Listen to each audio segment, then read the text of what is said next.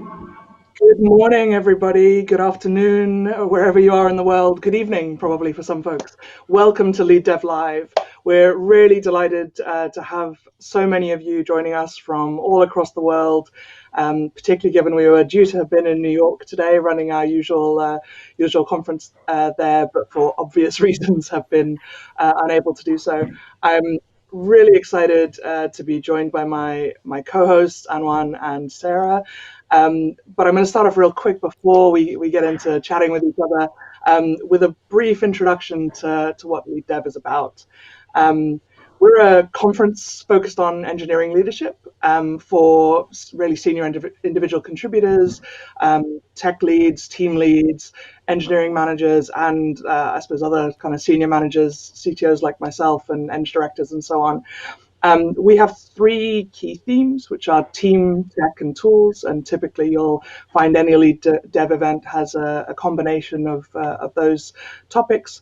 And we've got a bunch of really interesting talks and panels today around those themes. With a particular lens on how to lead well during uncertainty, which I think we're all experiencing all across the world today. As I mentioned earlier, we had to cancel our LeadDev New York, postpone our LeadDev New York conference because of the coronavirus pandemic. And we are just really grateful to everybody who's joining us today, but particularly our speakers and panelists and my co-hosts for coming together at pretty short notice to try still bring you a great event. And it's just feels really good, I think, to be able to come together as a community and support each other in what is a very uncertain time. So thank you, everybody, for being here. I'm going to hand over to Anwan to introduce himself real quick, and then to Sarah, and then I'll introduce myself afterwards. Thanks, Mary. Hello, everyone. I'm Anwan, and I am an engineering coach at Help Scout. I've spoken at LeadDev New York, London, and Austin, so I just need to add San Francisco and Berlin to complete the circuit. Maybe there's a prize available at the end, but I can't tell you how grateful I am to be a co-host during this event, and I'm very thankful for all of you who are joining us live. This format is probably different than what you're used to from LeadDev, but we worked very hard to bring the same high level event that you're used to. I know that I've had the privilege of being a speaker at LeadDev, and there's just something about speaking at LeadDev. Like most speakers, I give the same talk at multiple events. And for some reason, the version at LeadDev is always the best. It's the best delivery, the best recording, the best captioning. And there's just something magical about speaking at LeadDev. And I'm really happy to be a part of this. And I think a lot of that magic are the host and the attendees and all the people behind the scenes who make this event successful. And we're hoping to bring a lot of that magic to you today. Sarah? Thanks, Anwan. So, hi, I'm Sarah Milstein. I'm a senior director of engineering at MailChimp and the site director for the company's Brooklyn office. I was slated to give my first LeadDev talk in New York today, and I'm a little sorry that's not happening, but I'm so glad to be here with all of you. Before I was working in software companies, I ran conferences for the tech sector for many years, and it felt like I had a lot in common with the people who organize LeadDev. So when they were in the States, they're based in the UK. When they were in the States a couple of months ago, we tried to get together in person, and it turned out the only place we could do that was at SFO, the San Francisco airport, as one of them was flying out and I was flying in. And we met up there for about an hour and a half and had coffee and felt very sophisticated and very international, meeting in and out of an airport. And now that was just in mid-February. It feels like a decade ago, another era. We won't be doing that again anytime soon, but this is such a wonderful way to connect, and I am so happy that we can do this. And a lot more glamorous than my first interaction with LeadDev. Ruth Yarnett, who we're going to have speak today, which is very exciting. And I first met in a meetup in a really fairly grotty basement of a pub in Reading, which I'm not really sure how to explain the cultural place that Reading occupies to folks in America, but I'm pretty sure there's some folks on the LeadDev Slack or on Twitter who are going to help me try figure out what the equivalent is any time now. And so, yeah, sorry, I should introduce myself as well. I'm Mary Williams. I'm an experienced CTO. I worked at a number of places, including most recently Monzo, prior to that Moo.com, Marks and Spencer, and similar. I've had the great privilege and joy to be involved in LeadDev since the beginning, 6 years now, and really enjoy hosting in person. It feels very strange to be in my Lego-filled study in New York, in London, rather than in New York. I'm in Little Venice near Paddington, but it does mean that if we ever need, some distraction or whatever, I have props at the ready. Black Panther is one of my favorite movies. I can believe everything in that movie, that there's alien metal, that there's an advanced civilization nobody knows about, but I am from Africa, and therefore I can tell you with certainty that a rhino obeying anybody, that is not possible. It's just, I cannot suspend my disbelief around that, but everything else, it's all good. On that note, I'm gonna ask my co-hosts a couple of questions about mostly how they're how they're coping with the lockdown situation that we all find ourselves in. So let's start with what are you finding strangest about lockdown? Do you want to go first, Amon? Sure, Mary. What I find strangest about lockdown is I'm actually being really energized right now. Despite speaking at a lot of conferences each year, I am a classic introvert, which actually quite a few speakers are. So sheltering in place and social distancing, this is like my dream. And so I'm finding that I am just really thriving during this time. But I'm realizing as well that I live with a house full of extroverts. So even though I'm energized and I'm thriving and I'm feeling just so productive, I'm really having to remind myself that I need to make sure I have a lot of presence with the people around me who are not introverted like I am. What about you, Sarah? Well, I also am very used to working from home. I've done it for decades. MailChimp is a little unusual for me in that most of the time we work in an office. But I like being home. I'm a nester and a real work from home vet. But this has been a little different for sure. One of the things that's unusual is that my partner is a swimmer. He normally goes to the gym almost every day. And in this era, he has gotten a couple of big stretch bands that he can tie to something stable and use to mimic swimming. And he does that. We live in an apartment building. He does it in the stairwell of the building.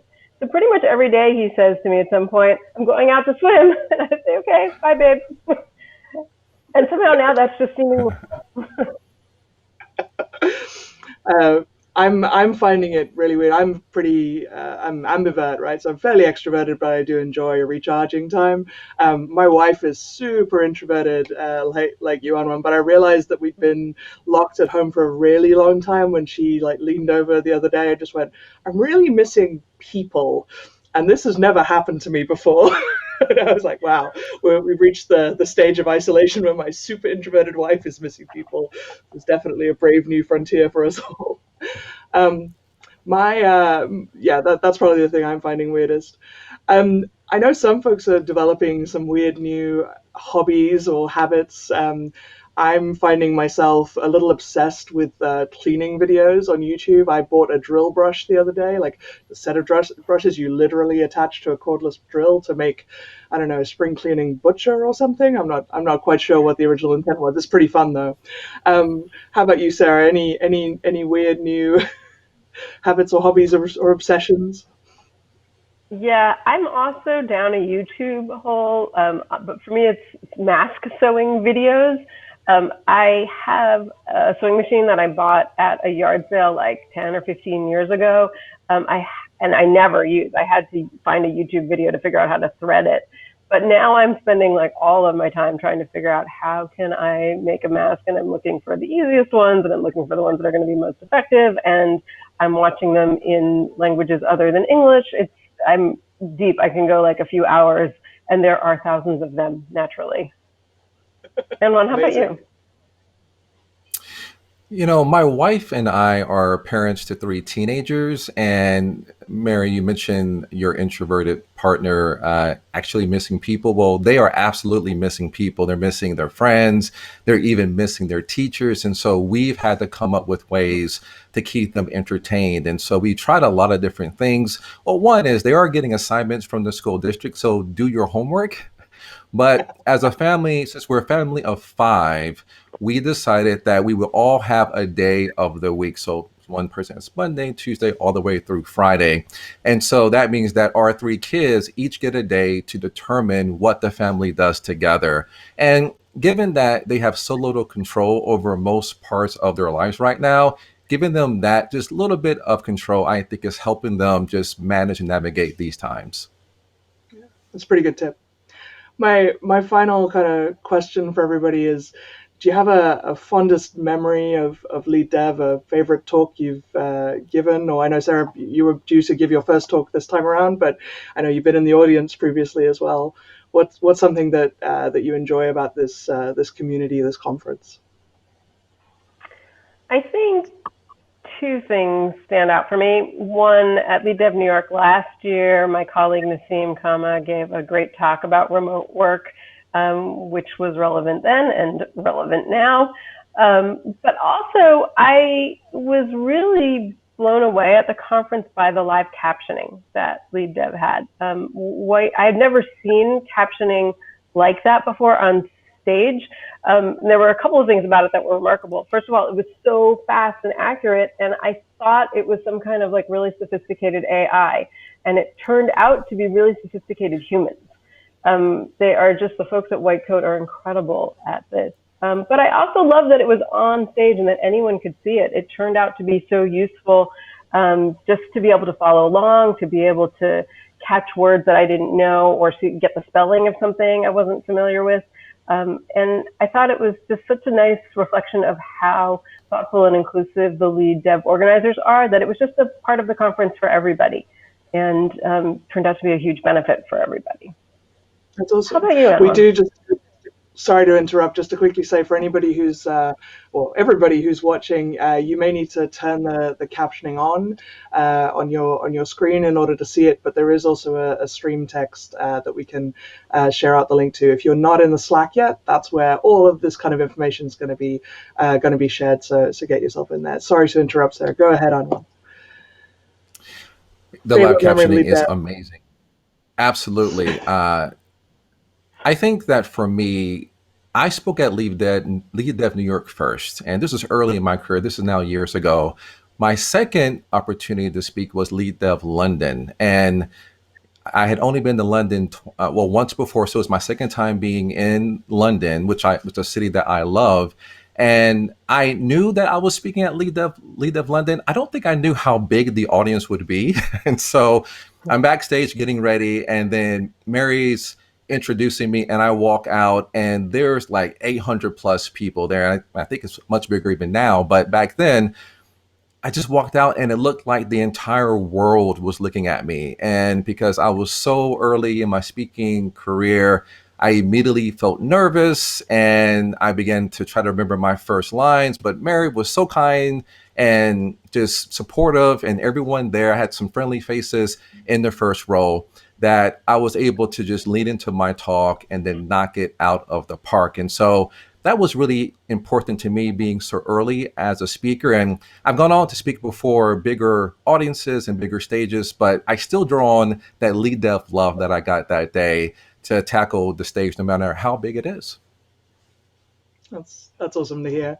I think my favorite moments are actually always stuff like that, where somebody is so worried backstage, is so stressed about going out.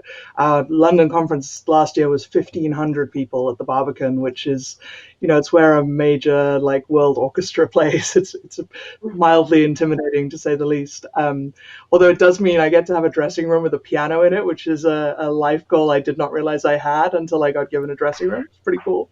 But the times I love are always the times where somebody's really worried backstage. I've had to learn a whole bunch of different techniques to recommend to people for how to drain their adrenaline. Like pro tip for everybody: push-ups against the wall really helps. Something about it makes you breathe deeper, makes the adrenaline drain away a little bit. It just makes you less jittery. But then seeing people when they come back off stage, and almost always they've just rocked it, and uh, getting to kind of high five or hug them on the way back down off stage is probably the thing I'll miss the most today, not being able to do that in person. So that's probably my fondest memory.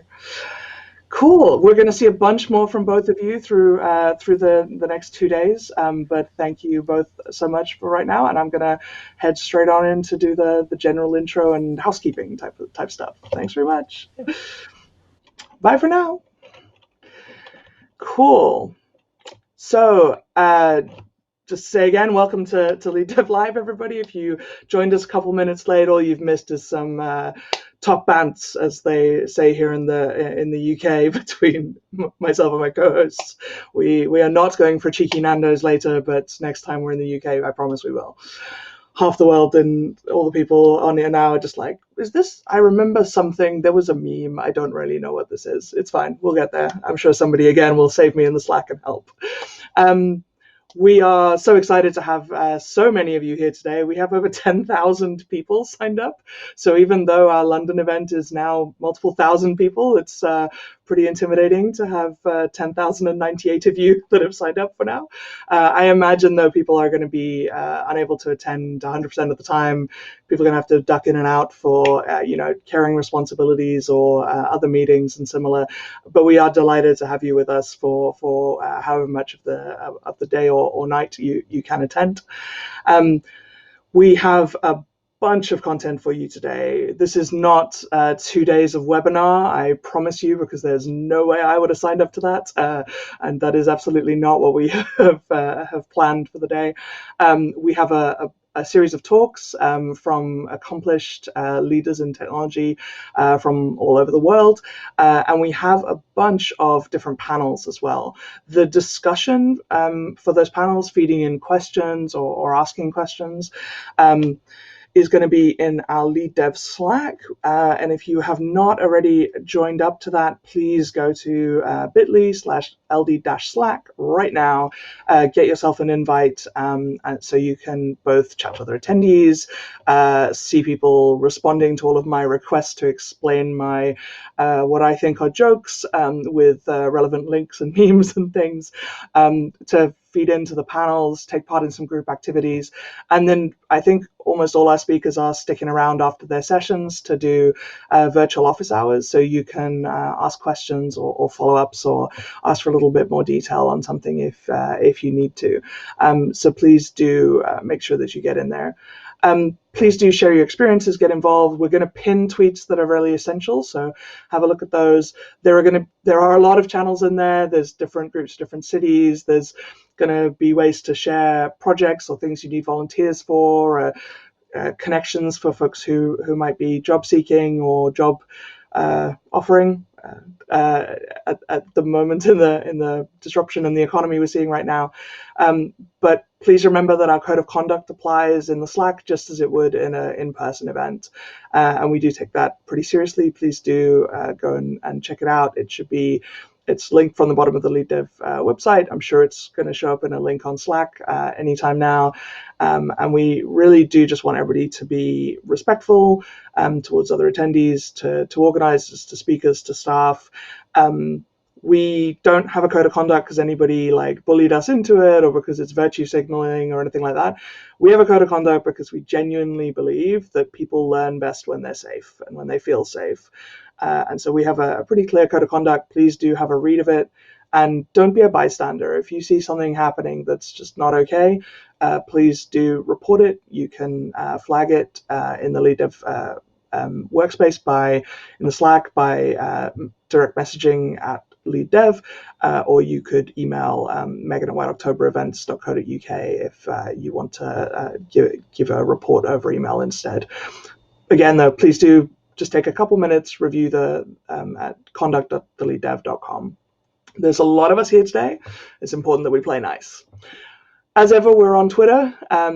at the LeadDev is the Twitter account for the conference itself, and the hashtag for today is LeadDev Live. It really helps if you remember to title case your hashtags, because it makes it a lot easier for screen readers to read them out in a better way.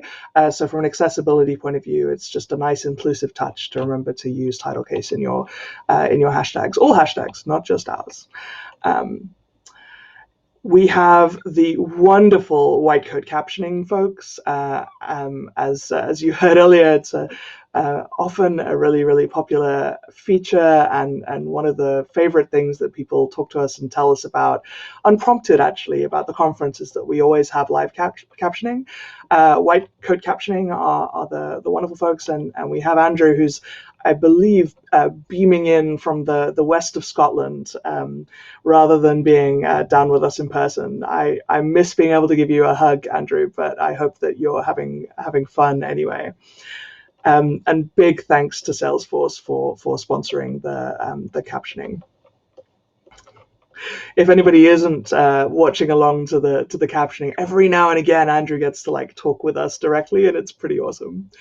So do switch it on if you don't have it already. We are putting this event on as free to attend, and it takes a lot of work and a lot of people to make that happen. Huge thanks to our wonderful sponsors. We have Twitter, we have Big Nerd Ranch, PepsiCo Ecom, Hired, Launch Darkly, Target, Work & Co, Code Climate, GitLab, Heroku, Carrot, Split, Optimizely, Retool, Squarespace, Salesforce, CircleCI, PagerDuty, Datadog, Honeycomb.io, Platform.sh, WhiteSource, Intercom, Automatic, and O'Reilly. And thank them all very much for helping us to put this on. I think we're all probably pretty grateful to both to PagerDuty in any case. If your team's anything like mine, it's an essential part of coping with everybody being distributed, but still needing to make sure we deliver great service to customers. And then a special thanks to our premier sponsor, Twitter. I don't know about everybody else, but I'm finding the news much less stressful to follow by using Twitter for that, rather than having to deal with some of the traditional media options that are available. We know that there must be huge stress and stretch on the team to keep everything running so well during times like these. So big shout out and hug ops to the Twitter team. I hope it's going well over there for all of you.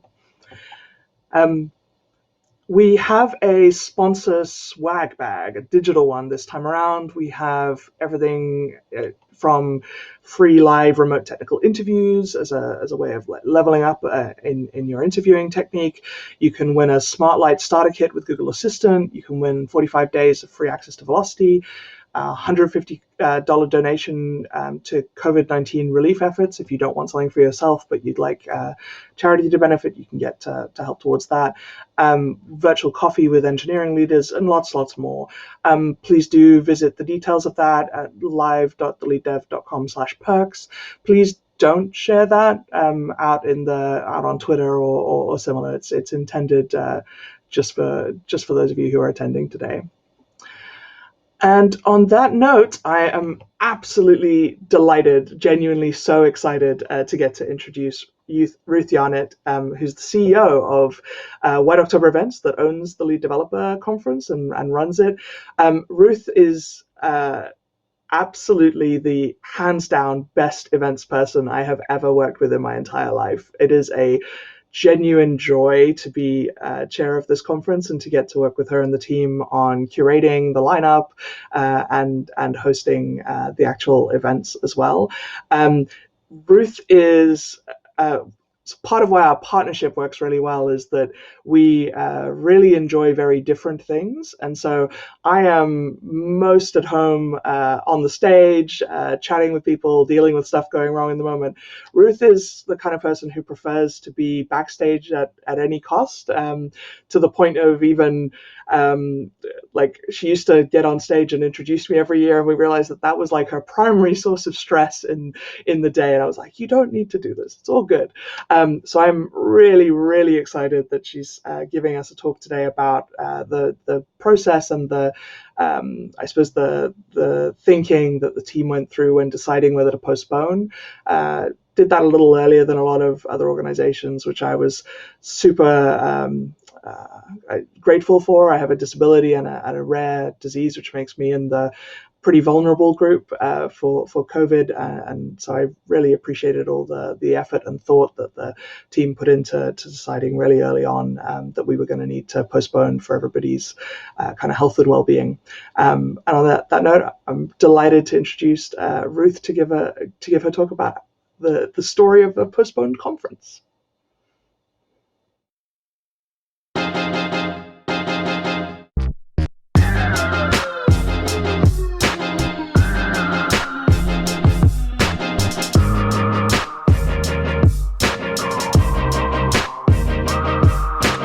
Over the last month, we've taken the decision as a company to postpone our two largest conferences of the year, LeadDev New York and LeadDev London. And this is a fairly dramatic place to find yourself as a company that spends its entire year organising conferences. This is my first LeadDev talk, despite having been organising them for 5 years. I'm more typically behind the scenes in an organiser t-shirt and a radio pack than in front of an audience. But I thought you, our community, might find it interesting to hear how we'd come to postpone LeadDev New York and to put on LeadDev Live. It was around the end of January that we first made a connection between coronavirus and LeadDev New York. Before that, we'd been anxiously watching the news without making much connection between the worrying chain of events taking place in Wuhan and China and our working lives. Eventually, we started to wonder, what impact might coronavirus have on freedom of movement and travel to the US? What would happen if we couldn't actually get from our office in London to New York to run the conference?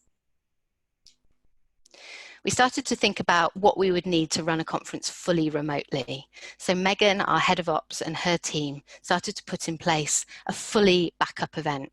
We had a backup host, a backup AV team, a backup videographer, a backup event manager, and a team of backup support staff. We put in place a live stream so that we could stream back to our office in London and direct the show from 3,500 miles away if we needed to. But at this point, there were no cases outside of China, and when we spoke to our venue, they were incredibly reassuring. No events were being cancelled. There was nothing to worry about. On the 12th of February, Mobile World Congress was cancelled, and the events industry realised a serious disruption was coming. We ran a new risk assessment on the safety of running LeadDev New York at all. This involved reading everything the World Health Organization was putting out on mass gatherings and looking to other conferences for best practice that seemed to us to be doing a good job of ensuring their attendees' safety. Megan and her team put in place additional cleaning at the venue, public health safety signage, extra hand sanitizer stations, a medical officer on site. And I felt really confident that we could run the conference with these additional safety precautions. By the 29th of February, the big tech companies were suspending travel and banning attendance at meetings and conferences. I began to think about a scenario in which our venue was open for business, New York was open for business, and we felt confident in our ability to deliver the event safely. But dropouts of speakers, sponsors, and attendees mandated by their companies, how might the event feel for the people who did come? Might it feel so depleted that we would need to cancel anyway? We're a small and relatively young business. There are 13 of us, and we've been operating for 6 years. Safety has always been our primary consideration throughout all of this, but transparently, the financial impact of a cancellation was also now weighing on my mind. I knew that insurance wouldn't cover us. After the SARS outbreak in 2003, communicable diseases have been excluded from event insurance. And I also knew that we would refund all tickets in the event of a cancellation and be liable for most of the costs. This would have wiped out all of our reserves from previous years and more. By this point, we were meeting daily as a senior team, and I was swinging between fear and confidence and fear and back again.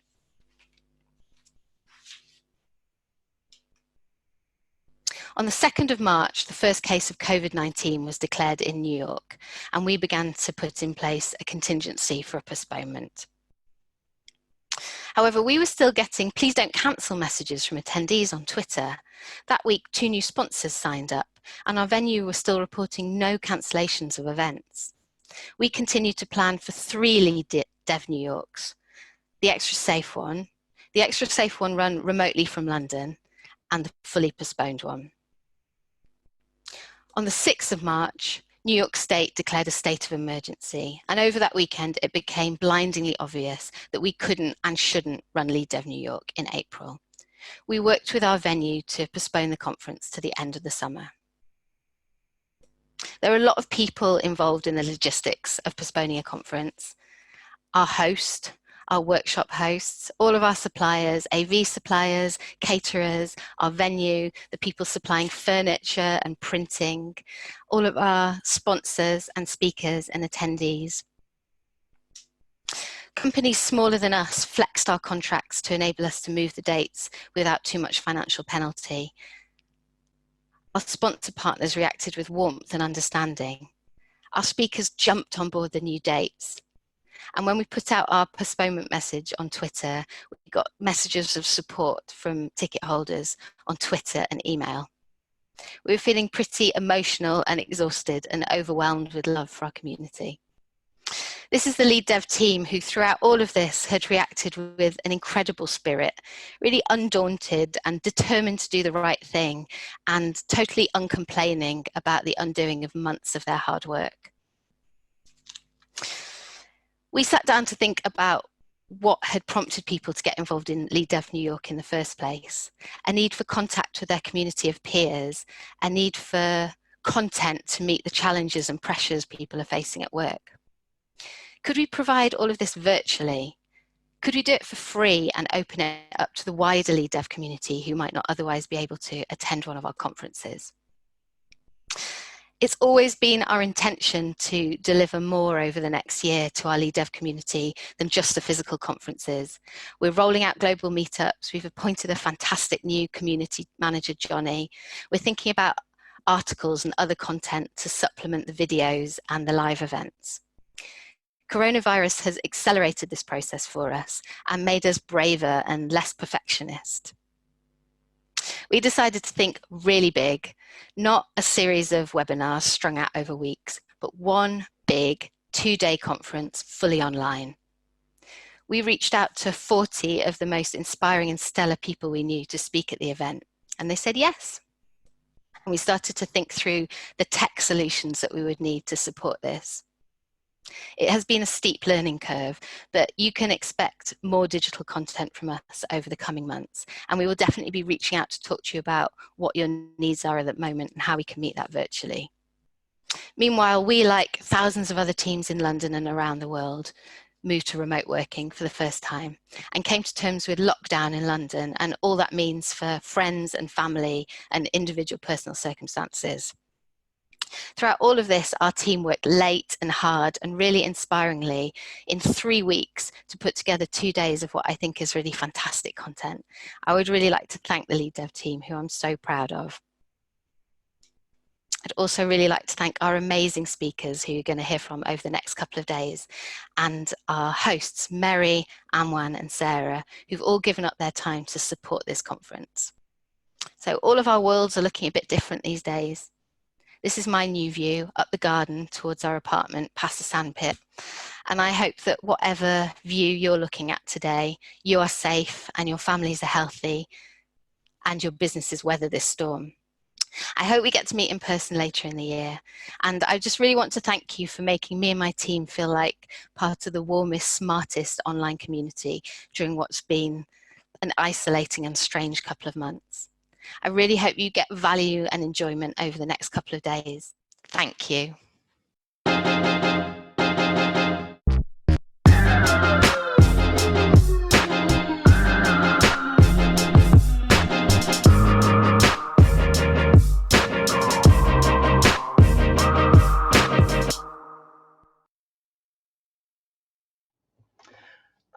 I keep dancing along to the music. You're totally going to get just a little video of me dancing at some point, folks. Thank you so much for that talk, Ruth. I have always valued how transparent you always are with us as a community, and thank you, as Ruth said, to everybody in the community for being so wonderful with us. Ruth will be doing speaker office hours in the Leading Through Crises channel in the Slack at 11:35 New York time. Next up, we have a talk from Samuel Serban, engineering management in the time of coronavirus. He's the head of engineering at Bloomberg in Hong Kong, which, as we know, was one of the earliest affected countries. And Sam will be sharing the story of his experience dealing with the crisis, with a particular focus on safeguarding teams and their mental health. I'm sure we're all looking forward to learning from this one. Go for it.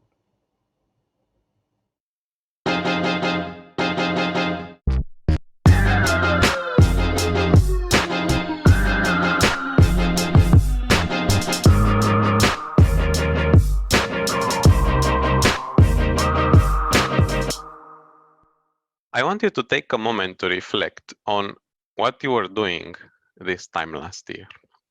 So have a minute and think about that. It was April 2019. Maybe you're looking forward to seeing your family for Easter, or at the LeadDev conference in New York, or doing a product launch. For me, it was a new team in a new city. Things are a little different now. I think very few of us are busy thinking of their products.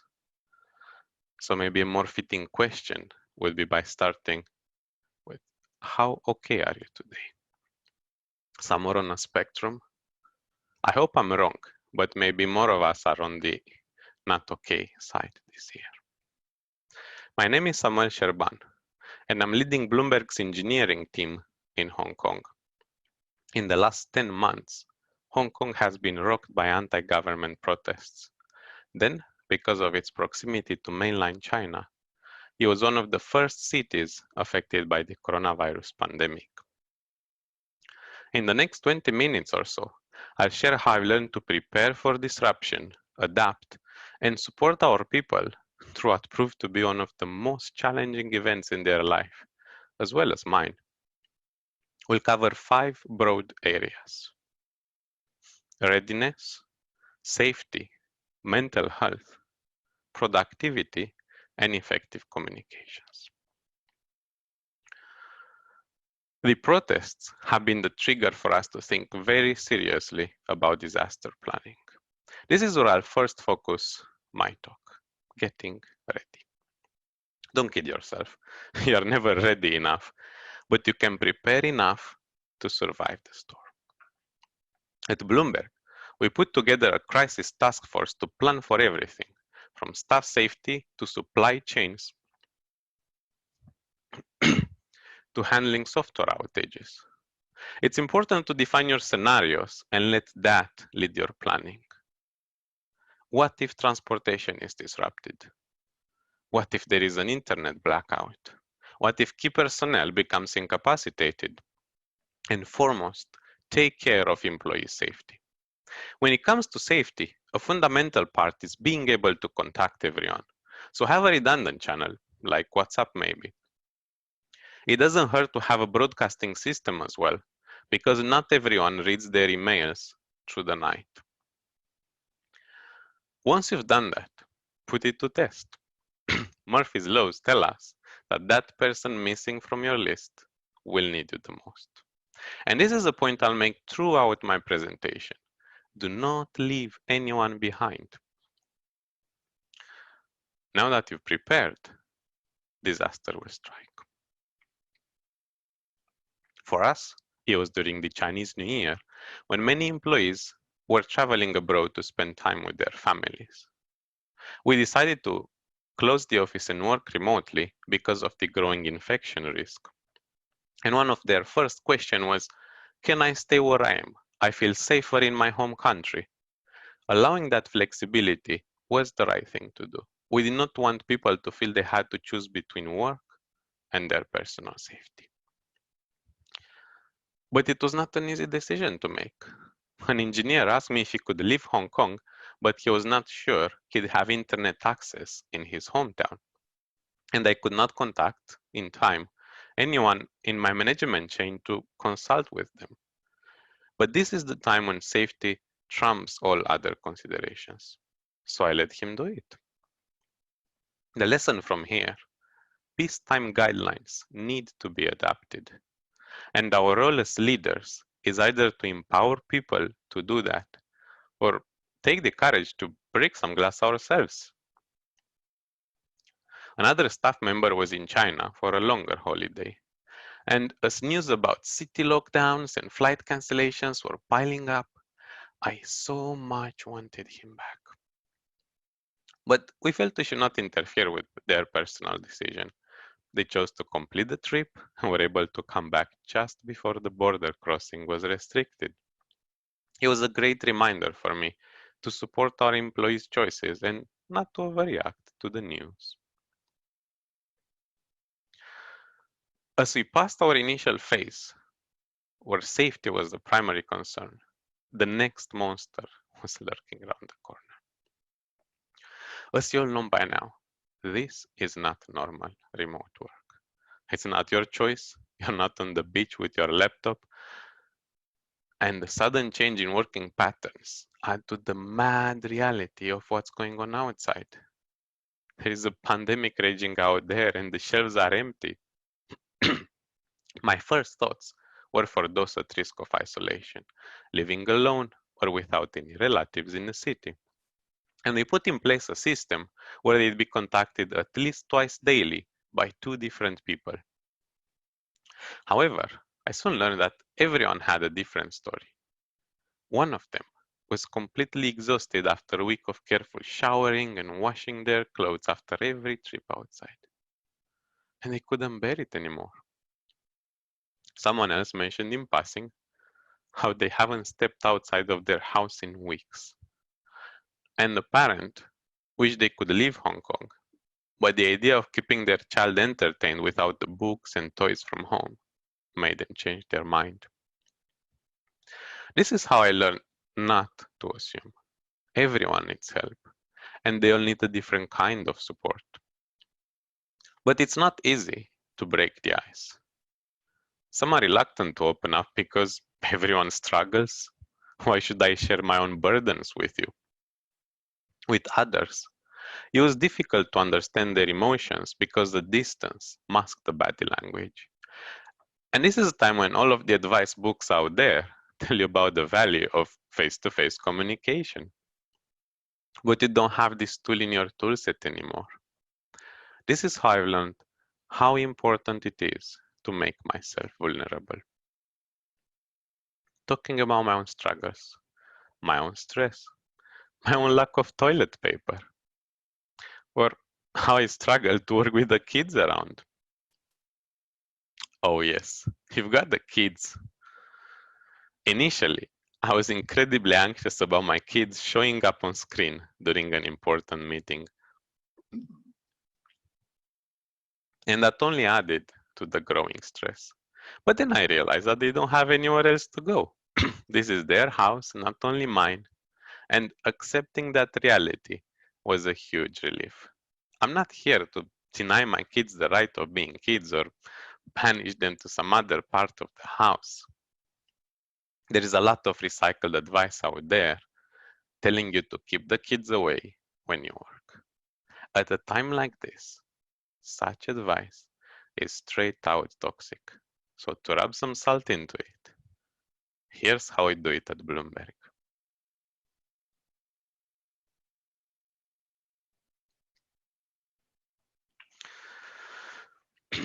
Now, let's talk about language. If you're of a particular nationality these days, it's probably the 20th time this morning when you heard a joke about you and the virus, and you're sick of it. I think it's important for us as leaders to mind that sort of language and either lead by example or remind people to be kind. And don't forget that everyone goes through this differently. Their worries, their circumstances, their family's exposure to the pandemic is different. So don't dismiss anyone. Speaking about worries, something that's in many people's minds right now is their job security. Of course, there's plenty of news about an economic downturn, maybe worse than the financial crisis. Your employees are hearing that and they're not immune to it. So if you're in a position to offer them certainty, don't hold it back. When our global engineering head shared with our employees that the business is going well and their jobs are safe, there was such a tremendous sense of relief. I had some of them coming back to me saying that was on everyone's mind, the most important thing he said. But all of this took a toll on me. I found myself one night pacing my room at 2 a.m., boiling over some project related issues. Then it dawned on me that I've been doing this for years. So what's different now that I'm losing sleep over it? It clicked in my mind that it's not the work or the delayed project or that conflict that has taken over me. It was the pandemic stress masquerading as a work-related issue. I was talking about this incident after this incident with one of my colleagues, and I could hear over the phone as they were repeatedly banging on the table. So I asked what was wrong. Oh, there's projects and deadlines, and I can't agree on priorities. It was a good time to use my own experience to help him put those issues in the right perspective. Deadlines and priorities are what we do day in and day out as leaders, and we don't lose sleep over them. Or maybe do we? Nothing can beat having a strong relationship with the people you lead. But we are not, at least the majority of us, trained psychologists.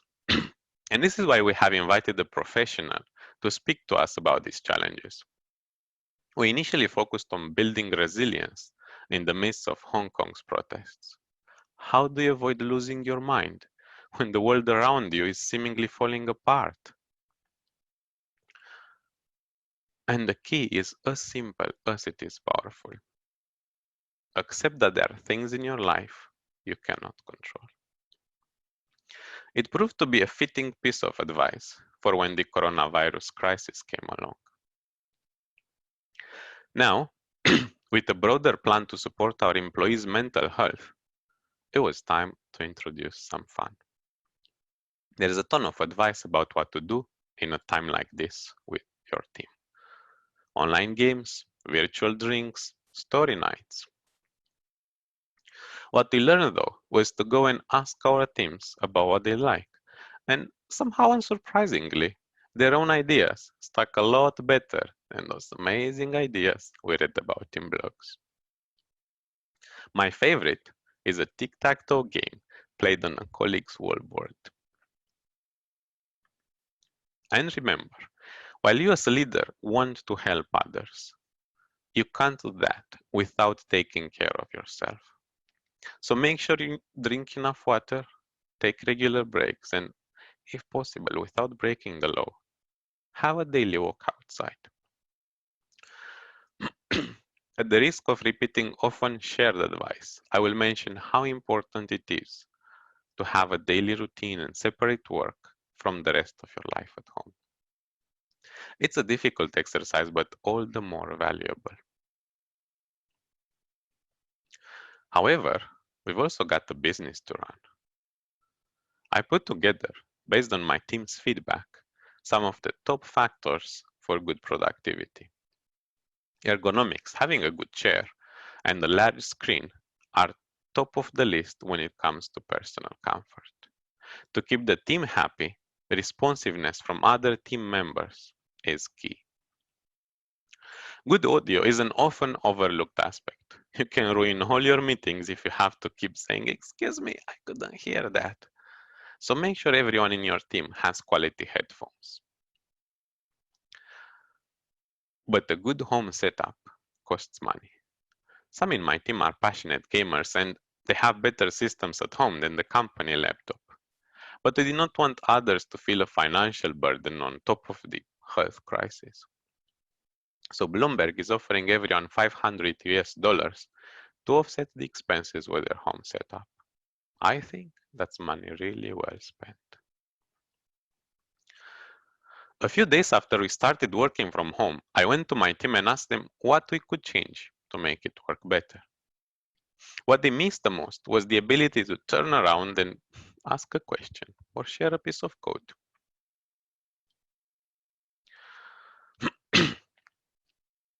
It was also harder to get someone's attention. So we started to do live code reviews. And to improve responsiveness, we've all changed our chat notification settings to be alerted when a team member posts a message.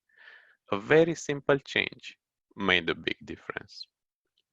The lesson here: there's a whole conference track dedicated to working from home. And just now, you are listening to my advice on the topic. But when you go back, ask your team for suggestion and listen. They are the ones to know best. There is a thinking trap that you should quickly adopt strategies that are working for long-term remote companies. Their advice isn't wrong, but it will take time for your team to adapt.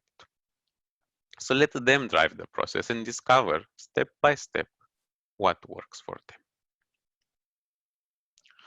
One area where it's important to move quickly, though, is autonomy. On one hand, you're probably swamped with pandemic-related work. And on the other hand, with a team that's physically away, they have less opportunities to ask for guidance.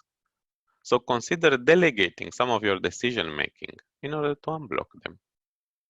I want to talk now about a topic I invite you not to rush into. We've all grabbed our laptops, went home, pulled a chair and a desk and started to work. And there is an expectation that all we need is to hold on just for a little bit and things will go back to normal. However, without trying to be a prophet, I look back and we've been working remotely for 10 weeks now. The situation is nowhere the better. So give your team time to adjust, to get over the initial shock. But as they settle in, do think about the longer term. What if it takes all summer? What if it takes the whole year? There are certain aspects that need to be done differently when your horizon is 1 year versus a month.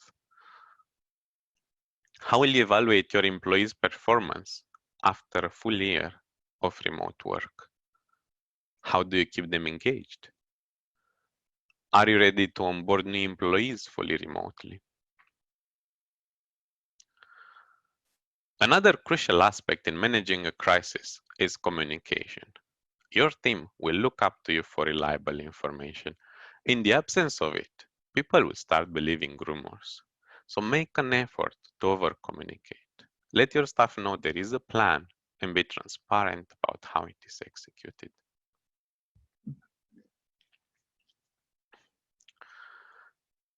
And if you have people managers under you, enable them to make the right decisions.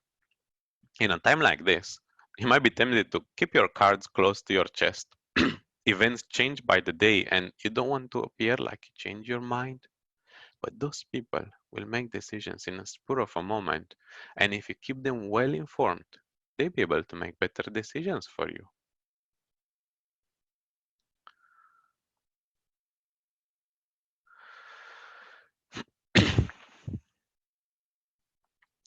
Now, as I'm drawing to a close, I want to share another personal story. I moved to Hong Kong about a year ago. And as I was adjusting to life here, I was given a piece of advice about my relationship with my now remote manager. It was in the form of a question. How will your manager know that you're stressed? Fast forward 1 year and yet again I found myself sleepless past midnight because for weeks on end, every day brought a new crisis. Border closures, empty shelves, the virus spreading and coping with people problem.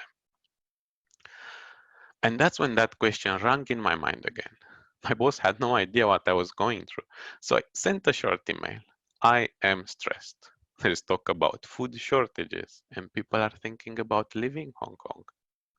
He was in New York at the time, at 12 hours difference, and he was quick to reply. He of course offered his help, But he also shared how much he appreciated my work during an incredibly challenging time. It doesn't get any tougher than this, and you've done an incredible job there, he said. I read that, I showed it to my wife, he put a big smile on my face, and I went to bed. In that particular instance, a good word was all I needed to hear. The lesson: have a special communication channel with someone with whom you can share unfiltered all of your worries. It's good for your own sanity. Now, looking back, through the presentation, we've covered the importance of preparedness, how safety takes over all other considerations, taking care of your people's mental health, the value of productivity implements, and planning effective communications, while at the same time making sure you have your own safety valve. Stay safe and take care. Thank you.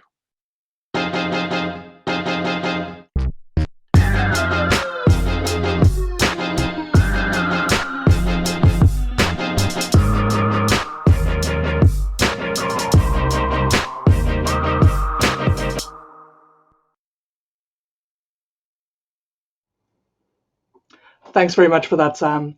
I love how everybody else has made sure that they've got like nice, clean backgrounds behind them, and I've just lent into the ridiculous display of Lego yet to be built that I have in a cupboard behind me. Thanks very much for that talk. Sam will be answering questions in the Leading Through Crises channel at 11:35 New York time. There we go. Next up, we have a panel about leading teams through times of uncertainty and upheaval, moderated by Christian McCarrick, who's the former VP of Eng at Auth0. Also on the panel is some long-term LeadDev favorites, Lara Hogan, co-founder of Wherewithal, Camille Fournier, managing director of Two Sigma, and probably dueling for two of the best management in engineering books that exist in the world, and joined by Rachana Kumar, VP of Engineering at Etsy. They are also going to be taking questions, so please do get into the Slack and send over any questions that you have. I was about to say, please everybody give a big round of applause, but you could all jazz hands from your respective rooms as we hand over to Christian and the panel. Thank you, Mary. Good morning, everyone. And as you mentioned, it's always a little strange not to be able to see the audience. One of the things from working remote has always been giving all hands and whatnot, and not really being able to see everyone, but we'll give a wave. Hope you're all waving back. Good morning. I think being a leader, especially a new one, is not easy under any circumstances. And I'm thankful for the team at LeadDev and White October events for making this event happen and facilitating this community of leaders online at a time when we all need support and solidarity more than ever. So thank you again. I think we are all unanimous in that. In this particular panel, we'd like to take a look at how to lead engineering teams in times of uncertainty, understanding that times of change affect people in different ways due to their personal circumstances, and identify the responsibilities of leaders during these situations. And I'm personally excited to have such awesome guests on my panel today. I think we had everyone's picture up, so if you see them, I think you know who everyone is by now. So welcome to the panel, everyone. Thanks, Christian. Thank you. So I know Sam talked about it previously, just briefly before, but I want to start off with something that is often overlooked, but is so important right now. And that's a little bit about your own well-being. And as being a leader, many people are not only managing their own teams, but juggling families, financial stress, health issues, and isolation in some cases as well. It's very bipolar. You're either isolated or you're going crazy because your whole family's with you, right? So it's probably one of the two. But it's hard to lead others if you're not also doing things to take care of yourself. So I just want to ask each of you, what are some of the quick tips you have for how to take care of yourself in a situation like this so you can still be in a position to have some of that energy left to take care of other people? Lara, let's start with you really quick. Yeah, I love this topic. I find myself talking with a lot of other people about this same topic, and I find that as I'm in a management or leadership role, it's hard to remember you need to ask yourself the same question. When this was all starting out, I tried to figure out what was at the core of my individual like stress feelings, anxiety feelings. And so I used the framework BICEPS, which is the 6 core needs at work. Belonging, a sense of improvement and progress, a sense of choice, a sense of equality, fairness, predictability, and significance. And I found that for me, predictability was the one that was the most lacking in all of this, but it could be any of them.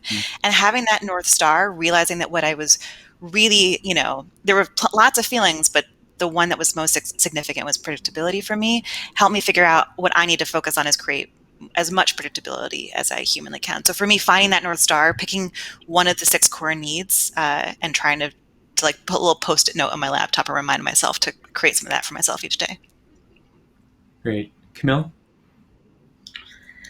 Oh, I mean, I think it's tough. Obviously, I try to exercise some. It's very hard. I'm in New York City. I think maybe all of my co-panelists actually are also in New York City. So we are in a particularly scary place right now.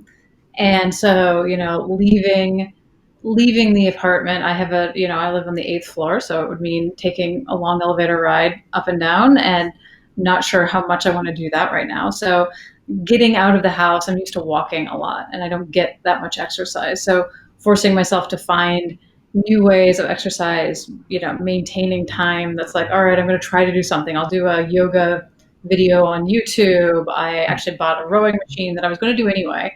But I said, all right, I'm going to accelerate this purchase because at least it's something aerobic that I can do without just, wearing ruts in my floors, pacing. But I think that's been very important for me to just try to, feel like I have some control over my body. Thank you. Yes, exercise, I double that. I'm lucky to have, I'm not the one in New York, although I grew up there. I'm lucky to have a garage.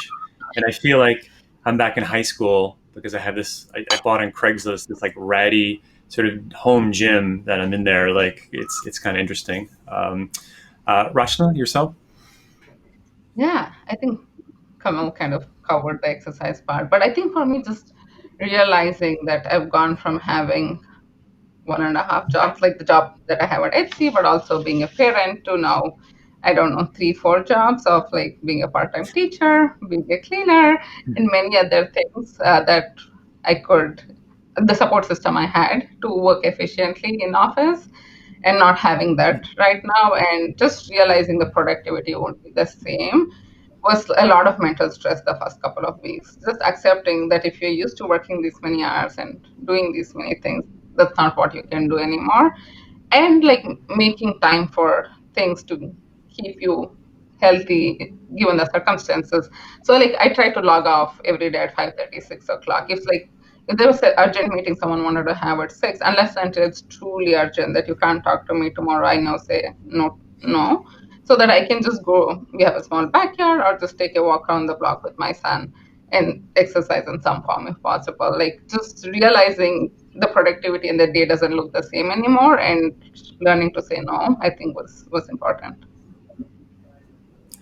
Great points. I think each of you.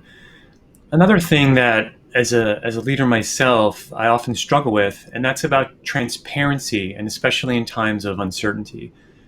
There are cases like the current situation where there's information everywhere, and you can't shield your team so much, or you can't try to shelter them. But how do you balance transparency versus distracting or unnecessarily worrying your teams? For an example, a company might be getting acquired. Your next fundraising round isn't going great.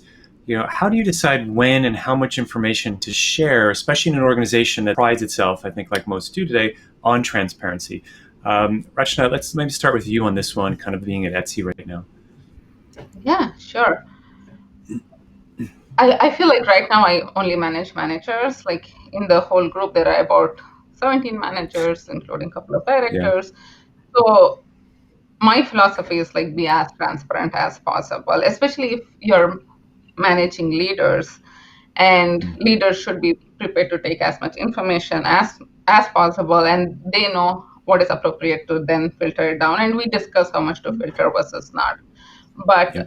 we used to meet once a week as a full group of 17 managers, but now we meet like 3 to 4 times a week. Like it might be a quick stand up, but my goal is to share as much information as possible and be as transparent as possible. And I see the same happen across different various leadership levels that I see, from our CEO to CTO. Like we're all sharing as much information we can possibly share as a public company with each other, whether it Sure. being something small in terms of something we are doing for our sellers or something we are doing to support our employees for, like, say, mental health, like sharing all the information possible.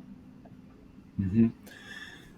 Lara, Camille, any points you'd like to add, either one of you? So I think that the challenge of transparency, and I don't think it's unique to this situation, is that Mm-hmm. transparency only works when you are providing it with the right context. And when you are providing it to people who have context in which they can understand it. I'm certainly trying to be transparent with my team, and in fact, talking all the way through, from my directs to their entire, organizations, about what I understand about what's going on with the company, with the business, with the forecasts. I work in finance. Obviously, the markets are very weird right now, and it's like, how are we reacting to the market weirdness, and da da da da. But there are, you always have to be a little bit careful about trying to both share information that you don't have really context to explain, and giving information to people that they don't have context to really appreciate. And I think that is hard that can be hard for leaders to figure out. You know, there are going to be times when you have to, like, so some companies are having to do layoffs right now, or they're having to do furloughs, right? And that sucks, right? That's a terrible situation to be in. But sometimes to save the business, to, like, make the company able to continue on, that's what has to happen. And I think that different people at different levels in a company are going to be able to take that information and take the context in which that information is happening, in different ways. And so I think it's important when you're trying to be transparent with people, to make sure that you're giving people transparency only insofar as both you have context that can really help them understand that transparency, and that they have the right context to take it in. Now, I think in general, you should try to err probably on the side of being more transparent as much as possible, because I think people feel very uncomfortable when they worry that their boss is hiding things from them, or like, oh, things are terrible and they won't tell us. But you don't want to freak people out unnecessarily, right? 6 months from now, like, who knows what's going to happen? Nobody knows what's going to happen in 6 months. Like, anyone who claims that they know what's going to happen 6 months is full of shit, right? They don't know. There's a million things that could happen in 6 months. And so nobody can go to their team right now and say, we are absolutely not doing layoffs in 6 months, because you don't know. You might be, you might not be.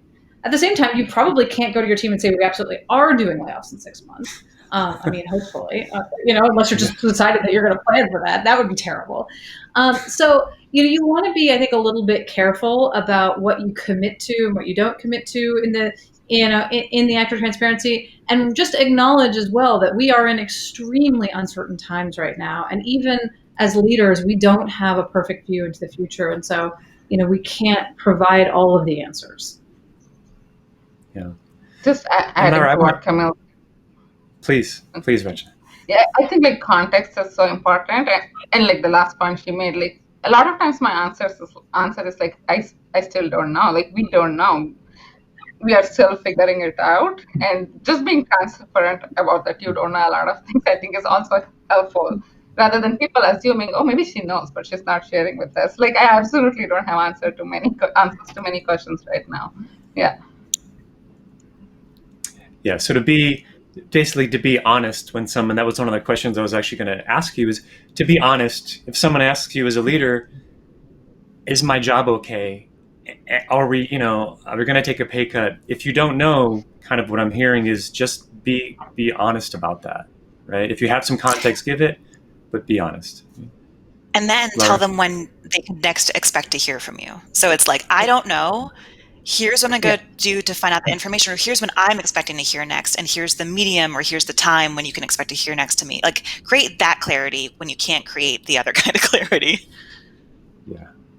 Great point. Great point, Laura. Here's something that's also interesting. And Laura, I'll kind of aim this one to you to start. So in times of crisis, well, at all times really, but I think specifically in times of crisis, your team is looking to your leaders to have some sort of stability and guidance. But so how do you balance between being seen as confident and stable, but also showing the vulnerability because you're in a position too where you're probably a bit uncertain and not really understanding what's going on? I honestly think that everything that Camille and Rachana just said perfectly applies to this question, which is like, sometimes you're going to have to say, I don't know. That's the deal. Definitely not lying, and definitely, as Camille said, not pretending like you know what's going to happen, or can say, even though you're trying to create some level of predictability and certainty for your teammates, you can't tell them that you know what's going to happen in 6 months. That was beautifully said. Sure. And I like going back to what you said previously to this, when you talked about your biceps and the predictability piece, which you just mentioned again. I think finding something where your teams can focus on in the midst of chaos, right, can help reduce that distraction, reduce a little stress, because you can bring some control. Yeah, what I'm seeing though a lot of leaders are doing is to try to create that predictability, or try to create that sense of belonging, or try to create that sense of, they're like, I'm seeing a lot of leaders create more meetings, which I get where it's coming from. I get that leaders are like, I want to help you feel more stable, and I want to help, make this road to the future more clear. But like, that's not helping. What would help is like one-way communication. So like, here's what I know, here's what I don't know, here's when you can hear from me next. Some people do want more like social time. Some people do want to meet more and brainstorm, but that's not going to be everybody. So even though it's well-intentioned, I need to ask leaders to cool it on the, let's all have a Q&A, let's all do a brainstorming session, let's all hang out at 5 p.m. because that's going to make some people's lives even more of a nightmare than it currently is. Yeah, well said. And I want to take a pause here 1 minute to everyone who's listening. I know that we will be taking questions and we'll be facilitating some questions. So if you want to put them in now, towards the end of this conversation, we will be answering some questions. So do feel free, I believe, on the Slack channel to go through and ask some questions, and we'll get to some of those. Okay. Now, one of the things, and Camille, you mentioned this before, is there might be situations when startups might be running out of money, or larger companies might be maybe furloughing, you said, or laying some people off to preserve cash. How would you coach a manager if they were told they have to let one or two people go from their team, and sort of it's up to them to choose? It's a tough situation. Maybe it's not performance issues, but they have to go. How do you coach a manager through that really difficult sort of decision and then conversation? I have fortunately never had to do that. So, so this would all be very theoretical for me, which, I'm sure it'll happen someday, but I'm grateful to never have had to go through that myself. I mean, Yeah. Look, I think I guess what I will say is this: I would hope that you would be getting some degree of guidance from your manager, and probably from your HR department, if your HR department is at all good, on how to think about this problem, right? I think that, if it's just a matter of like you're just picking two people from your team sort of at random, it's one thing, right? And then unfortunately, I do think it has to be based on performance.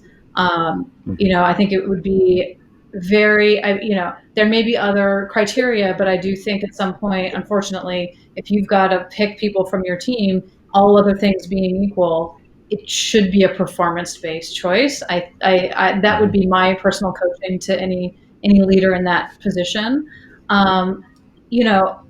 In truth, there may be other aspects that you must consider, such as seniority. such as, just time at the company, right? So you may say, actually, for better or worse, we're doing a, last in, first out. People who were hired most recently are going to be the ones that we're going to let go. These are different kinds of considerations that you may have to apply. At worst case, maybe we're going to get rid of the more expensive people. That's, certainly happens. That's very, unfortunate. And so I think you're going to get you should expect, I think a manager should expect some kind of guidance from the powers that be who decided that this was the thing to do, on how they should be evaluating who to decide. And if there's no guidance at all, then it should be performance based. And then, obviously you're going to have a tough conversation with those people, and you want to make it clear, that this is just the nature of things. And, hopefully you have some kind of package that you're telling them about, and you're trying to, ease this transition as much as possible. And then you want to think about how you're going to communicate it more broadly to the team, to the company. And different companies are going to do that different ways. Certainly a bad way to do it is, to have all of your, execs sort of control. Like, I think I've heard of some stories of some very bad ways that companies have done this. Having all of your execs dialed in from their country houses while they tell the whole company that this happened, is quite tone deaf. Choose a neutral background, perhaps, instead of your, the ocean behind you, right? Having people there to kind of answer some questions afterwards. Trying to tell people one-on-one as much as possible, instead of telling the whole group at once. Like, sometimes you just have to tell the whole group at once because you have to pull the Band-Aid off, and you have to kind of avoid rumors going around. But if you are the manager of a small team and you can get to your team one-on-one before like the broader announcement happens, I think that's the other thing that I would coach. Is, surprising people in a group is never great. Be very sensitive about the optics of what you're doing, because it's just so easy, I think, particularly for very senior people, to come off as extremely tone deaf about this stuff. Yeah, there have definitely been some stories of some really not great examples of some of the people getting let go this time. Voicemails, robotic things, and it's doubly hard to get let go remote. Like, you're already isolated, you have nowhere to go, your support system isn't there. Laura, have you had any? I know you can't just discuss any specifics, but as a coach, kind of going into some of these, anything specific recently, that any tips you might have as well? And those are pretty awesome, Camille. Thank you for that. That was phenomenal. Yeah. One of the things that I notice when I coach folks who are going through these kinds of scenarios is that because they are aware of what's happening for so much longer than the rest of their company does, they forget to have empathy when it finally happens, because they've been thinking about it, and they've been in it, and they've been like feeling it for 2 weeks at most, usually, but like probably a week. And even that's enough for them to kind of not have the same, unintentionally not have the same kind of level of empathy or understanding when people aren't able to just move forward from it when it finally happens. So just like a cautionary tale, remember that when this gets announced to the people at your company, this is the first time they're hearing about it, and you've actually known for a little bit of time. And so remember to have a bunch more empathy than you are otherwise feeling. Sure. And one other side effect that I've noticed in the past, because I lived through sort of the dot-com bubble in the 2000s, there's clearly, when people are let go, they have their own struggles, and that's really not great too. But sometimes when people stay, they kind of go through a survivor guilt for being the one that's still staying. Rachna, do you have any guidance for anyone who's staying, and how to kind of deal with that, even as a manager? Like, sometimes you feel you've let some people go and you're staying, and why is that fair?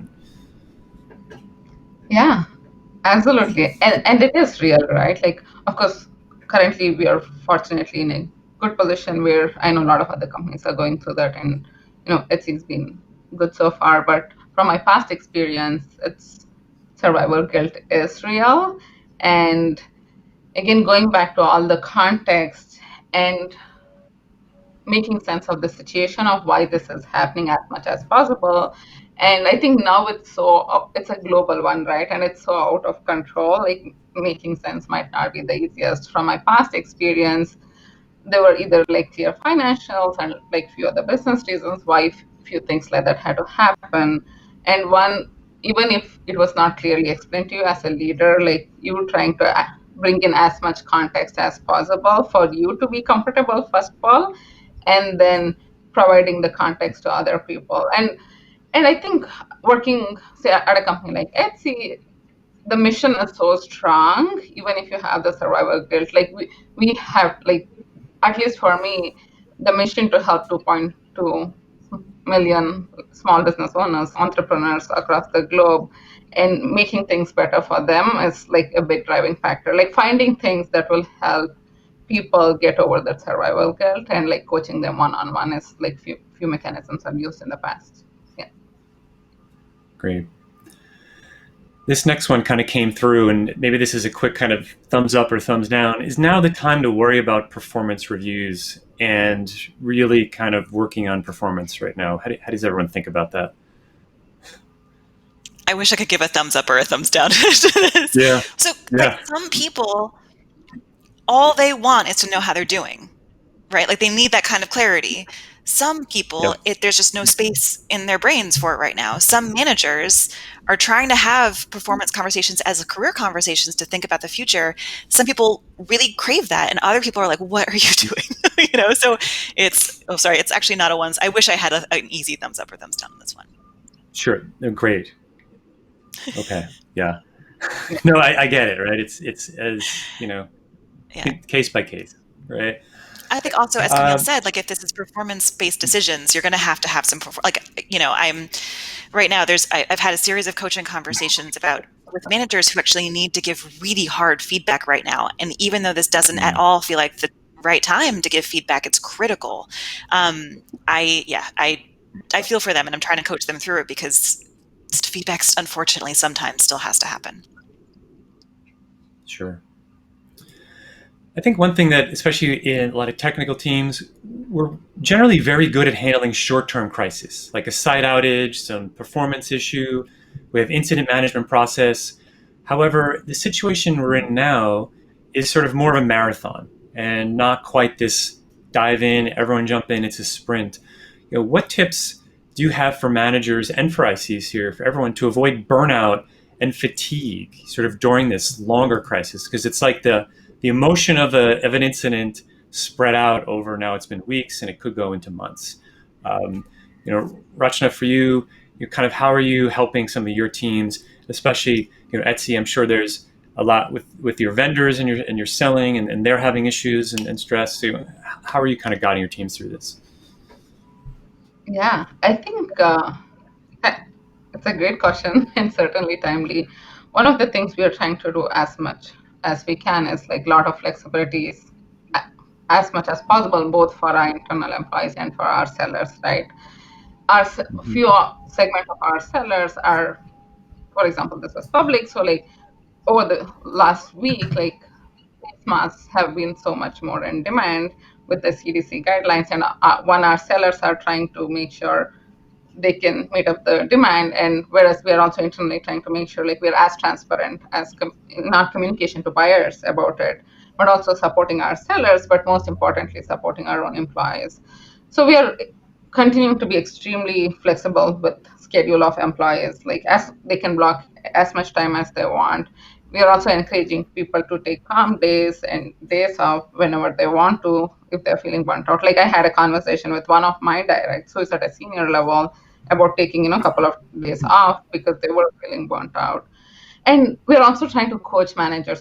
Like just today we have a coaching by like mental health experts to managers within Etsy about how to manage their ICs through this crisis and things like that. As you said, it's like a marathon, it's a long one, and it's not like what worked today will necessarily work 2 months from now.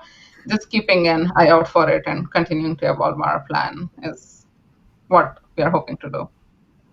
Mm-hmm. Anyone else have anything to add to that? So there was some research that came out of kids, school children in China during their lockdowns that showed that like they started to burn out on schooling if they didn't get breaks somewhat often. So it was like every 3 weeks you need like a long weekend. Um, and I don't know if that's applicable or not, but certainly I would say like maybe every 3 weeks you should take an extra day off. And, obviously not everyone has, excessive vacation necessarily. Fortunately for my company, we get this upcoming Friday off. It's a bank holiday here in the States.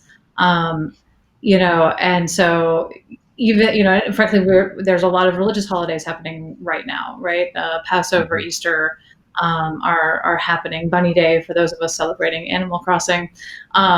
So taking time for those holidays, and it's hard for those folks who are religious, having to do virtual seders or Easter dinners or whatever, because you can't see your loved ones. But taking time during the work week, taking a day off every now and again is not a bad idea if you have the vacation time and you can afford it. I mean, especially for folks who are trying to juggle kids at home, which I am in that camp a little bit.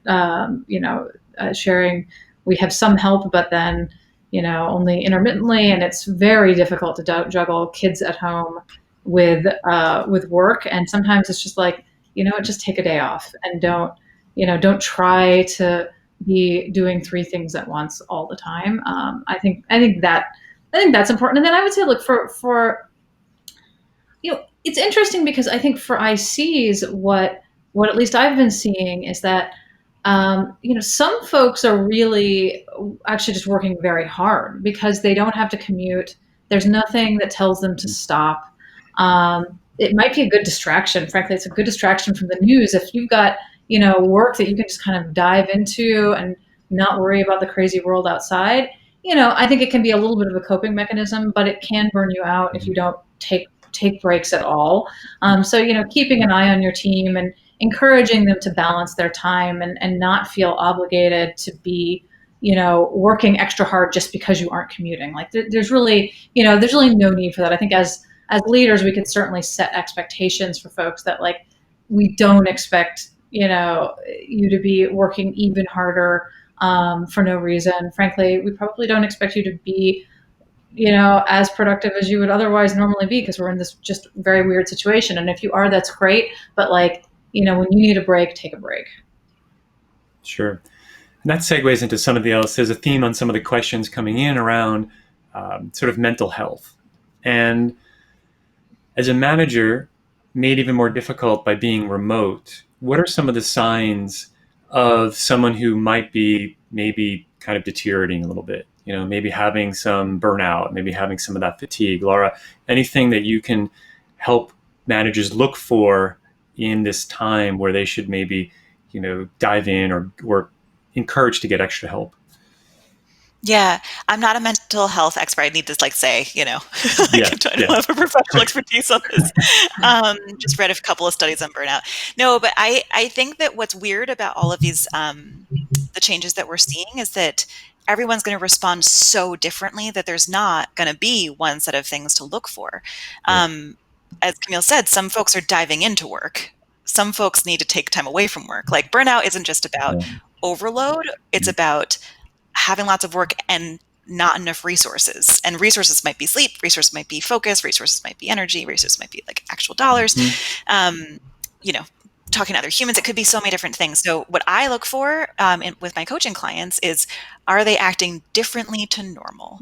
And obviously it's going to be easy for me because I always talk to them over video. But for people who are used to like getting a read on someone in person and now they see them over video, things are going to look different. So come up with some good coaching questions, before you walk into your one-on-one, not just like the how are you feeling, because we all have the same answer to this right now, which is, it seems to be like, all things considered, blah, but actually things like, not just what do you need. I like to give two options. Like, okay, given this circumstance, would it be more helpful to have this option, or something else? That way people don't have to be like, here's what I need right now, because nobody's got that brain space. Sure. And to your point, I think, investigate as a manager, investigate what options your company might have for mental health resources. Some of them have sort of virtual help. So as a manager, look to your HR, look to your thing, and maybe recommend if you think there's something, certainly do that as well. Okay, use the resources you have available, as you mentioned, Yeah. Laura. Whole lots of questions coming in. I'm going to try to get to some of them and maybe even combine some of them into themes. One of them goes back to the vulnerability question. As a leader, what are some things that you can do to encourage executive vulnerability? Like, what are some things that managers can do to show their vulnerability to teams? Laura, back to you. Just talking Camille. about sorry, I was just going to say, just talking about Yeah. what you're experiencing right now. The attempt that I've been making is just to acknowledge, look, I've got 2 kids at home, and like I'm in the middle of Manhattan, and it's very weird, and just flatly acknowledging that that is my circumstance. Now, there are going to be some people for whom you are lucky. Maybe your kids are all grown, and you have a big house with a big yard, and like, it's, you still feel a little stir crazy, but it's like you're like, I'm in a really good situation.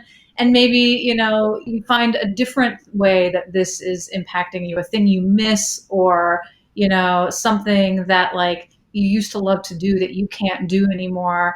Be honest about your healthy coping mechanisms, right? Like, maybe if you're smoking a lot of weed every night, that's not the thing to mention to your team. But maybe if you're playing Animal Crossing, that is a thing to mention to your team, to be like, hey, like I'm also, or you're watching Tiger King or some other, dumb Netflix show or whatever, right? Like, admitting to folks that like you are also affected in some way, because everyone's affected in some way. I think just, and you want to keep it, I will say this, you want to keep it a little bit light. I do think that where some people fail is I think they get, it is not appropriate for you to be really excessively frantic or doomsaying or negative. Like as a leader, that is actually, I think that would, while you may say, well, I'm just being realistic to the situation, like the truth be told, people don't need to hear you say this thing is going to go on for at least 6 more months, and we're going to have 10,000 people are going to die next week, and like, and any of us could be next. Like, dude, they don't need that. They don't need that. I don't care how true you believe it is or is not. That's not helpful, right? You want to show vulnerability, but you want to show it in a sort of light and humanizing way, and not necessarily a like, deep doomsaying and depressing way. Excellent. Yeah. Yes.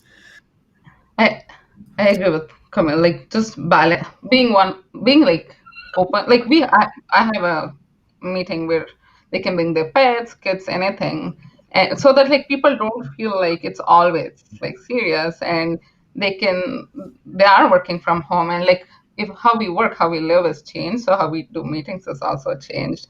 And the other day I was like, everyone should realize meetings are not the same anymore. And my 4-year-old, this was like a larger meeting. He was not in the meeting. I was presenting to 40 people. He came in and was trying to shove a full apple into my mouth. And like people found that hilarious. But also I was like, can I just like finish my sentence? Like, don't shove this apple into my face. But things like this happen, and people are, like should somehow accept like how you did things before it's not the same, and be open to it. Yeah. And that was another question too that came in. How do you reassure people that might have families and are in a small space, or their cats walking across the keyboard, and that it's okay? And I think coming from a culture of at Auth0 where most people work from home, that just becomes embedded in the culture. But in others where maybe it's a little bit more formal, it could really stress people out if they see their kid running in the background. And I think as a manager, it's important to acknowledge and give permission that this is the new normal for right now. It's okay, right? So don't stress about it. Right? I think that's kind of one of the things up there. One thing that came across too here is, I'll read this question out. Any tips on building rapport, trust between individuals and teams, especially remotely? It seems something that degrades over time the more we are apart, and also more rapidly under stress, especially, as we've mentioned here, if people are in different headspaces and potentially different circumstances. Um, does remote team building work? What are some things to try to keep that community, that sense of bonding and trust together in this time? Whether it's in crisis, I think it's important too, but now kind of exponentially added on being remote. Anyone want to tackle this one? There's definitely a panel coming up in a little bit about transitioning to remote teams. I trust their expertise so much about how to do this. And there's a lot of them. There's been a lot of like tactical, logistical questions coming in about the remote thing. So I'm trying to stay away from some of them because I know there's a lot other things in the day that are going to be more tactical. I mean, I could talk about this all day long. But that was definitely one. So yeah, I think great point for some of those. There are some other great panels. Look at the website that's out there today, and maybe tune in because that might be a little bit more specific to like another one is onboard new hires. I think maybe if we can redirect some of those to some of those panels are going to be very specific to tactically running remote experts. teams. Let's see. Okay, we have here right now, and this is a potential interesting one. Someone asked about realistic and unrealistic expectations, especially with roadmaps and things that were committed in the past, right? How should managers go about kind of reassessing the workload, commitments, deliverables, pressure on the team? Any advice for that right now? Rachna, do you have anything right now that's, you had commitments, maybe they've shifted, let's talk a little bit about that. Yeah, it's something we are still absolutely trying to figure out how to balance what we had committed, the new things that are coming on, and how to balance all of it with hiring potentially slowing down and things not happening at the same pace is something we are all trying to figure out. I don't think I have like great answers for these questions because we are still trying to figure that out. But one thing again to add to that is like learning when to say no more comfortably given the situation. And as Kamil was saying, like maybe understanding some people activity might be higher, but for a lot of people, including myself, when you have childcare and other responsibilities at home, productivity might be a little lower. And kind of collectively as each team figuring that out and being very honest and open and communicating that is like what I'm hoping managers can do. And pushing timelines out given the situation is the message we're trying to give out there. But also like we have a responsibility for our buyers and sellers, so trying to balance both of them. Mm-hmm. Camille? Yeah, I think what I'm predicting to observe, haven't observed yet. So my team has been weirdly productive. So kudos to all my folks. If anybody's watching this, I'm very impressed by how much work you've gotten done. But the fact that this started kind of at the last month of the quarter, and really actually our like planning year ends in Q1. So like not just the last month of the quarter, but the last month of the planning year. A lot of the work that was in flight is work that had been well planned and was in its sort of final stages of delivery.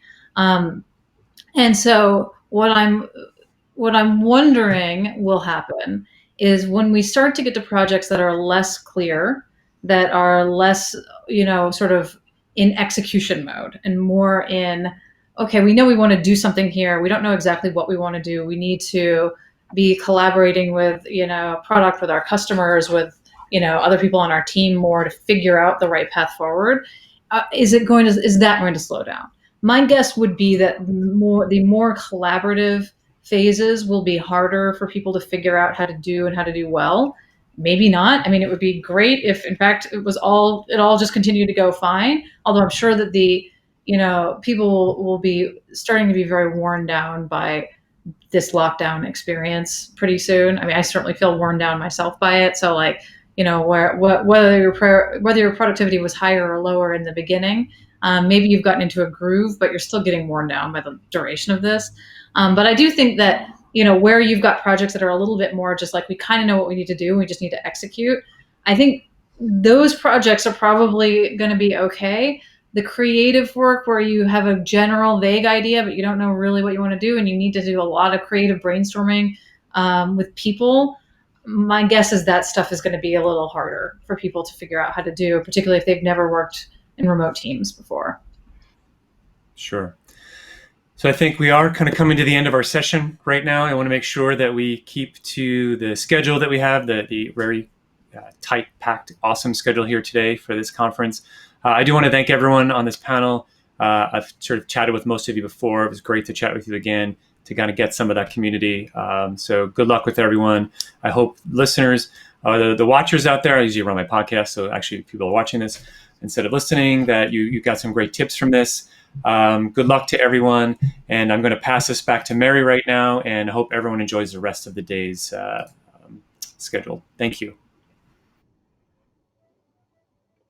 Thank you, everyone, very much for that great panel. We are going to go into a break now, but office hours are happening on the Leading Through Crises channel in the Slack. Please head on over there if you've got any questions for any of the folks who've spoken this morning.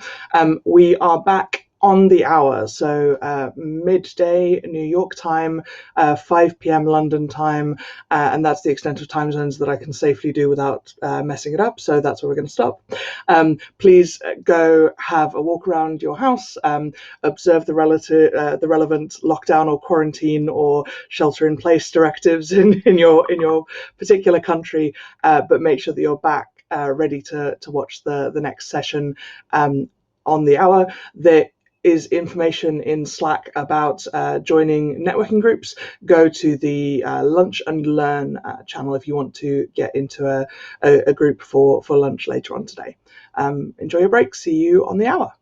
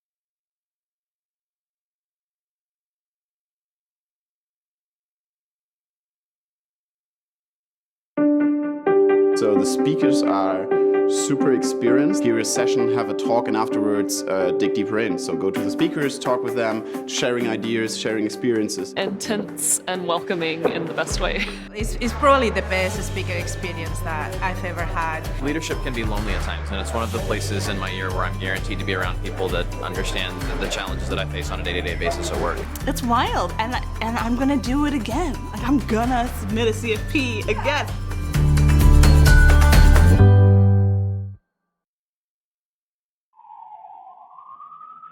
Hi, everybody. Welcome back. I'm Sarah Milstein, co-host today.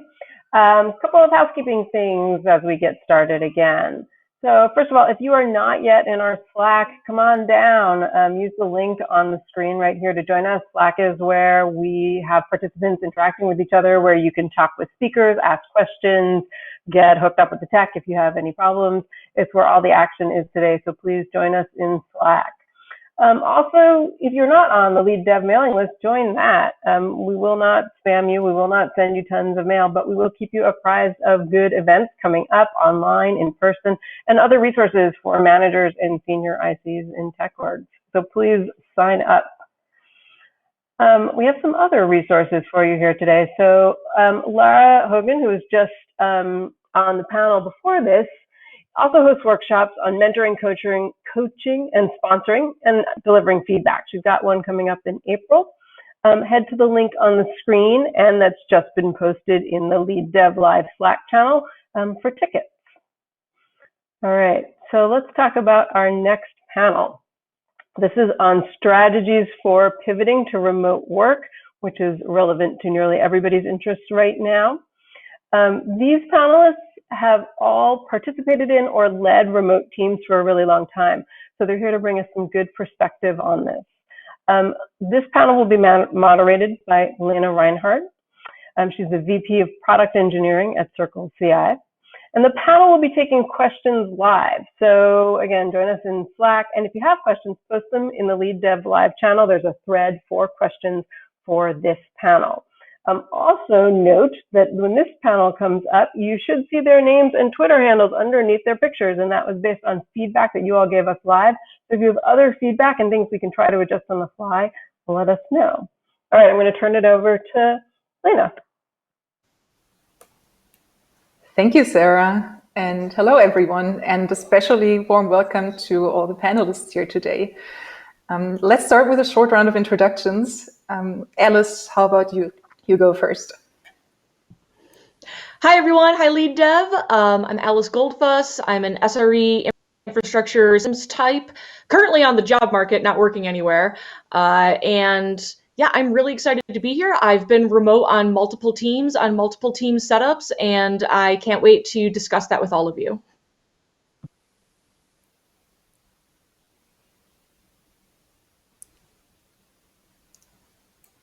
Thank you, Alice. Katie, do you want to go next? Hi, LeadDev. It's really good to see a lot of you here virtually again. I am Katie Womersley. I'm VP of Engineering at Buffer, a fully remote team. And we've been remote since day one of the company. We're 90 people in 21 countries. And it's even been tough for us. So I'm very excited for this panel to share some of the strategies we're using. And Juan and I recently co-authored a book on remote work through holloway.com. So definitely check that out too. Juan, you want to introduce yourself? Yes, thank you very much for that semi-introduction. Hello, Elena, Katie, Alice, and LeadDev. It's really, really great to be here. I am Juan Pablo Buritica, or Buritica, however you choose to pronounce it. I am the former VP of Engineering at Splice. I was there for 3.5 years. Right now I'm taking a little break. And before that, I built about 4 distributed teams over the past 10 years. I've never been a full-time remote worker, so that's a really interesting fact there for you. And I'm really excited to tell you what I've learned, at least from building distributed teams. Thank you. And it's really great to have all of you with this combined experience on this panel today. So I'm Lena Reinhardt. I'm VP Product Engineering at Circle CI, leading globally distributed organization at this point, and also for the last 6 years. And yeah, as Katie said, for us, it's also been a change, even though we've been distributed before. And I'm excited to talk about the degrees of changes that all of us have gone through, and pivoting to this, what's new, a new work environment for many of you, and in some ways for many of us as well. And with that, I would like to start our conversation. The first topic that I wanted to get your opinions on as panelists is basically, what's the situation that all of you, all of us are dealing with right now? What are you seeing, especially given that all of you have worked remotely before? What's the current environment actually like?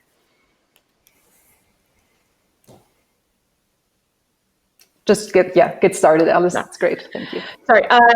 I just want to, I think that the biggest thing that people need to take away with this, which I think most people have come to, this is not normal. And anyone working remote right now who wasn't working remote a month ago, this is not normal remote life. And I think that's something that needs to be underscored in every discussion we have, because if you are currently working from home now, you are doing so by force. You joined a company that wasn't set up for remote work, and now you're working remote. And so I think the situation overall is extremely stressful, and you are not being set up to succeed because everyone is under stress and under duress. And I think that everything needs to come with that little asterisk next to it, that the situation is not normal, and we are doing the best we can. Thank you, Alice. And with that specifically, I'd like to ask Katie, you mentioned that things have been different for your teams than they were before. Do you want to go into a little bit what that's meant and how that's manifested for all of you over the last couple of weeks? Yeah, so this is the first time that our entire team has been affected by something at once. Even the seasons, we have different hemispheres. So we're noticing that we're definitely a lot less productive. I think the idea that if you can just get set up for remote work correctly, you'll return to your pre-pandemic levels of productivity. That is not correct. As Alice said, this is not normal. Working when you're cooped up at home, worrying about an existential threat is very different to working in sort of like normal life conditions. So we have adjusted our expectations for our team a lot. The other thing that we're seeing is, even though we're remote for a long time, there's a real need for knowing how other people are doing. Having more connection, like how are people really, what's happening? There's a lot of worry and a lot of isolation. Of course, everybody is physically isolated, and now with remote work can be a very isolating experience in general. So we're noticing we're battling that a lot more than we normally do on our remote team. Thank you. Juan, what's your take on the current situation and how it's possibly different from what you've seen with your teams before? I will piggyback on what Alice said, and it's we're not even working from home, right? We're like stuck at home trying to get work done.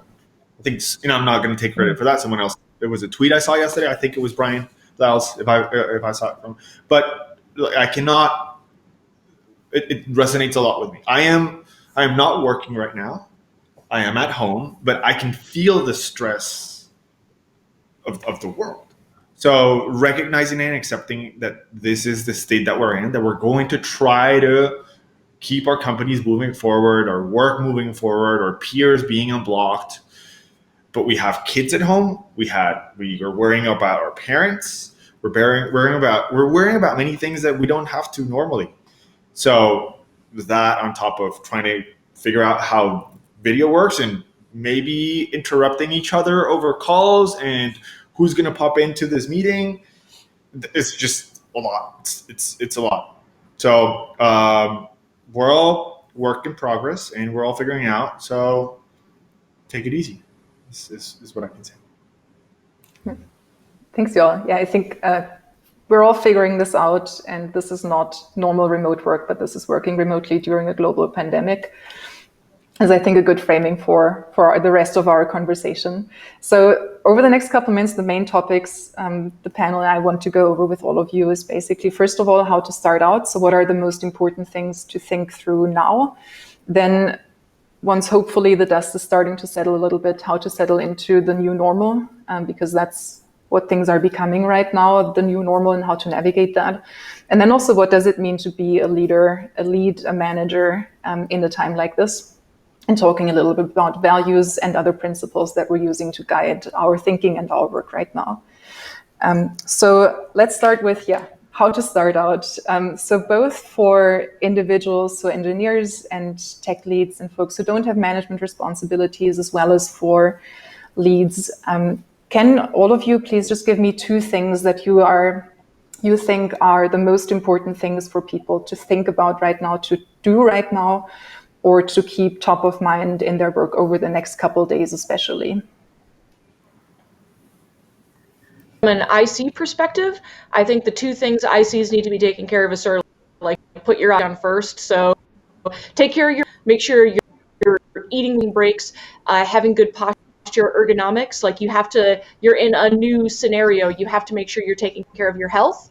And then the second thing is over communicate. Tell people when you're walking away from the computer, when you're signing off for the night, and emote more in video calls to really try to put your presence in there with people, because feeling isolated and spiraling on like Slack messages is definitely a thing that happens when you're remote. And if you as an IC can take care of yourself and also try to communicate better with your team and more openly, I think that goes a long way toward like raising the water for everyone and improving the scenario. Mm-hmm. Thank you, Alice. I think especially the point around combating isolation is a really great one. Thank you. Mm-hmm. Yeah, I think as an IC, do these things and be very open with them be very open with your team about what you're doing. So, hey, I need a jump off for a couple hours to take care of my kid because my partner, it's their turn to get some work done, and just be very open about that as your situation. Set your expectations realistically. So if you can do something every day, that's great. Don't try to have the same amount done as what you would have before, and try to keep up the amount of communication you're having with your team, because everybody feels isolated and everybody is struggling and times vary. So if you're feeling good at some point, chances are that there's people around you that aren't feeling good, that are really struggling. And similarly, if you're struggling, there's chance that somebody on your team is actually doing okay right now. Maybe they can help you out.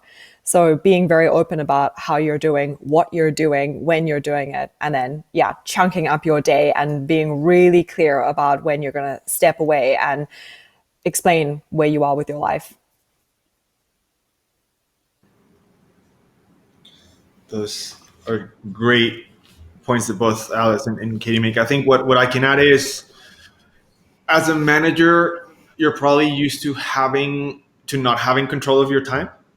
So you may be able to deal with interruptions or deal with someone consuming your time much better than ICs, right? ICs may be used to 1 or 2 meetings, but uninterrupted blocks of time, because that's part of the job, and it comes with the territory. So being aware of that and supporting ICs in a way that you structure schedules better. Perhaps you get a cadence of days. Okay, everyone, look, we're going to try to do synchronous work as much as possible during the same time zone, because we used to be in our office. Now we're just going to organize ourselves. And as long as PRs are reviewed by noon, we unlock everyone. As long as you've checked your email by the end of the day. So get a cadence of the most important things so people can flow, and the rest they can adapt their day to dealing with life. That would be my first advice. And second, don't be needy managers trying to get attention on Slack and on like every single message that you can get. We need to now give time to people. The walk to the water cooler or to the bathroom where you could make a decision or not, that you don't have that available. Sometimes us managers get bored because we don't have work to do immediately, and we start creating chaos. So watch yourself and try to like batch emails or batch work. So you let other people do work. I think not creating more chaos is a good call out for all of us. And I think also the focusing on the most important thing is probably good advice for anyone, no matter if engineer or in some lead capacity. Katie, I wanted to follow up with you as well, since you've been through this transition with your teams now too, and specifically transition to working in a time like this. What were the most important things that either you did or that you would advise managers do in a shift of a situation like this? And then I'll ask the same of Alice as well.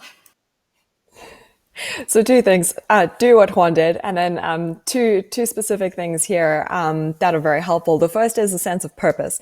It can feel very difficult unless you're actually a frontline worker to have any kind of meaning in your work when the world is melting down. And I mean, we are a social media marketing product. It feels so trivial at times. So why is it that this matters? Like, why should you care? So instilling that in your team, how their work has meaning during this time. So for us, it's something like being able to help businesses that might otherwise close, keep an online presence going, and keep engaged with an audience that is actually going to keep them in business. And then the second thing is a very practical exercise you can do as a team lead. So speak to the purpose of the work. And then the second thing, Laura Hogan has a really, really good biceps exercise, which is addressing our core needs at work. And if you go to her website, I'm sure, Elena, you can help us get it into speaker notes. If you go to her website, it'll show you how to do that with your remote team. You want to figure out for your teammates what are their core needs at work and how you can address them. Things like the ability to make choices, or a sense of predictability or control. A sense of belonging. So these are all core needs that humans have. And when these needs aren't met, our amygdala is completely triggered and it's very difficult for us to focus on the task at hand. So as a leader, how can you address these things very openly with your team and figure out how people can meet these needs that they still have, which are probably all being really triggered during this pandemic? Thank you. It's a good call out. We'll make sure to get the link into the channel. Thank you. Alice, do you have any things that you think are helpful for managers or leads to focus on at this point in time? So I think one of the first important things that managers and leads should be doing and fighting for is to assuage their employees' stress over their job. A lot of the people I talk to, one thing they're concerned with job is job. And if managers can fight for, say, delaying performance reviews or having the executive team communicate like, you know what, our financials are in a good place, we're not going to lay people off, at least for the next 6 months, something like that, because layoffs are happening and people are scared. And I feel like you can't even expect people to focus on their job and think about how, what they need to set up a remote office if they're constantly worried about being fired because that's what's happening to their friends. So as a lead, as a manager, I would expect people to try and treat people like humans first. And then after that has been taken care of, then rejoin them on the level of, hey, I'm your manager, you're my engineer, how can we continue doing our work? So thank you. So a lot of the initial response that many of you recommend is basically focusing on the first thing first, making sure there's a sense of purpose, priorities, but then also connecting as humans especially, and helping each other navigate through this huge sense of change and these high amounts of uncertainty and ambiguity that all of us are dealing here. So I want to make a quick call out. If any of you who are listening to this and watching us right now have any questions for us, you can ask them in Slack, in the LeadDev Slack, in the LeadDev Live channel. And we'll take a little time later to answer those. And we'll also be able to answer some more questions after we've gone off the live stream. So LeadDev Live channel, any questions you want to ask us, we'd like to hear from you. So once all of the first moves, having to pivot really rapidly, having to maybe order new laptops and other home office equipment for people, which I know a lot of people have gone through over the last couple of weeks especially. So having gone through these initial first weeks of turmoil, teams are starting to settle into what's kind of the new normal, and at least what's becoming the new normal, while we're also all still figuring out what exactly that looks like. And of course, the environment around us is still very rapidly shifting.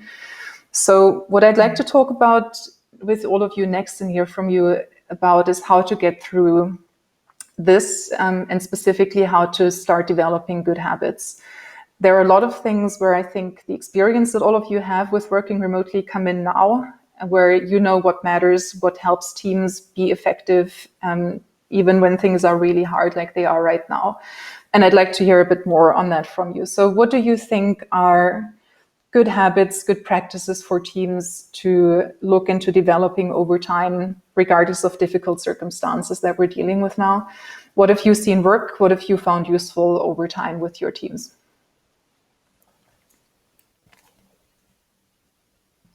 Over time, hopefully it has a good ergo setup and has into a good routine. I think something that's really helpful is making sure that teams still have time to socialize with each other.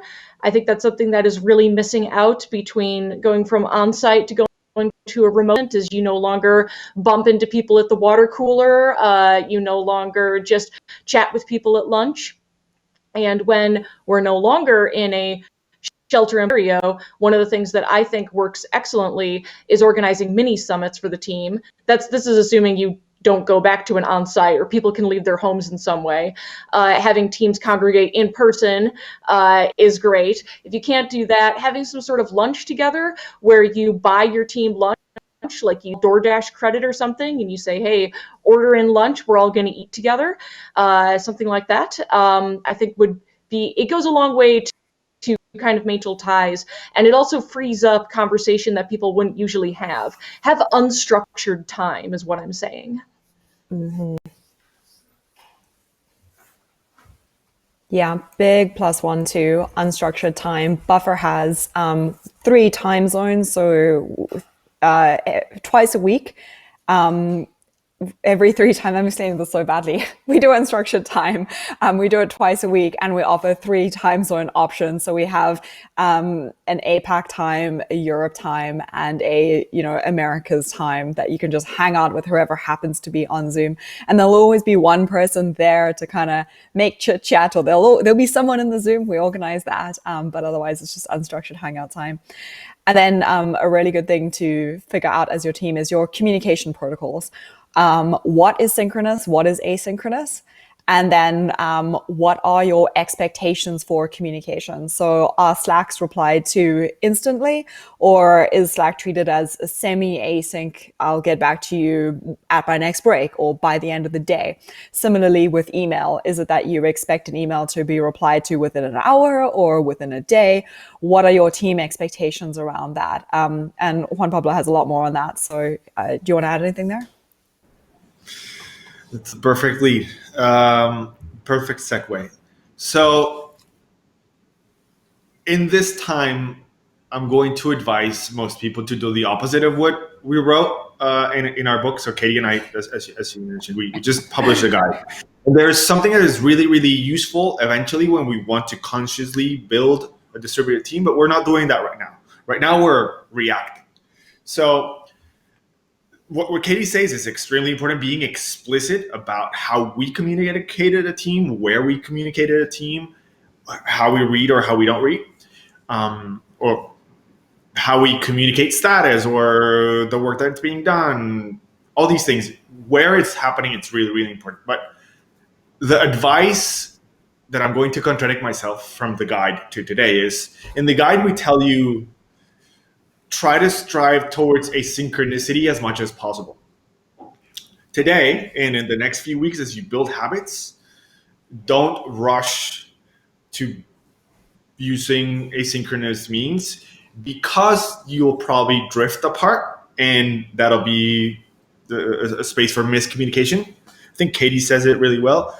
In a distributed team, the default is miscommunication, and you're working against that, right? So everything you're thinking about is, how do we make sure that this is not miscommunicated? Any assumption, you don't leave any assumption in the air. So I'd say build habits around cadence, around when you're doing specific work that other people depend on. Be explicit about it. Continue to be synchronous, right? If you have meetings that were in person, still have them. You still have stand up and other things. And little by little, think about what the outcome of each meeting is. For example, stand up, our purpose, the purpose for stand up is to stay aligned and in sync. How can we do that asynchronously? And then try it out, experiment over time, so you can recover a little bit more of your life. The other thing I would advise probably to managers is, I would really be considering a 4-day week more than anything, so that people know when to plan for their life. Like, okay, Friday, I will take care of all these things that I can't. And Monday through Wednesday or through Thursday, I'm going to go be all in at work. Or maybe 2 days, like Monday, Tuesday, Wednesday, I have a break, Thursday, Friday. That would be really impactful for productivity and for people's life, right? You can balance things a little bit better, and then you go back to normal. That's a couple of things I'd say. I think it's an interesting point you're making about focusing on humans and connection. That picks up something we had earlier already, over optimizing process right now, where basically best practices that you'd otherwise recommend for teams aren't necessarily kind of the first toolkit you would utilize right now. I think that's a really, really interesting point that all of you kind of touched on in some way.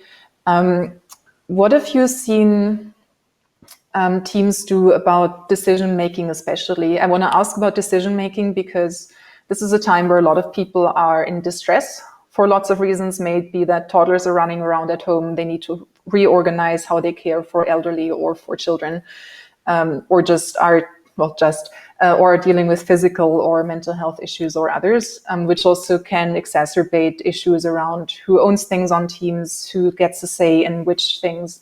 What would your recommendations be for people on teams as well as for leaders around specifically how decisions get made, how things are moving forward?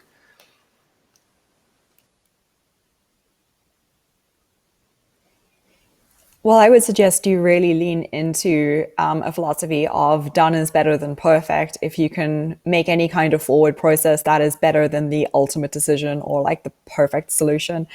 One of the things that our team at Buffer uses a lot is the mantra, if you can reverse it, do it. If a decision is irreversible, that's not a great time to lean into done is better than perfect. But for the most part, that's not the case. Most decisions are very easily reversible. And most often what makes more of an impact on your overall business is the pace of decisions being made, not necessarily how good those decisions are. So if you can empower specifically your ICs to make a lot of decisions as opposed to, asking for a manager, I think that's a good practice to have in general. But it's specifically in a situation that's very interrupted. It might take a long time to hear back. You really don't want to have that very, very strong permission-seeking culture where you have to get sign-off from 3 people before you can do anything because you'll just go nowhere. So if you can reverse it, do it would be a mantra that I suggest would work for a lot of teams. Thank you. And with that, I'd like to move on to talking a little bit about values and principles, especially for basically how to be a leader in a time like this. I'd like to center this on the idea that leadership can come from anyone. So you don't have to be in a formal management or leadership role in order to lead. I'd like to hear from all of you. What do you think are important leadership values, principles, or just guideposts that all of you have in mind right now as you're trying to either guide teams through this right now or just in how you think about the situation for yourself and the people around you? I think one of the best things that leaders can do right now is lead through example and think about the tone and the environment you want your team to be functioning in and doing your best to facilitate. So signing off at 5 p.m. or whatever and making sure that you are not back online at night just because you're working from home now. Being vulnerable with your team, saying if you need to go help with your kid or something like that, like trying not to hide behind a perfect because then the rest of your team will do that too, even though people might be cracking underneath, and that's going to cause problems down the line. So really trying to set a tone for your expectations for how the team's going to be functioning or not functioning and doing your best to be an ideal there and lead from example is what I would think.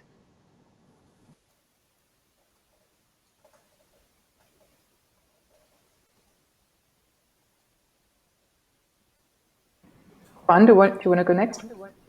Sure. I'd say the connection to our humanity is really important. Some of us are probably going to have to share some really difficult news with people, make some really difficult decisions. And this is an opportunity for us to set the precedent how we lead and how we treat people when we have to make difficult decisions, right? Finding out through an email or through a tweet that your company is suddenly making really big changes is not what you should be doing, right?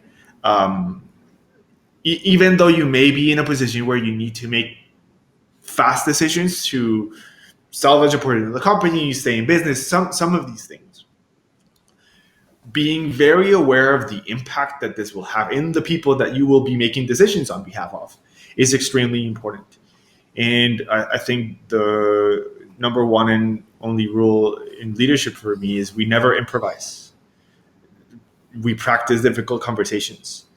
We evaluate the impact of leaving people without a job in this time, and how we can mitigate some of this. How would we like to be treated in this case? I think it's important. I would love to not be able to talk about this, but it is a reality, and it comes with the territory of being in positions of authority, and so we should do it with respect for everyone. So that would be my advice, at least. Katie, about you? So something I saw on Twitter that I really liked as general leadership advice, and I think it's really applicable now, is look after things in this order: people first, your product second, and your profits third. Of course, you might need to be making layoffs because of that. That's sort of a profit motive situation. It's to stay in business. That doesn't mean that you have to do that in a profit first, people last way. You can still have a people first approach to whatever you do. So I found that really helpful, because you want to be really thinking, how is this going to affect my team right now? What is the human impact of this? And then secondly, what is the impact on the product? And then thirdly, like what is the profit motive? This is a situation where your team is going to be extremely, you're not going to be able to undo what you're doing. They're going to remember this forever. They're going to remember how you led during a time of crisis, and you can never take that back, and there's no do-over. So don't be the person that's remembered as, a terrible psychopathic leader, but just because you're stressed and it's a pandemic. It's a good call out. Yeah. One point I'd like to add here to connect with what all of you said is, aside from not being a bad leader, is especially in difficult situations, one conversation that I've had a lot with my coach has been the question, what kind of leader do I want to be? And especially in times like these, when there may be difficult decisions to make, but also the situation continues evolving. It's not like things have changed and now the change is done, but the situation continues changing, and as leaders, it's our responsibility to continue staying on top of that, staying informed, passing information on to our teams, making sure people are able to stay in the loop. And with that, I think thinking about, what are my values? Who do I want to be as a leader? And as Katie, I think, said, is what do I want people to remember me by? Because I think those can also be really helpful framings to guide our actions in especially times of high uncertainty and high change. So I want to thank all of you first for your contributions so far. I'd like to move onwards to some questions that we've gotten from the audience. We won't be able to tackle all of them. I want to thank all of you for submitting so many questions, but we'll try and get to a bunch of them, and we'll also be online, I think, after, so we can address a few more in Slack directly. The first question I want to ask all of you, and I'll just have any one of you take this who's interested in, is there's a question from someone who's just starting out as a manager this week for the first time in their career. Congratulations, first of all. And they asked, do we have any tips for doing that in this environment?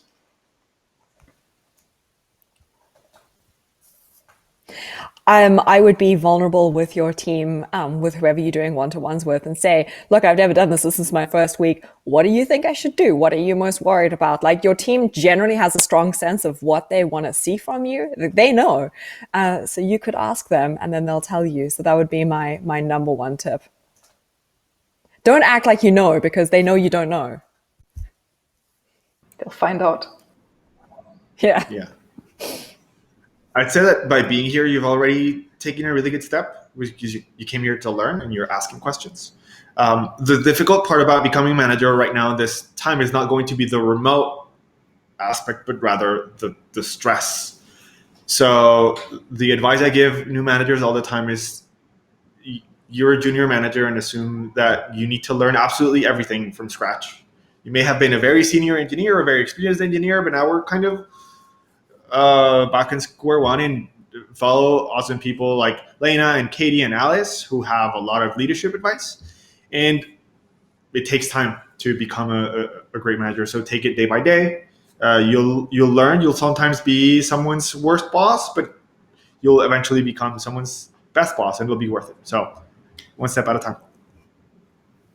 Probably just to connect with one thing that came up a few times is focus on building connections, building relationships right now, because those will also help you and the people that you're working with get through this time better. And they're a foundation you will need to rely on anyway. And I think Alice also had something. Just if you want more long form, I always like to recommend The Manager's Path by Camille Fournier. It's a really good read, and you might have more time to read right now, so give that a try. Thank you. The next question is from someone who doesn't manage teams or people, I think. The question is, what are remote frameworks or tips or tricks that a lead developer who owns technical decisions can keep in mind? I would say you have even more politics right now. You have to... Everyone says, oh, I don't like politics. Well, politics are how decisions get made. Politics is just decision making, sorry. And now that you're no longer just sitting with someone at the lunch table, you have to reach out proactively and discuss things with people and really make your case. And it's going to take more effort and it's going to take more time. And you have to really put yourself out there and your ideas out there and come up with a good design doc and be really good at distributing it in order to get people on board with making those decisions. And that is a little bit of extra effort that you might not have had to do before because you could just lead through your in-person charisma. And now you can't do that. So you need to work on doing that.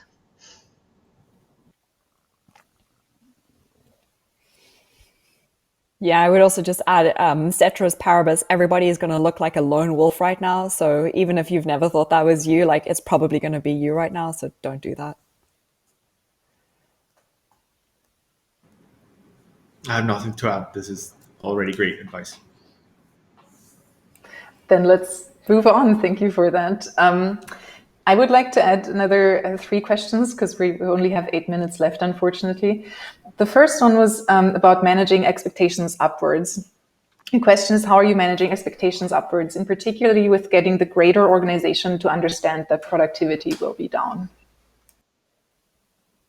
Go. Well, first, if you don't mind, you can take a very engineering-centric approach and think about observability and how you need to make all systems and all processes observable for people. So let's say you have 5 teams and all of them used to start a stand-up everything at a different time. And it may work really well for the 5 people who are in each team. But when you are further removed from this, it's really hard to guess where work is at. So shifting towards starting iterations on the same day makes it very easy to observe the system from outside.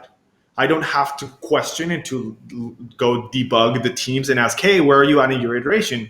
The entire organization knows where we're at. Practices like this are very, very helpful. So publishing the status of where work is at, assuming that you are all on track unless there is an emergency.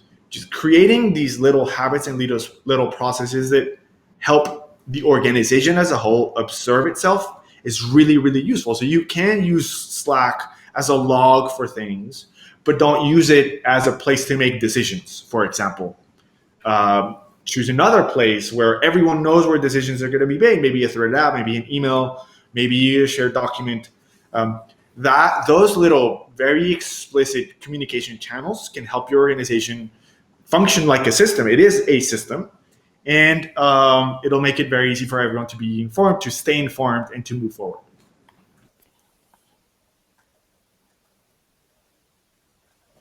Kind of piggybacking off on that, instead of talking about how to go upwards just within your team. A friend of mine who's a manager has been doing this wonderful thing where at the beginning of each sprint, she asks her team, what's our pandemic point system? What's our pandemic tax, I think is what she calls it. And so she asks her team basically like, how are we feeling this week? Like, what do we think we can get done? And they say like, oh, I don't know, it feels like a 10% tax. And then she just takes 10 points off their sprint and tries to do her best to give them that padding so that they can still, get the kind of feedback of a burn down chart, but without having to work at full productivity, because that's not going to happen right now. Thank you. Yeah, I just want to call out that the topic of expectation setting has been a theme through a lot of the responses here as well. So through visibility, through communication, through being upfront.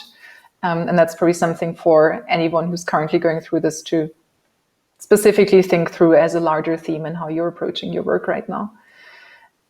One last question I think that I want to go over is a more meta one, if you will. So those of you who have unexpectedly moved to remote work, is this the long-awaited culture shift to remote for everyone?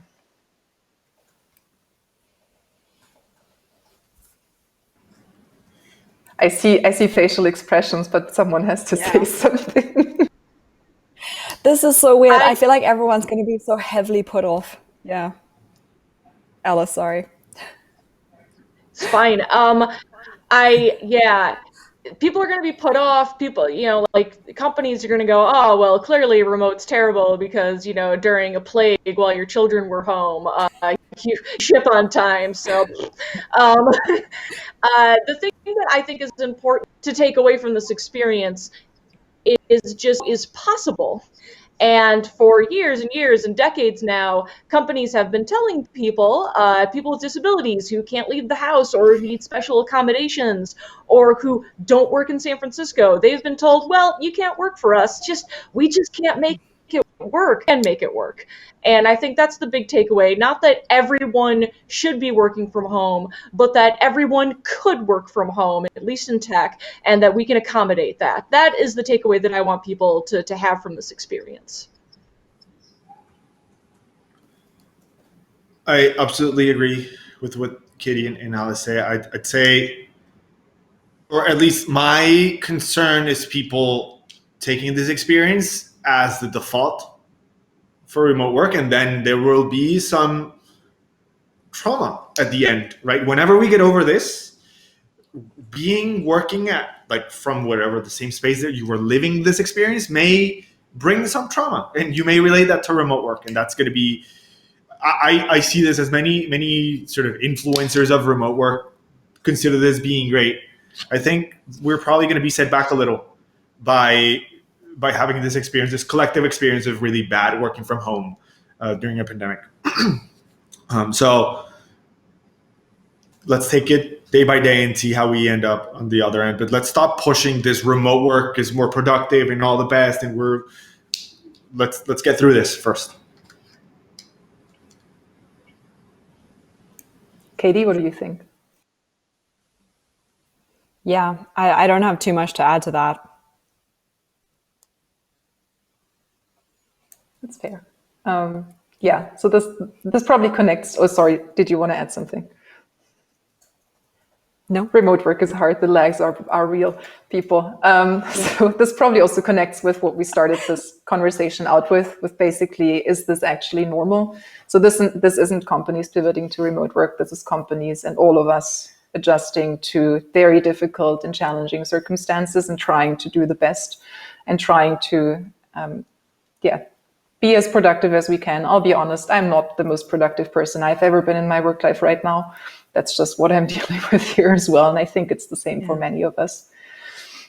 So we're almost at time. I just wanted to go over the biggest points that I've taken from this, because I've learned a lot here today, and maybe many of you have too. Focus on humans and connection over optimizing processes right now. Done over perfect. Try to keep increments small. Try to get things changed. Probably don't change everything at once, because we're also already all dealing with a lot of change as is.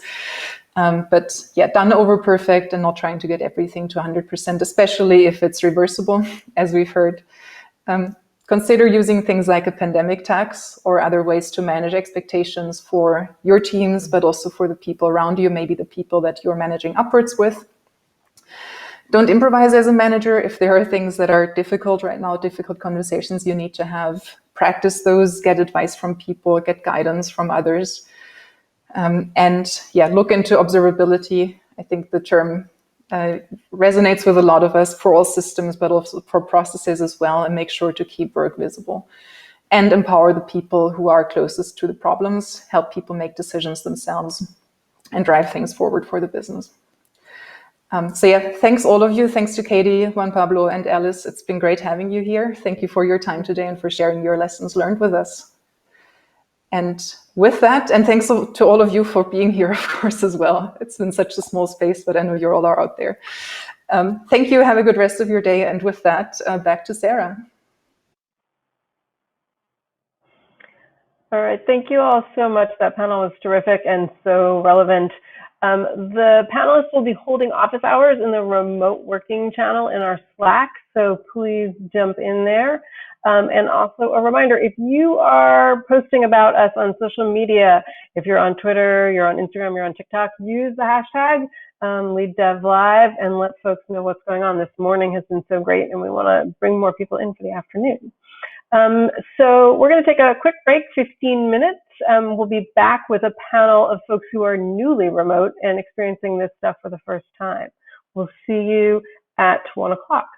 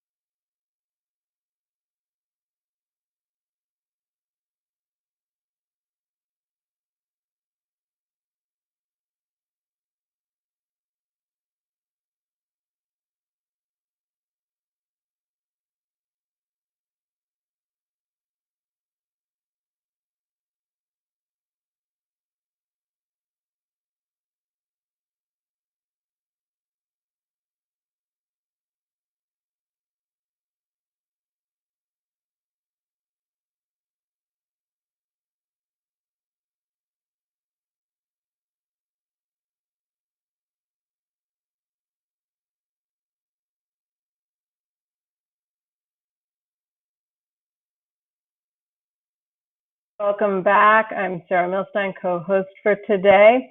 Before I introduce the next panel, I want to note that we are in a continuous improvement, continuous deployment situation here, improving this thing as we go.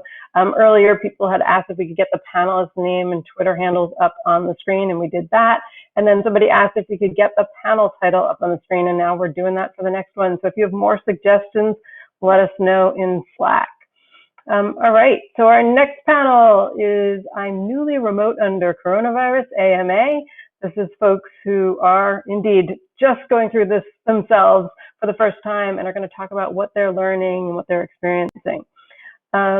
This panel is moderated by Kathleen Vigneault, Director of Engineering at Twitter. And the panel will be taking questions live during the talk, so drop your questions into the appropriate Slack thread. And as always, all of the actions in Slack, so please join us there. All right, Kathleen, over to you. Hi, everyone. Hope you're all doing well with all the different wonderful talks and panels that have been going on so far today. I know there's been a lot about working remotely and what managers and leaders are thinking about and what they're having to respond to with their teams. With our group today, we're really going to try to answer questions about just how it's impacting us, individually. How is it changing our lives? How is it changing the way that we lead, the way that we do our work? Personally, what's going on with us. So, for example, it's just really interesting to get set up for a panel like this and to moderate a panel remotely. And I have a couple different laptops here set up in kind of an awkward layout. So, but we're flowing with it. And so anyway, I'm excited to introduce everyone today. So as Sarah said, I'm Kathleen Vigneault. I'm a Director of Engineering at Twitter.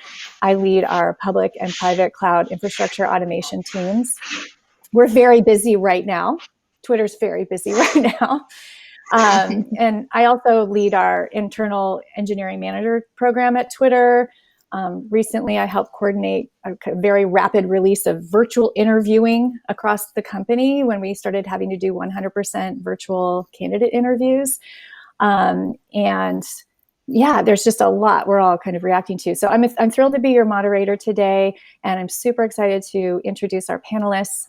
So first off, we have Alexandra Paredes. She goes by Ale, and she's VP of Engineering at Code Climate. That's where she helps engineering leaders with data insights. And she's also founder of Latina in Tech in New York City, and she's dialing in from her home in Brooklyn. So hi, Ale. Hi. And then next we have Chris Alden. He's a hands-on developer and a strategic technical architect, and he focuses on empowering teams to build one-of-a-kind digital products. He works at Work & Co. in New York City, and he's joining us from his home, or from his sister's home in California. So, hey, Chris. Hey, happy to be here. And finally, we have Adrian Cruz. He's a senior software engineer working on back-end systems, a product engineer for e-commerce at Glossier. And Adrian works in New York City, and he's calling from his home in Brooklyn. So welcome, Adrian. Greetings, everyone. Greetings, LeadDev Live. Hey. So I wanted to start out just by kind of drawing a contrast between how we used to work, so that we can then talk about what it's like now.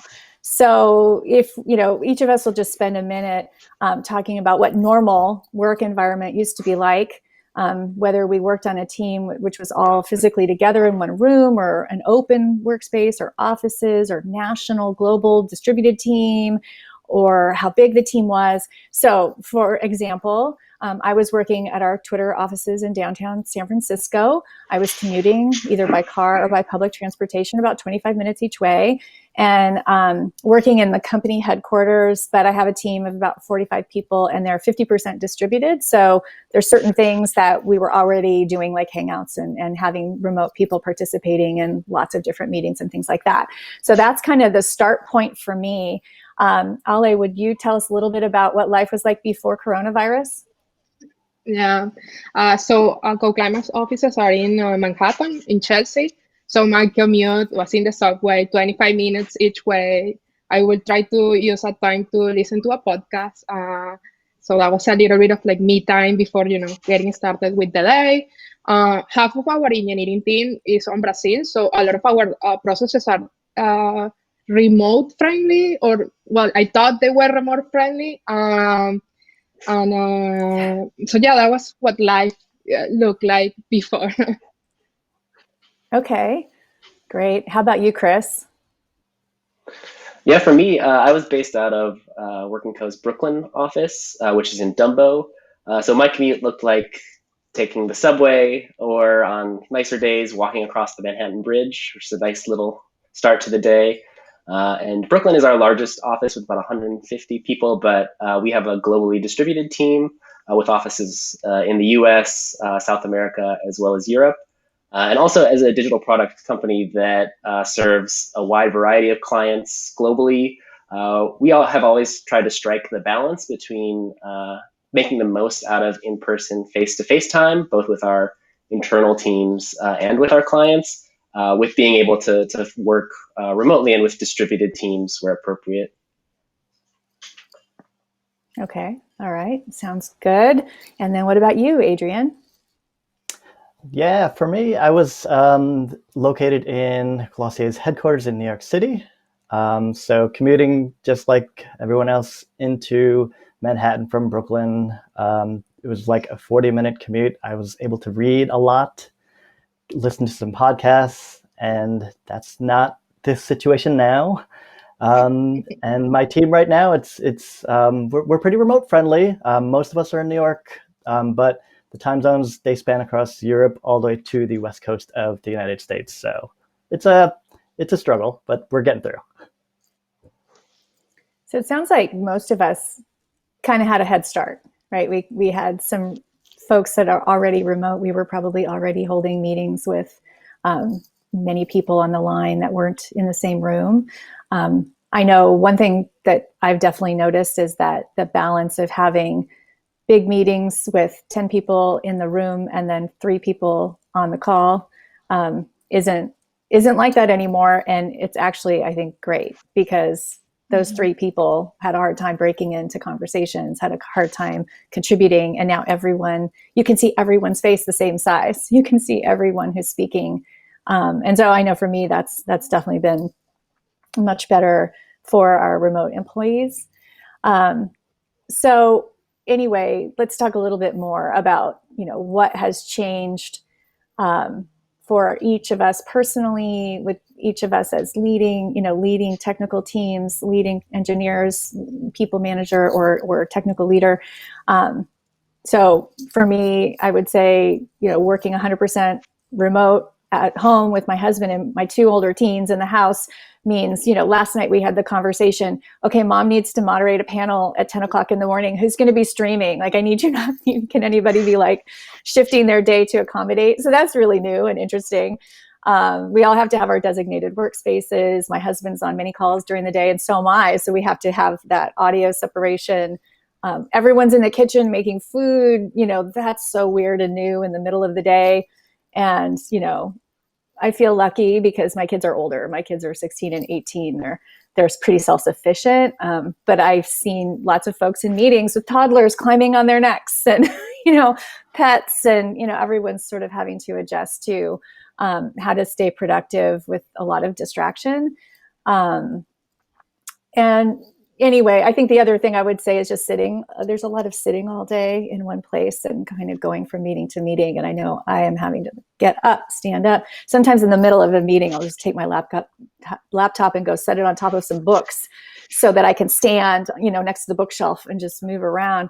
And finally, I would say I need to really reassure all of the people in my group that they have permission to take care of themselves first. And that we know people are going to find their way back to productivity. They just need time. Like, we've got folks who are parents who are saying, okay, I've shifted my schedule. I'm working the morning from 7 to 4, so my spouse can work from 4 to 8, and then we hand off the kids. And so definitely trying to encourage people that, first of all, like, tell us how it's hitting you. And then also, how can we support you and give you the time to do that? So let's go around again. So Ale, what are some things that are new for you? Well, right now I'm working with my husband, which I have never done before, and he's also in a lot of meetings, and oftentimes we have one-on-ones, and my direct reports are very understanding of the situation because Brooklyn apartments are not that big, so they can hear his conversation, and they laugh because also my husband can hear our conversation, and we're like, well, this is the situation right now. My mom is also staying with me because she came to visit from Venezuela and she cannot fly back yet. So we are all adjusting to, living in a small Brooklyn apartment with 3 humans and a dog. I think that's one of the biggest changes on like my personal life.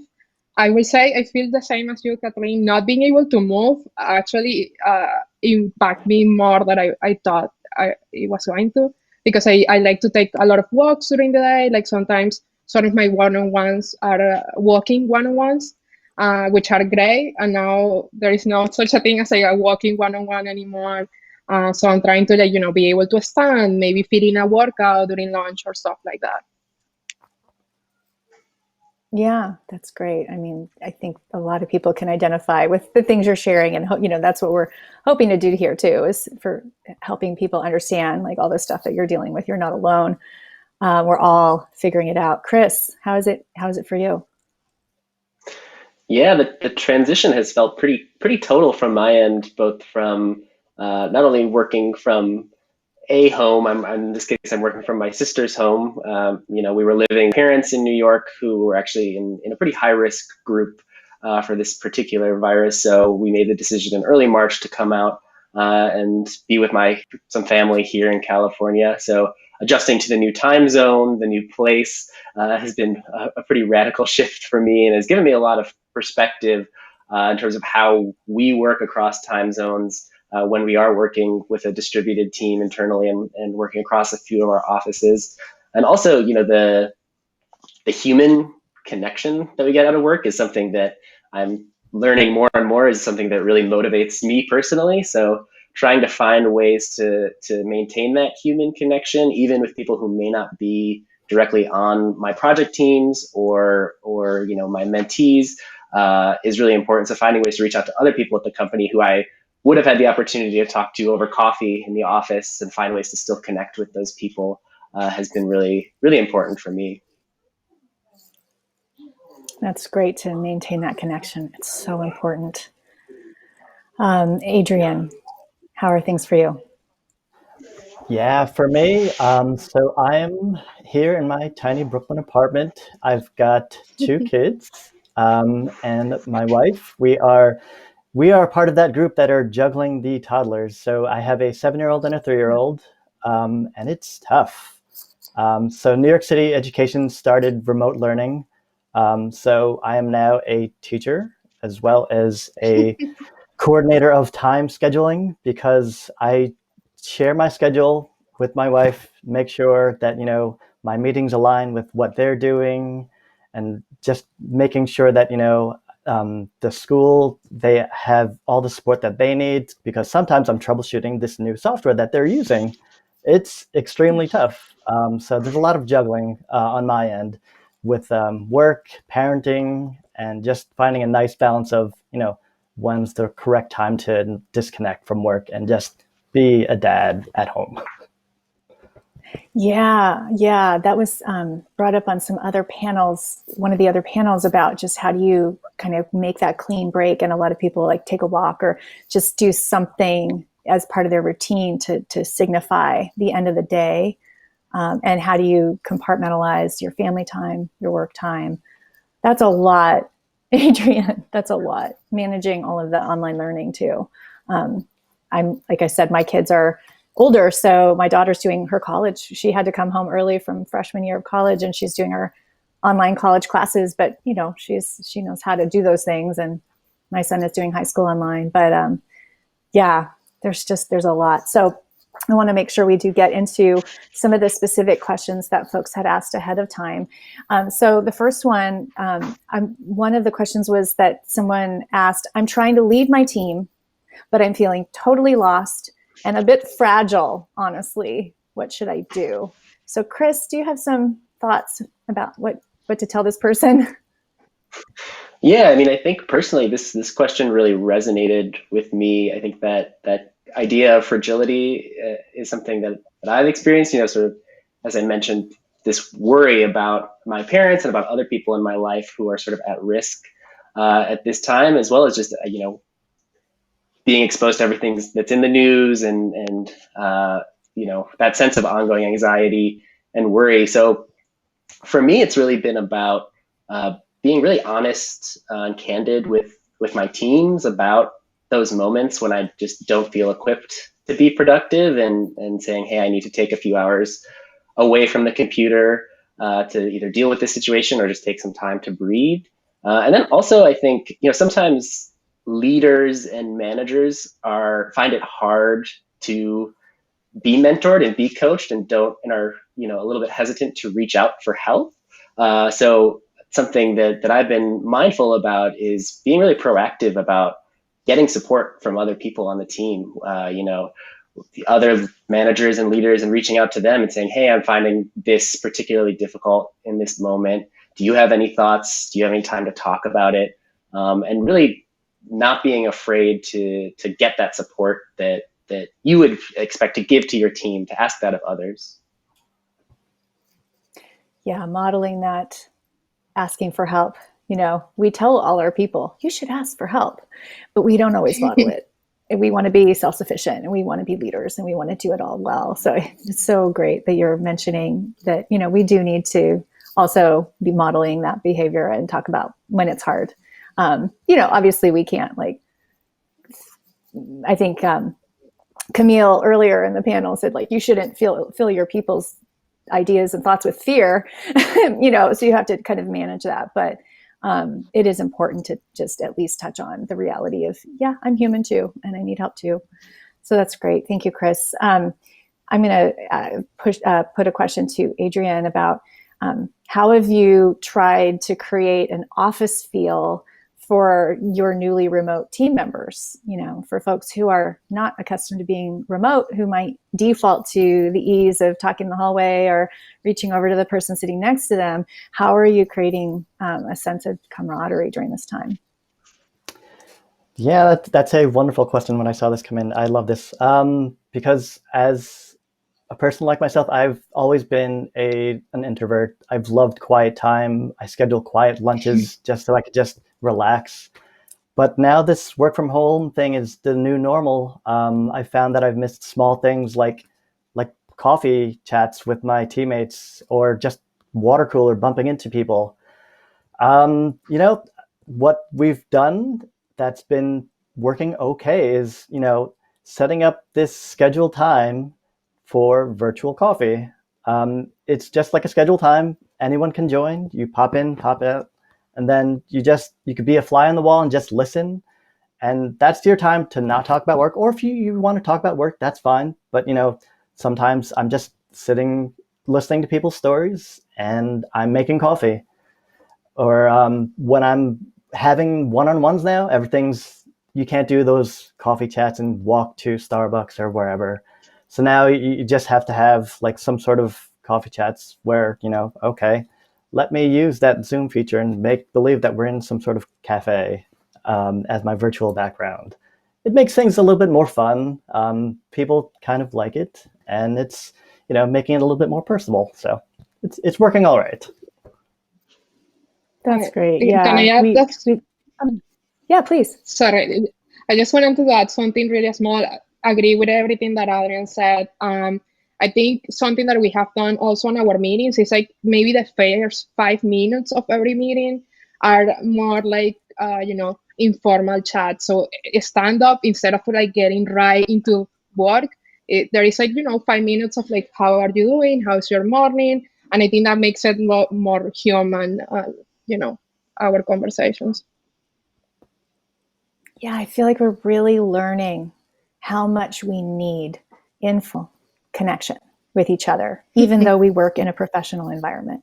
We need to just know what's going on with the other humans in our environment and just how they're doing and about their dog or their, the movie they watched last night. We need that. We really need it. And when it's missing, we feel it. And we have to find these other mechanisms to get that. We've done some, similar to what Adrian said with like a 5 o'clock happy hour thing has seemed to help get people together online. 5 o'clock, is 8 o'clock on the East Coast. So that kind of still works. And just time for people to chat and hang out. It's really important. Ale, I wanted to combine there's a couple questions that are kind of related to each other around, how can we expect people to concentrate right now on work? How do we manage people in this environment? Are we supposed to be aiming for business as usual? Or, how are you thinking about that with your team? That's a great question. I think that the reason why I'm thinking a lot about it is, our customers expect, a level of service of us that hopefully we're trying to keep, but at the same time, I am very cognizant that for some of the people on my team, the situation impacts them emotionally or, physically, and I should be mindful of that. So some of the things that I have on my mind is first being very explicit that if you need time to take care of yourself, that's the most important thing you can do on every one-on-one. I remind everyone, take time off to do your laundry, cook, get your groceries, whatever you need. Take that time off to resolve any issue in your life. And then when we're talking about work, I think prioritizing the most important things is actually helpful right now, because instead of trying to be, do everything at the same time, be distracted, try to do it all, we should be, preserving our energies for what really matters and what really is impactful to our team or to the business right now. So that way we have some, breathing room, because we are not trying to, behave as is business as usual, because it's not really business as usual, right? We are on a pandemic, so the opposite of business as usual. So I think those are like my two things that I have in mind. It's like, do we really need to worry about this problem right now? And if we don't, then we can, put a pause on that and just keep focusing on the things that matter. Yeah. Yep, we do. We have to put people first. Absolutely. Right. Nothing else. Everything follows after we put people first. So thank you for sharing that. That's really important. There's a few questions both in the Slack channel and also that we received ahead of time around productivity. And so I was thinking perhaps we could all just give a sense of what are you seeing? What are you noticing about the productivity of your teams right now? I've been checking in very regularly with my managers to say, how are we doing? Like, are people able to work? Are you seeing the same number of pull requests? Are you seeing chatter in the Slack channel? Like, how does it feel, close to the team? And some teams are experiencing some productivity drop off, and then some teams are more productive. So, let's just go around very briefly. Chris, what are you noticing? Yeah, I think I've been seeing similar patterns where some teams in these early stages of being remote are finding it fits maybe with their models for collaboration really nicely and are being a little bit more productive, while others are still sort of struggling to find their footing. And I think in addition to thinking about the traditional ways that we measure and talk about productivity, to make sure that we're set up to do this sustainably over a long period of time, it can be useful to measure our productivity a little bit differently and think about, are we also dedicating time to make sure that we're laying the foundations for teams to succeed and feel comfortable long-term in this environment? And one of the things that one of the partners on the product side has started doing, which I really love, is when we're in our estimation sessions, she raises the usual questions about blockers, concerns, and now every time she has this question, are there any concerns in regards to childcare or things that you have to do to take care of your home life, and sort of like building those structures into the equations and how we think about productivity and how we're dedicating our time, I think is also important. Yeah, even if you came into this environment without a good sense of how to measure productivity, you might be feeling kind of lost because you wouldn't even have a baseline. So yeah, that's so important to think about. How do we measure productivity? What are the signals that we're watching? Do they need to change right now? Ale, how about you? What are you noticing with productivity? That's a good question.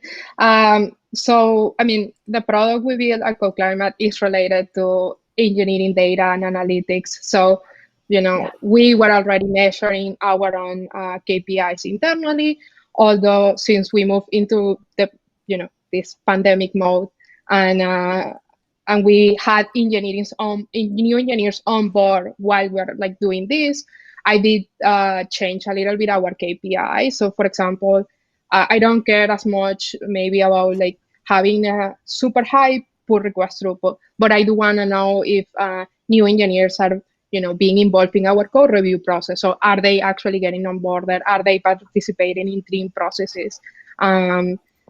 Or also, are they getting help from the rest of the team to be able to contribute and be able to become, key members of the engineering team? I would say at the beginning of the process, some of our productivity kind of fell down. And I think that's when I realized all of our process weren't like really remote friendly. We relied a lot of like face-to-face communication. And as soon as we went all remote, that kind of like show itself very, very clearly.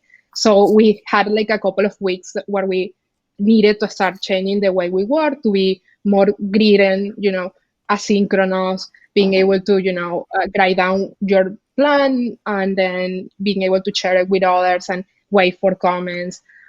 So now that we got back into a good rhythm, our productivity is going up. Great. Yeah, that's great that you're kind of there's, we'll talk in a minute about some silver linings, right?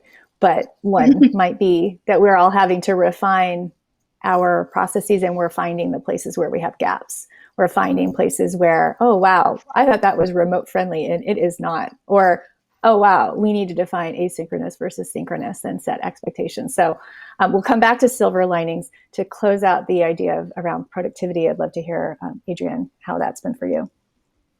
Yeah, there's definitely a big mix of both.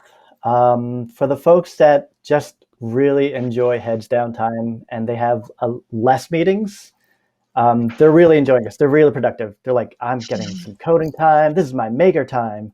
And, there's nobody that can like tap me on the shoulder and like bug me for things. But, for the other folks that actually they're more collaborative. They want to reach out and say, hey, I'm stuck on something. Can you come help me out? They're a little bit more afraid to like reach out and because they're now online. They have to like schedule a meeting with someone to get some FaceTime with them to do some remote pairing. So that's a bit of a stress anxiety level that people are having right now for more of the quiet folks that actually just wanted to like pair and have someone show them how to get stuff done. So there's some productivity dropped for those folks.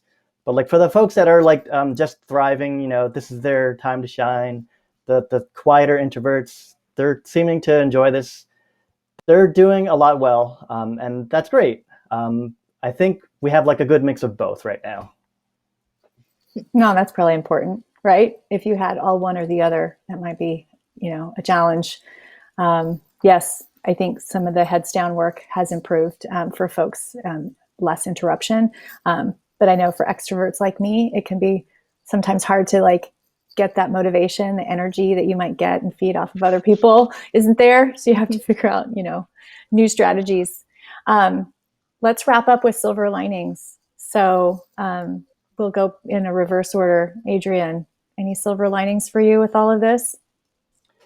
Yeah, so as a person that just would work from home just as needed, and now I'm working from home full time, I think that we should be more thoughtful when we're, on calls with remote folks So for instance, I never realized how much noise gets picked up when people's mics aren't muted until like I heard like somebody typing with like a mechanical keyboard, and it was like really loud, and we had to like pause during a meeting saying, "I'm sorry, could you mute for a second?" While someone was presenting. So being more remote friendly, remote first maybe, would be very helpful going forward. Yeah, we're all gaining so much empathy right now, right? In so many dimensions. Ale, how about you? Any silver linings? I mean, I think even if we don't go to like fully remote, our processes are gonna be so much stronger now that we have better communication process, better, documented processes that people can read. They don't need to tap someone on the shoulder to like get them. I would say at a like personal leadership level, I didn't realize how much I rely on like physical cues to understand how someone felt until now, and now I don't have that. So now a lot of my time is spending, okay, how can I understand how my team is feeling without me being able to see the physical cues, which I think is going to help my communication skills as well. Yeah, and then you might learn there's even more hiding behind, like some people aren't as emotive and you might not have been hearing them. And so maybe this is a way to hear from everyone equally or something like that. Yeah. That's a great point. Chris, how about you? Yeah, I think I would echo what people are saying about having this opportunity to kind of pressure test some of the standards that we may have put in place but may not have leaned into so heavily. I think this shows there's a chance for sort of communication overload in this environment. So having structured communication really helpful. So we're seeing things like ADRs be a great mechanism for us to have those conversations in a structured way about critical decisions that we might be making on the technical side. And then I think just the renewed emphasis on this idea of people first that you've been bringing up throughout this conversation, I think is another silver lining. Just remembering that the work we do is only possible because of the people we do it with. So really emphasizing that and leaning into it. What a perfect ending to our session today.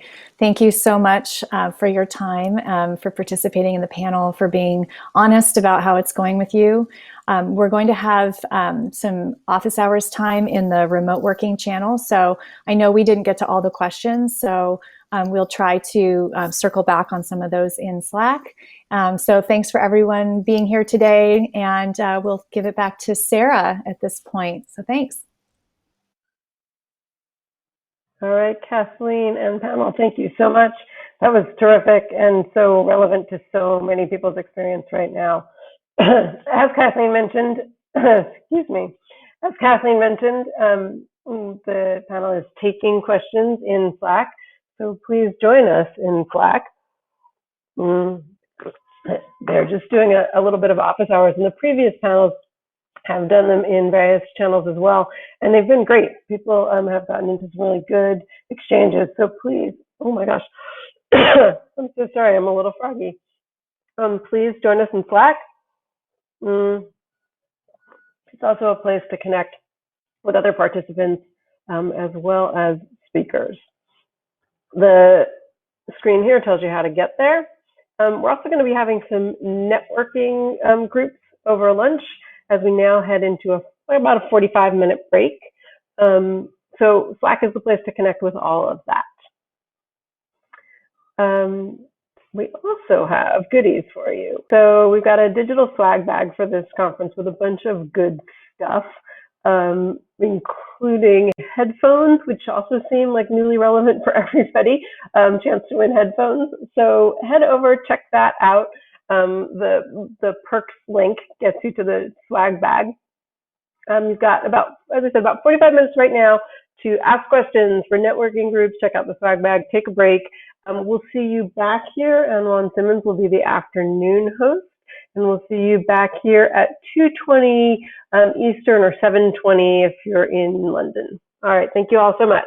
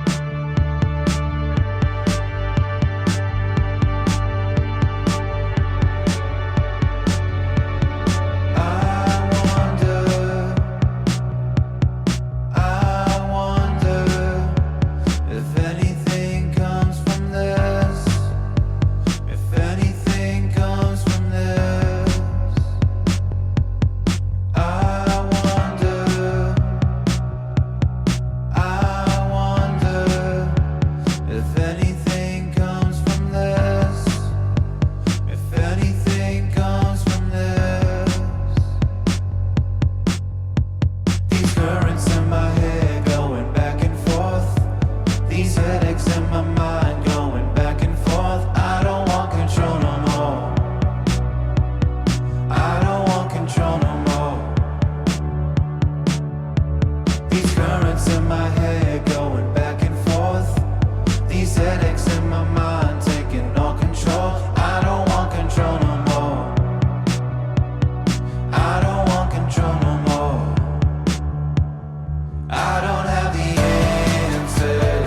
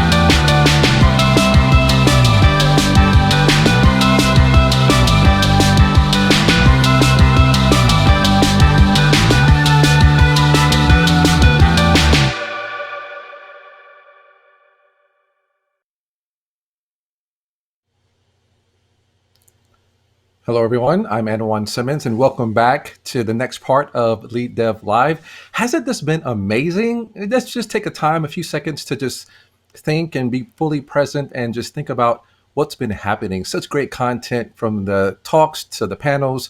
I really hope that you've been enjoying this as much as me.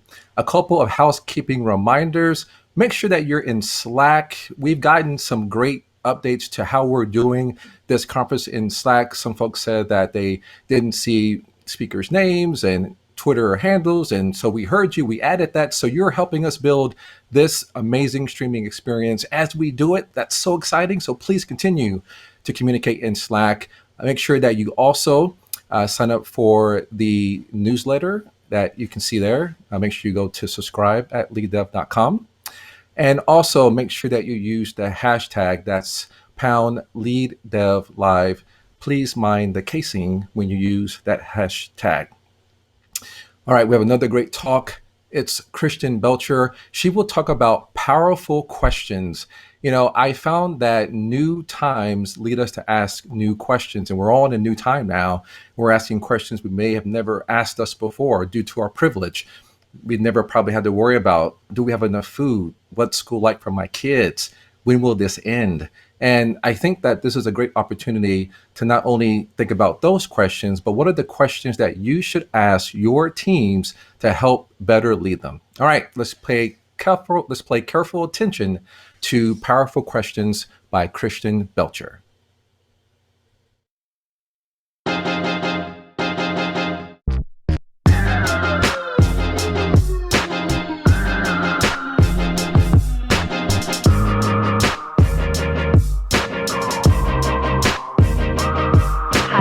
I'm Kristen Belcher, and welcome to my talk on powerful questions. As leaders in technology, we're problem solvers. We're used to having all the right answers, solving business problems. But how do we take our stance from having all the right answers to asking all the right questions? It's a good question. We'll talk about that more. First, a little bit about myself. I'm a senior agile coach at a company called Vertifor. We're a US-based software company providing solutions to the insurance industry. And my journey in technology started about 14 years ago when I was a developer. And over the last 10 years, I've been coaching teams and leaders and my organization as a Scrum Master, a team lead, release train engineer, and now an Agile coach. As you can see in my family photo, I'm a mom of 4. I have 2 toddlers and 2 teenagers. But toddlers and teenagers is another talk for another day. You can also find me at Healthy Agile on Twitter. And like many of you, I am suddenly remote. I've done this work from home thing a time or two before, and I've worked from home quite a bit early mornings for me to have some overlap time with teams I work with in India. But over the last few weeks, everyone's been remote, and it's been definitely a different experience. So I have a question for you. What has surprised you most about everyone being remote these past few weeks? Or maybe put another way, what have you missed the most during social distancing? It really makes me wonder, what are your answers? Do you wonder what my answers are? Being in this state of wonder, this genuine inquiry and curiosity, this can help us ask really good questions. And it can really help us look at the world through different perspectives. We're not seeking, a specific answer or having ulterior motives in asking questions like these. We're looking for honesty. And we're really seeking to understand people more than we need to be understood. That's what asking powerful questions and really listening is all about. A lot of times we tend to get locked in to our closed-ended questions. Those questions that have definite answers, yes or no, maybe multiple choice. These things are great for status reports, cross-examinations in courtrooms, maybe asking interview questions to determine if someone has requisite knowledge. They really direct the conversation. And that can be okay, but it can also really stifle your conversation. Asking closed-ended questions can take things in the wrong direction sometimes, and it doesn't really invite conversation or collaboration, So it can really kind of keep you in the dark. If you contrast that with open-ended questions, these are the wide open spaces of asking questions, the big blue skies. They invite storytelling. They provide options to the person answering the question for clarification, for elaboration. They're really exploratory. Open-ended questions are great in learning situations and in mentoring. They might not always get you a specific answer. They may never get you a concrete answer. But open-ended questions can really take the conversation in unexpected directions. Now, that can be frustrating. It can look like you're totally off on a tangent. But the person answering the question, taking you on this journey with them, that can really take you to places you never expected. And that's what's really, really powerful. Powerful questions are truly open. There's not a right answer to a powerful question. They invite people to introspect, to really think, to unlock their creativity and their insights, to discover new things. You can really unlock what's in someone's mind with a powerful question, and then they can share that with the world. So what are the characteristics of these powerful questions? Well, first of all, we want to keep it simple. The KISS principle, keep it simple. You want to ask a very simple question. And it'll be simple to ask, but maybe not as simple to answer. And that's what we want. We want to get people thinking. We want to get the gears in their head turning. We want to know their thoughts, their feelings, their opinions. And if you're asking that from a genuine stance of curiosity, you really want to know what someone else thinks, that absolutely invites collaboration, which is huge, especially right now. It is imperative that we are intentional in our collaboration right now, because we can't just have accidental collaboration when we're not sitting next to each other in an office. Also, powerful questions help you embrace your imagination. So many companies, so many teams, so many people just like you have been really creative and imaginative lately with their work situations. For instance, my laptop is sitting here on top of a cereal box because that's what works. And so lots of companies are really trying to unlock imagination and creativity right now so that we can get through the situation working from home. Lastly, powerful questions really enable people to grow. They unleash potential, and they really lift people up to their potential and finding their higher selves. Simply put, powerful questions are empowering. And these questions, when you ask them from that stance of curiosity, they can really empower and inspire your teams to achieve greatness. So which questions are more powerful than others? What do they look like?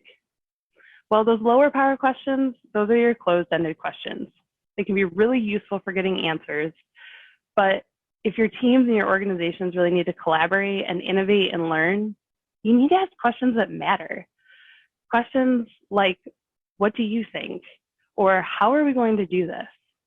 Those higher powered questions can really help you achieve more collaboration and better results across the board. Now, asking high-powered questions can also put people on the defensive sometimes.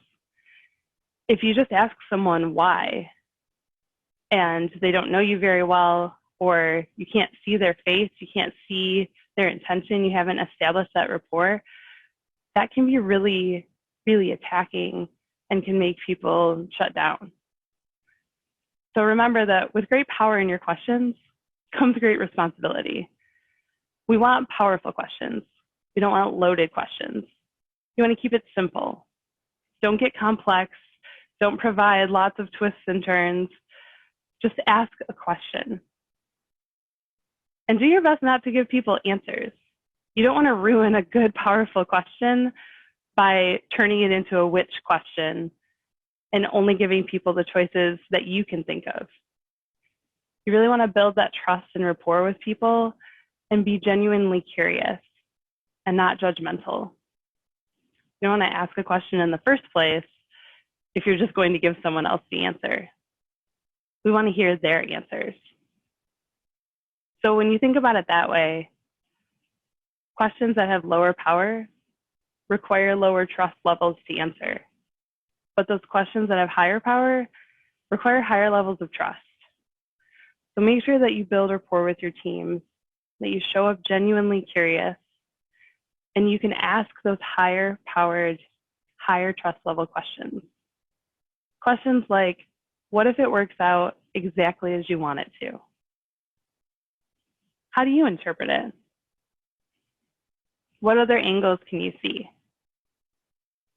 If you don't feel like you can ask the why question, maybe try and rephrase it as a what question or a how question so that you can prove that you're showing up curious and that you're really genuinely interested what someone else has to say.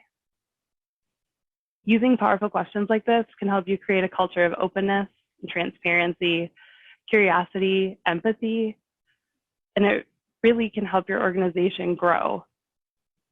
Doing that leads to greater success for you, for your teams, for your peers, and for your organization. So big thanks to everyone who helped me with this talk. And here's a list of my sources. I can also provide the links in Slack. Have a great day.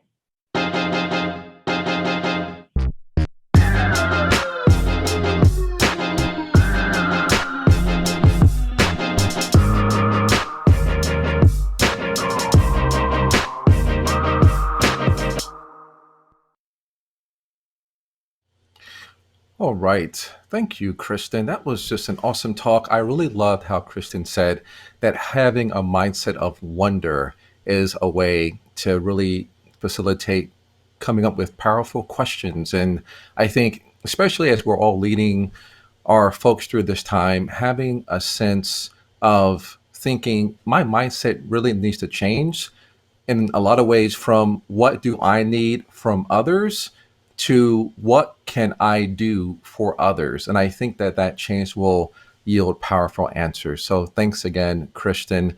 I would love to talk more about this with her. And actually, I could, and you can as well.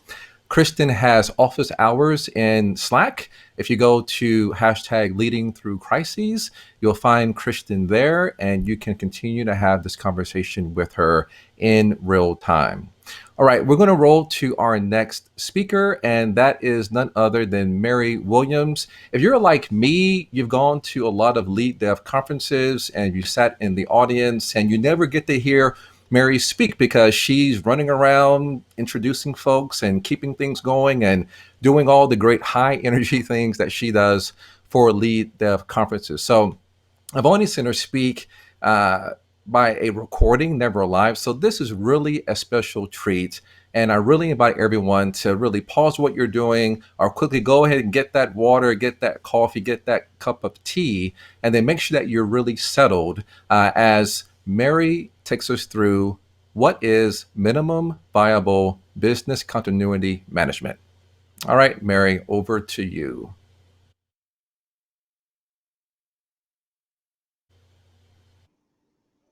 Thanks very much, Anwan. Yeah, this is my first time ever speaking at a LeadDev, so I'm very, very excited. Thanks for that lovely intro. This title is a bit of a mouthful, so I think the real title of this talk is on the next slide, which is basically how I learned to stop worrying and love business continuity management.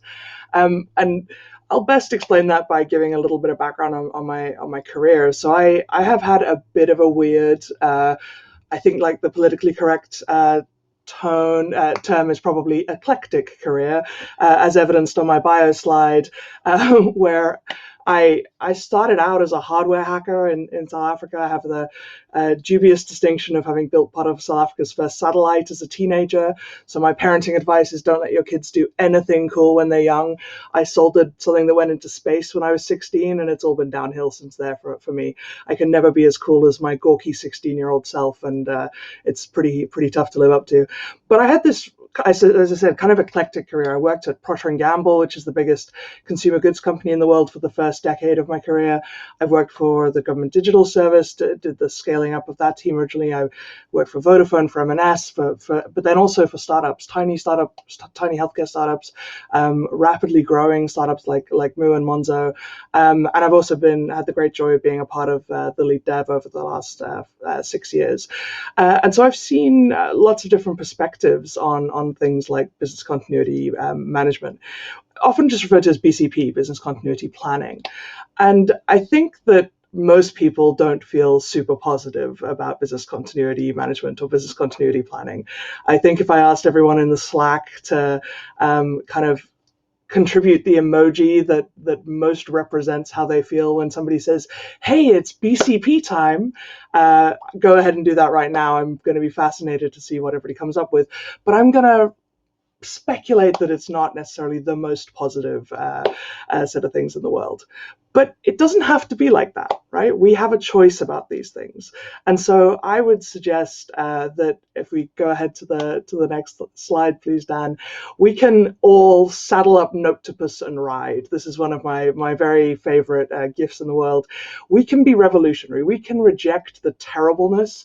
We can make business continuity something that genuinely helps us to treat our customers right, our users right, and to treat our employees better. When we put people at the heart of what we do, including business continuity planning or business continuity management, then things can be better. And so I'm going to share with you today 7 key practices that I've always been grateful to have invested in when I've worked on this kind of thing. And I'm the kind of CTO that I think it's a feature rather than a bug, but I can't leave a fire burning over in the corner. I can't ignore a major incident. I can't leave my team unassisted if something really critical is going on. And so I do tend to care about operations and operability and these kind of things. So I've had a lot of experience in a load of different organizations in doing this well. And so here are 7 key things that I think are worth doing. And a lot of us are going to react to this COVID-19 situation. Some of us may overreact to it. Some of us are going to worry about it a lot. And so these are probably the key things that are worth doing. The minimum thing to do is basic risk assessments. We've all seen these grids. We've all filled in spreadsheets. But I think the revolutionary thing here is maybe assume that it could really be useful. Don't assume it's just something that you're being forced to do. I know, right? Let's pretend that it could be amazing. This is just really basic stuff. Think about the things that can go wrong, how severe they could be, how high impact they could be, and then the relative likelihood. Focus on the bread and butter, the things that are that when you multiply impact by severity, it means it's worth caring about. Those are the things that are really quite likely to be happening or important to mitigate against. And you should have ready to go plans for those kinds of issues, and everybody kind of well trained on what to do when something like that goes wrong. The way you level this up, the thing you do is what I call Dr. Pepper sessions. I don't know if this is universal, but there's essentially a slogan of an advertising campaign in the UK, which was Dr. Pepper, what's the worst that could happen? And so these are the real name for these things is scenario workshop or vector analysis workshops. But essentially you go into a room with everybody who knows about how your business works and you go, what's the worst that could happen? What could go wrong? How long could we cope if this critical system or that critical system went down? How long could we cope if the office was completely inaccessible? Imagine it gets destroyed.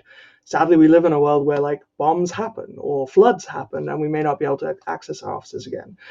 How long could we cope if key people were unavailable? One of my Dr. Pepper sessions in the last couple of years, a legit suggestion from the broader team was we should kidnap the executive team into a van for a day and just drive them around London without their phones and see what breaks, which I'm not sure how much of that was a real suggestion versus taunting us, but I, for one, was looking forward to it happening. This is the time to think about extremes. Think about both extreme single events, but also the things that could go wrong or that in combination could lead to really bad things happening. I'm sure I'm not the only person who's had a critical incident and then had Slack go down, which was the main way that people were collaborating on the incident. Being able to quickly switch into your alternate mechanism for collaboration is really, really important. Internet going down the same time as the water gets switched off is actually surprisingly common. Think about all that, like losing all major utilities at the same time. Think about the fact that you may not know which of the cloud vendors your various tools that you rely upon, and therefore how do you make sure that you're ready for cascading failures, even of tools that other people provide to you. The next thing to think about is think about the extreme cases. I know that we haven't had a COVID-19 style crisis in our lifetime, but we have had a volcano in Iceland erupt in a way that meant that international travel wasn't possible for a whole bunch of time. I've had a major downtime in multiple different roles because something broke an important fiber optic cable. One time it was treated as a terrorist incident because it was a site I was responsible for in Brussels, where EU headquarters are. And so when the fiber optic to the entire city was cut by an idiot with a digger, they treated it like a terrorist incident because that was stopping the EU from functioning. These major incidents are not always able to be predicted in the specific, but they are possible to think about. Like, what if you had another situation where people had to be stuck at home for a really long time? What if you had a major issue that meant that it was not safe to travel on public transport for a long time? Those are the kinds of scenarios worth exploring in your Dr. Pepper sessions. The next thing to consider is, once you've identified the things that you worry about, what is your testing approach? And so having a robust testing approach really, really matters. In the ideal, you want to actually see how you react to things going wrong. One kind of pro tip here is treat any incident that's successfully dealt with, successfully handled, as a live test. You only need to do a drill if that live test, the incident showed you that you weren't actually able to recover. But then you can wrap a whole bunch of your business continuity planning and management into your regular incident management approach. For anything else that you can, trigger the risk, make it become real, behave it as if it is real, obviously with the right safety and the right guardrails in place, but make it a habit to practice so that when things really go wrong, people are cool under pressure. We've all read about Netflix's Chaos Monkey approach. Think that, but also for people, also for process. How do you test all the non-technical components in your systems as well? And there are some things that you may just not want to do for real, like rotating out all of your security keys for your cloud vendors, or anything really major. Somebody's passport gets destroyed is something that probably should be on some plan somewhere if it would be necessary to recover something. But you don't want to actually shred the CEO's passport every 6 months just to prove that we can get him another one or that the deputy works. Sometimes those you would do as a tabletop tester as a walkthrough. And so if we skip ahead to the next slide, think about your incident response as being able to broaden out and think about the broader set of things that can go wrong than just technology. Take everything that you do in incident management for tech and make it usable and useful in the broader set of things that can happen in your organization. If we go ahead, the third thing is design and redesign for resilience. Nothing makes me happier than getting to do a 6-month or a 3-month review of our testing plan for business continuity and be like, great, we don't have to test these 3 things anymore because we've literally designed away the flaw that was a problem. We've re-architected it, so now we load balance automatically between multiple suppliers. And so if one of them goes down, the system would automatically cope with that happening. How do you plan for safety nets? How do you get observability for non-technical components? That's not just a terrible euphemism for people. I mean process, I mean all these other things as well, your buildings, your physical infrastructure. Make sure you have the right deputies, make sure you have the right controls. And one genuinely good thing is to celebrate the same way we can celebrate decommissioning old code. Right? I used to do donuts for decom at a previous organization. celebrate when you get to take tests off the business continuity testing plan, because it means that you've made things more resilient. You've made it so that you don't need to test the kind of emergency plan, because you've made that thing going wrong no longer an emergency. Plugging away at that redesign and re-architecting work is super, super valuable. And remember that there's a key thing. People worry that having internal controls is going to make employees not feel trusted. But like, frankly, none of us are going to get in the plane with that cat, right? There's two approaches to internal controls. Broadly, they're equivalent to make it impossible to do the bad thing, which is a bit like locking everybody up in case somebody commits a crime, or make the bad thing possible, but know you'll detect it, that you'll always be able to know that it went wrong, and that the person who did the wrong thing can't claim they didn't know it was a bad thing or a wrong thing. And so remember that those kind of controls, that kind of checks and balances, trust and verify, those protect employees as much as they protect organizations, probably more than they protect organizations, if we're really honest. If we go to the next slide, super, super simple, but really important. Have a way to text everybody. Trust me, you want to have this. Test it regularly. Make sure that you have a backup plan for what you do if your key collaboration tools are also down when you're in the midst of trying to deal with something major going wrong. When the Icelandic volcano happened, our travel booking system at the place I worked at the time went down. That was not good. Nobody had a backup for how we were going to book travel if that was down, and it was very, very painful for a while. Would you even know if PagerDuty went down? PagerDuty is the thing that tells you that things are down. So how do you know when it goes down? What do you do about it?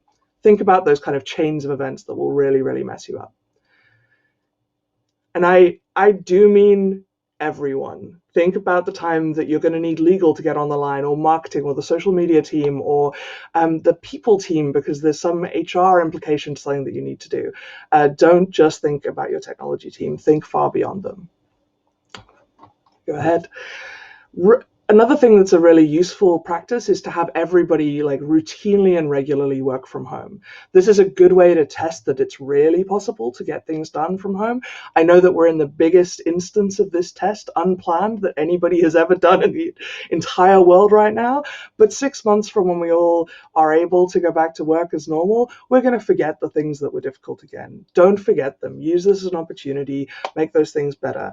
Remember to mix it up. You don't want to miss critical time-specific processes and whether they're completely possible, like month-end, year-end, bank holidays, shift changeovers, maintenance windows. You want to make sure that truly everything is possible.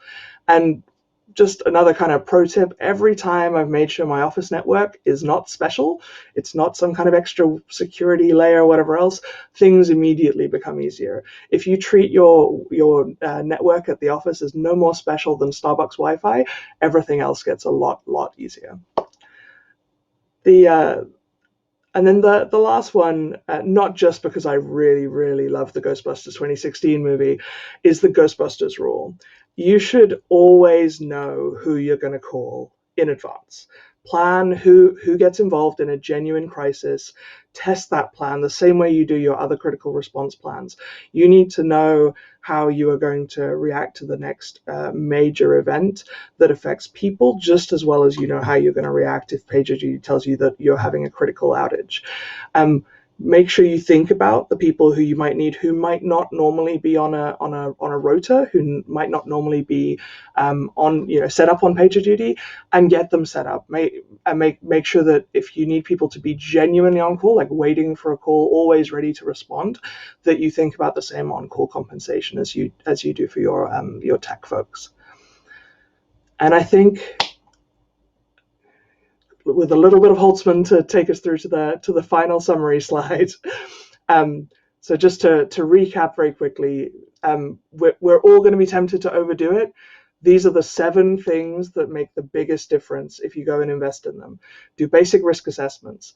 Do Dr. Pepper sessions. What's the worst that could happen? What are the severe, unlikely, but so impactful that you should have a plan for them anyway things? Have a robust testing approach, but take the advantage, take the win. Treat any successfully dealt with incident as a live test. Do drills for everything possible that you can. Resort to tabletops just when you have to do walkthroughs for things that are super sensitive. Redesign and re-architect for resilience. Make a big deal about being able to remove things from your testing plan. Have a way to text everyone, routinely test working from home for everybody at all different times of the month and year, and never forget the Ghostbusters rule. You got to know who you're going to call. And on that note, I'm going to encourage you all to be a little more enthusiastic about business continuity management in future, because trust me, I've never felt so happy as in this current situation, seeing some of the teams that I helped with this in the past actually cope pretty well with it, and things be pretty smooth. It can be super rewarding at a really tough time. I'm going to be doing Q&A in the LeadDev Slack in the Leading Through Crises channel, and I will hand back over to Anwan to hand over to the next talk. Thank you, Mary. That was fantastic. Only a true geek manager would begin a list of 7 things with the number 0. So I'm going to steal that. I'm going to get my geek cred up by starting my indexes that way. All right. Mary mentioned that you can find her in the Leading Through Crises channel in Slack. I advise everyone to take advantage of time with Mary. Our next talk is Uraima Estevez, who is a senior software engineer at the New York Times. And she's going to be helping us understand all the things that we should consider when building accessible websites. So without further ado, let's roll to Uraima.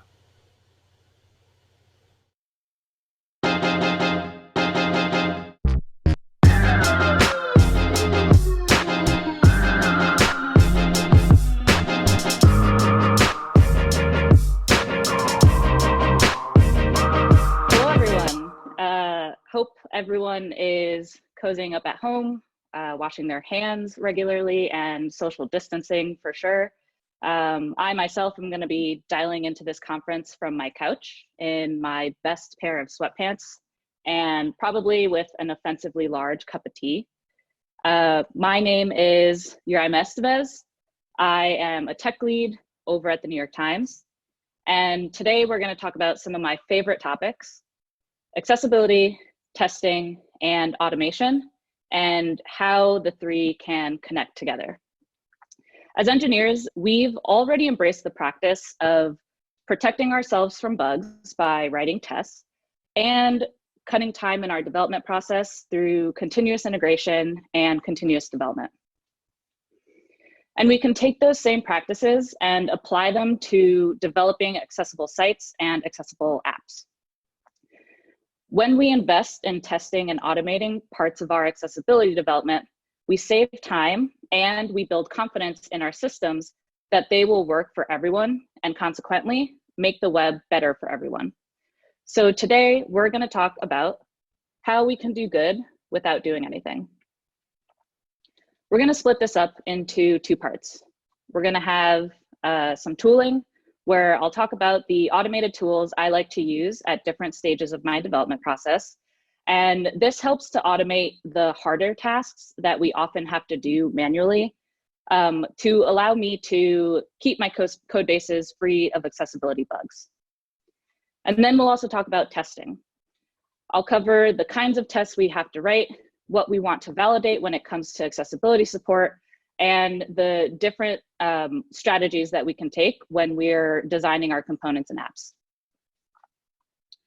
So quick disclaimer, I primarily work in JavaScript and specifically in React on the front end. So a lot of my examples are probably going to be in React, but almost everything in this talk is agnostic of language, framework, and library. The implementation details will definitely be specific to your code bases, but you can use the types of tools and the strategies in this talk to help guide those decisions on how you can make a path forward for yourselves. So let's kick it off with some tools. The first one I want to share is called JSX Accessibility. And this one is probably the lowest lift, lowest effort for most people because it's an ESLint plugin, and a lot of folks already use linters in their development process. It's going to help us catch some common accessibility mistakes in our code while we're writing that code.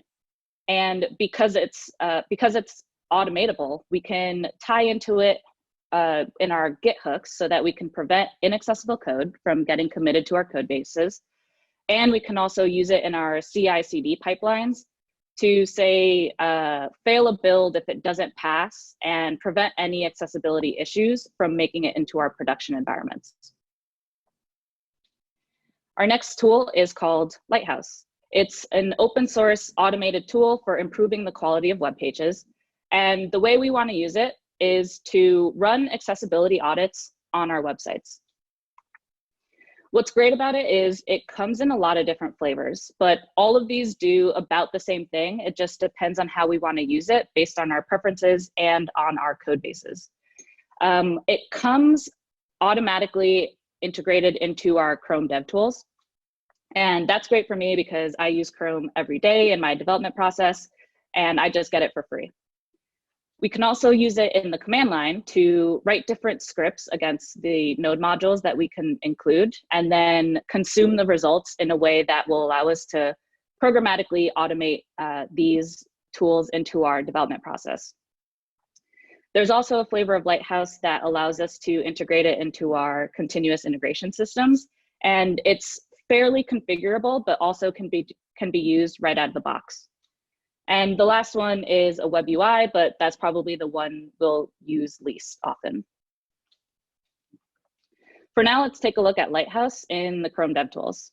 If we open up the DevTools, head over to the Audits tab, we're going to see a list of different audits that we can run and a couple of different options that we can set depending on our preferences. I happen to be an organizer of a meetup called Use React NYC, so I'm going to be using our website for the next demonstration. We can choose to run the accessibility audit, and then Lighthouse is going to give us a score out of 100. And this is going to let us know how accessible our website is by checking if we're adhering to accessibility standards and best practices.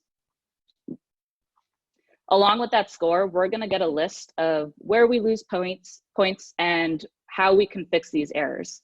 So I generally like to run Lighthouse in the DevTools when I want to get a sense of a site's baseline accessibility score, or even as I'm making changes to my code to make sure that I'm not unintentionally degrading my accessibility support. Another perk of Lighthouse is that it gives us the option to run other audits, not just for accessibility. We can also run audits against our performance, best practices, SEO, and progressive web apps.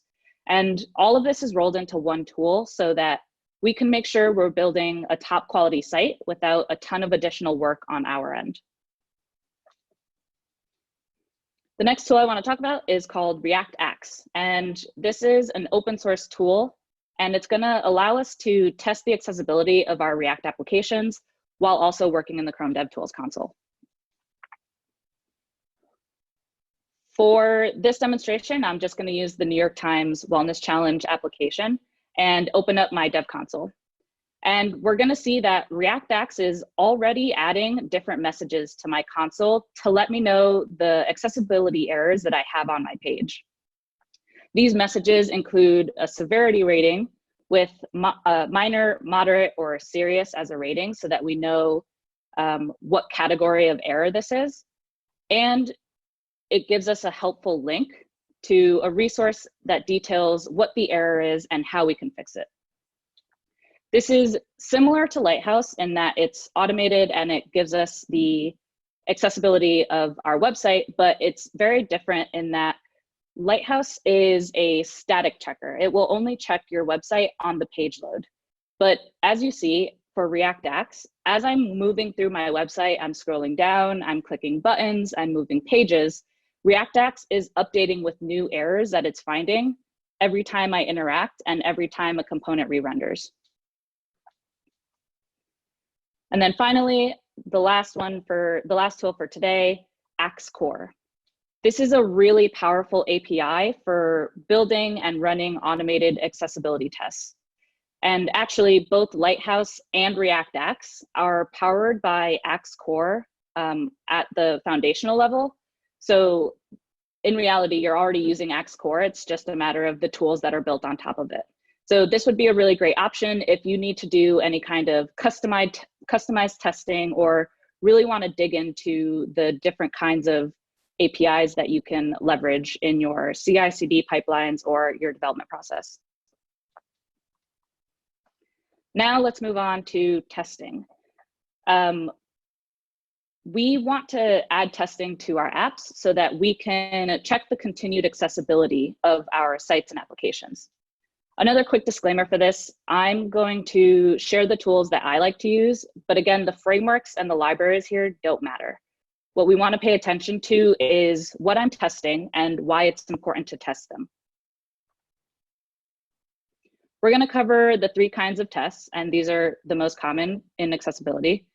We want to test we want to make sure we're including unit tests, integration tests, and end-to-end tests. And we'll start off by talking about unit tests. We're going to be testing the individual standalone components so that we can validate our components' APIs and behavior. And generally, we want to be testing things like the ARIA attributes and whether or not they're present and what values they have in our components. And if our component supports keyboard navigation, usually by validating certain focus states. Personally, I like to use Jest and React testing library, but again, use whatever works for you. We're really just focusing on the strategies of how we want to write this test and what we want to focus on. Let's start off with a really simple component. Here I have my accessible button, and I'm going to pass in a prop called accessible label. And I want to make sure that I'm conditionally rendering my ARIA-label attribute based on whether or not the accessible label prop is present.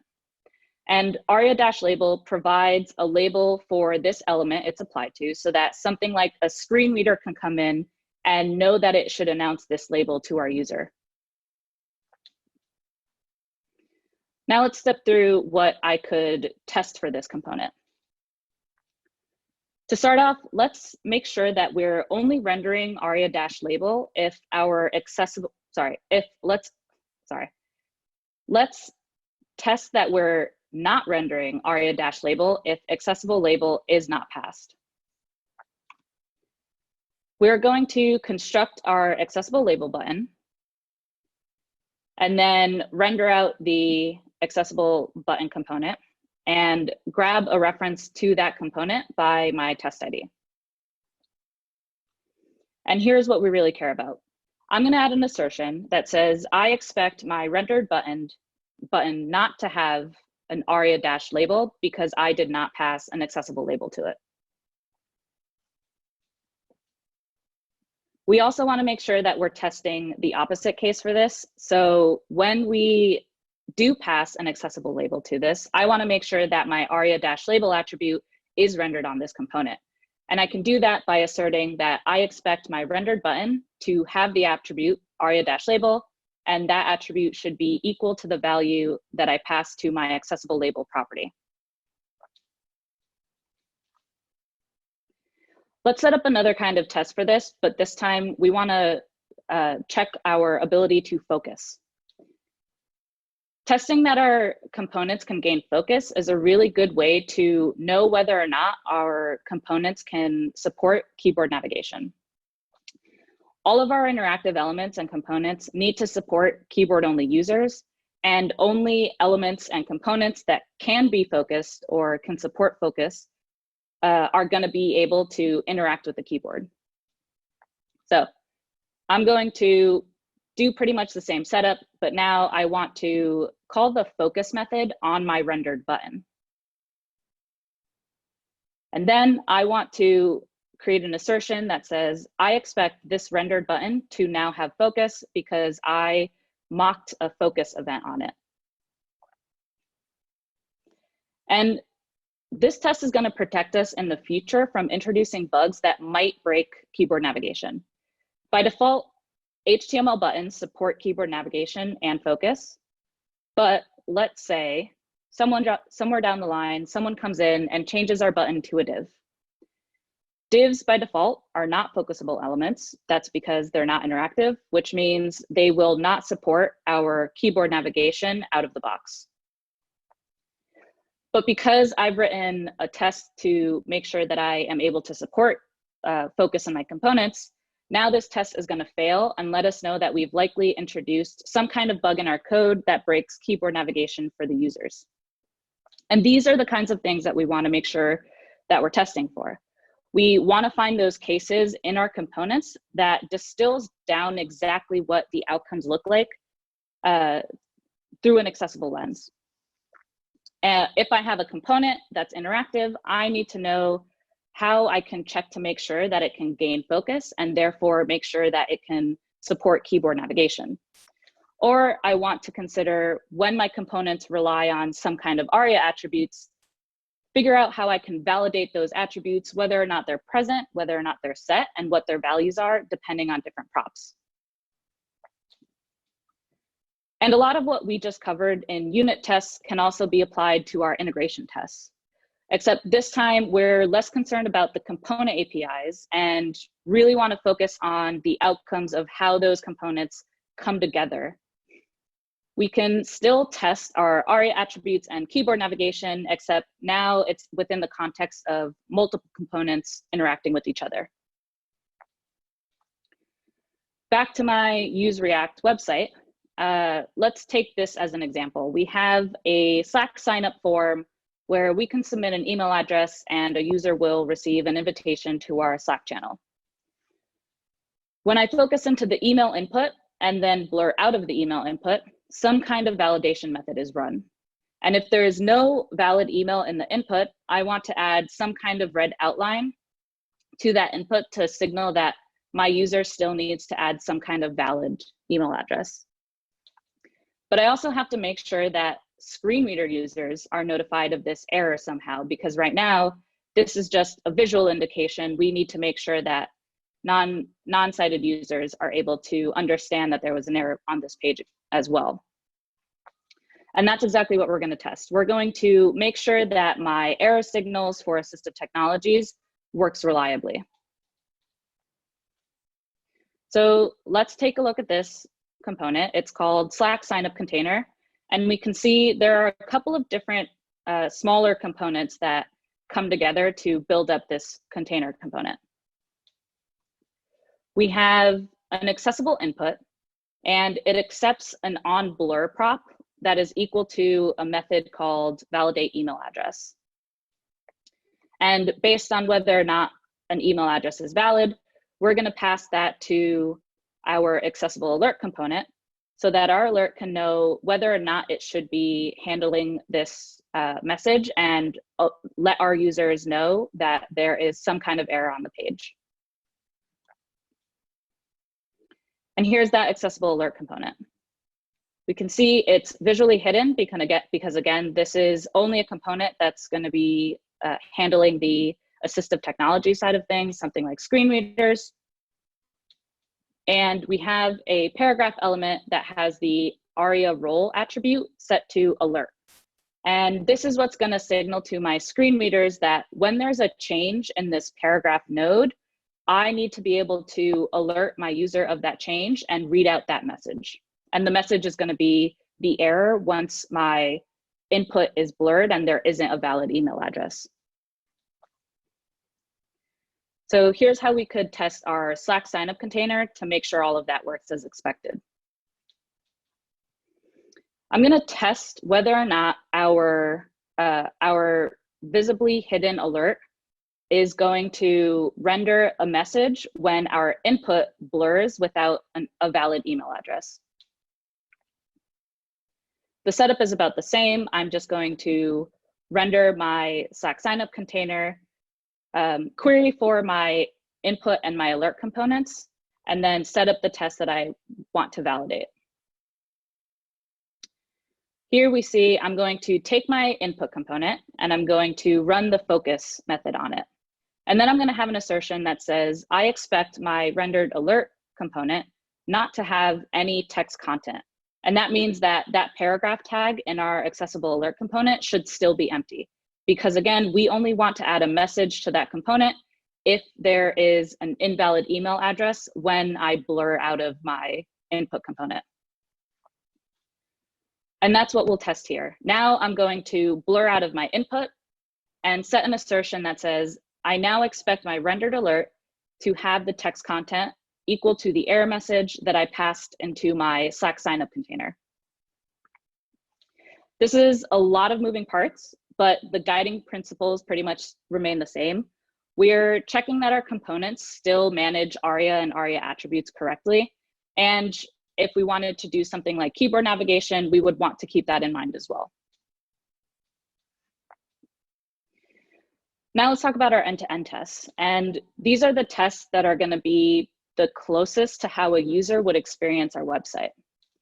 We can use these tests to evaluate pretty much the same things as our user and integration tests, but now we're going to do it within the context of fully fleshed out user flows, pages, or entire applications. And I'm going to use Cypress.io for my end-to-end testing. I like it because it's great for browser-driven testing and it has really good accessibility support. But again, you can use whatever tool speaks to you and works for you. One thing to note if you are using Cypress is there is a plugin called Cypress Axe. It's also powered by the Axe Core API. And similar to Lighthouse and React Axe, it checks for accessibility errors and lets you know where you can improve. But now it does it inside your testing suites. So you can keep all of the same validation in the same place, and it allows you to easily integrate into your CI/CD pipeline. So let's see how we can write a very simple end-to-end test using the Use React NYC website again. On this website, we have a section where we show all the images of the organizers. And in order for this section to be accessible, I need all of my images to have the alt text attribute set. And this is for screen reader support so that our screen reader can announce to the user what this is an image of. So we're going to check to make sure that my page renders in the browser and all of our organizers have the alt text set. We're going to use Cypress to query for all of the organizer images. And then we're going to map through those images that we get back and set all of our and get all of our alternative text attributes and place them into an alt values const. And then here's where my assertion comes in. I want to make sure that all of my alt values are equal to the length of organizers that I queried for. And this is going to make sure that I have non-empty alternative text values equal to the amount of images that I have. Now, for the sake of time, this is a really oversimplified test, but what's important here is getting to the root of how a user would flow through our website and translating that into a test. So for a screen reader user, that would mean I have 5 image elements and I need to know I need to know all 5 of these, I need to know what all 5 of these image elements are. And I can do that programmatically by checking what the alternative text values are.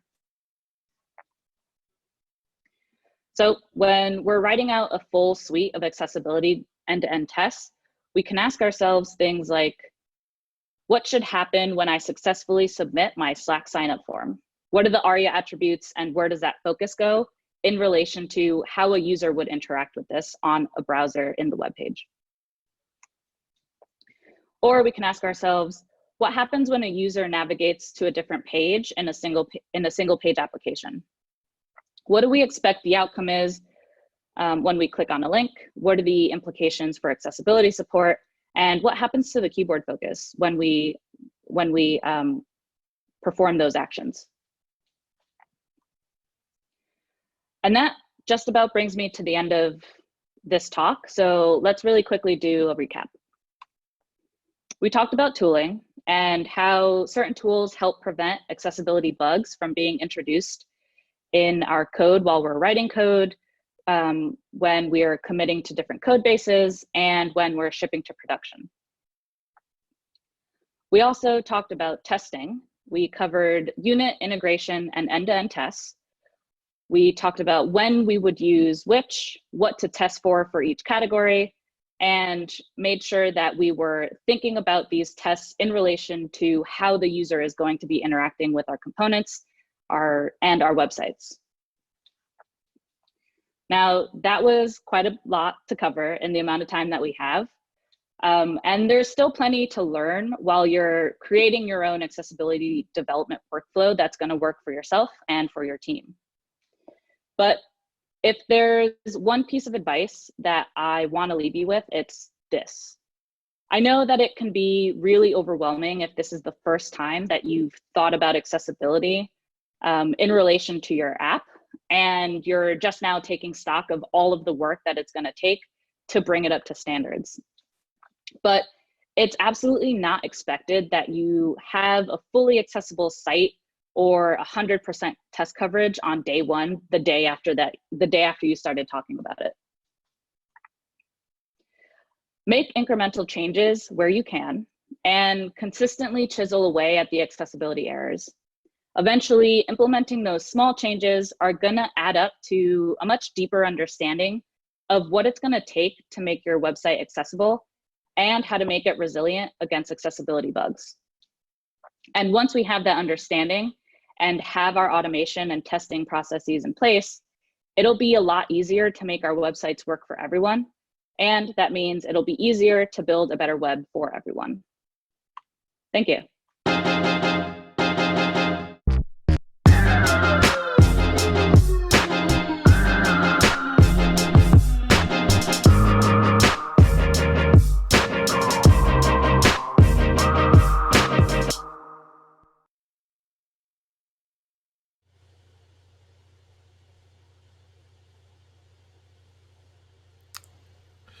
Uraima, thank you for that talk. That was brilliant. And I do want to add that Uraima was one of our backup speakers who was initially on the backup list for LeadDev New York.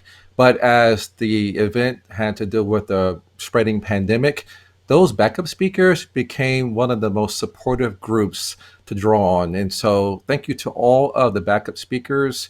And Uraima, thank you so much for presenting this talk.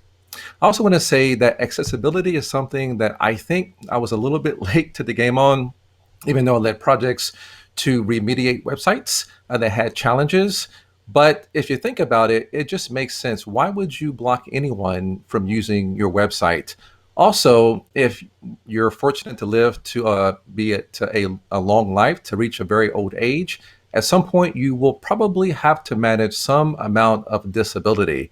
So why not invest right now in that future version of yourself and make the web more accessible for everyone right now if you don't have any other motivations? All right. I love the conversations with Uraima and Mary. You can also continue to have these conversations leading through crises for Mary and accessible design for Uraima. And please go meet these wonderful speakers and continue those conversations. Also, you may be having a little bit more time on your hand these days than usual. So there is a Medium channel for the LeadDev, and you really need to check out the Day in the Life blog series. It features amazing stories of what it's like to work at our industry partners. That's Twitter, PepsiCo, Target, and Work & Co. So head over there and check out those stories, and why not bring them into the great discussions that we're having in our Slack channels.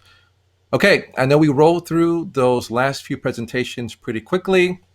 After a break, we're going to have a panel on avoiding the pitfalls of rebuilding software. So come back in about 20 minutes and we will roll into the panel.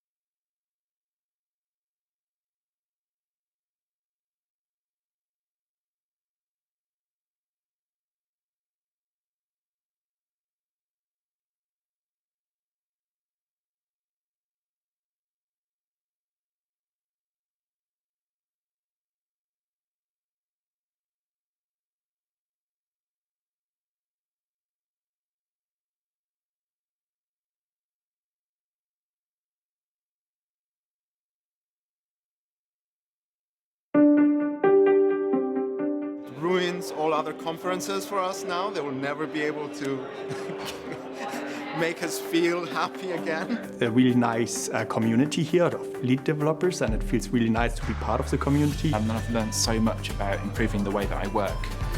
It's fantastic. Great talks and great people to connect with. As a conference is really important because it's one of the few conferences that really bring together all of these insights about engineering management into focus. Even if you are a leader, you need a community.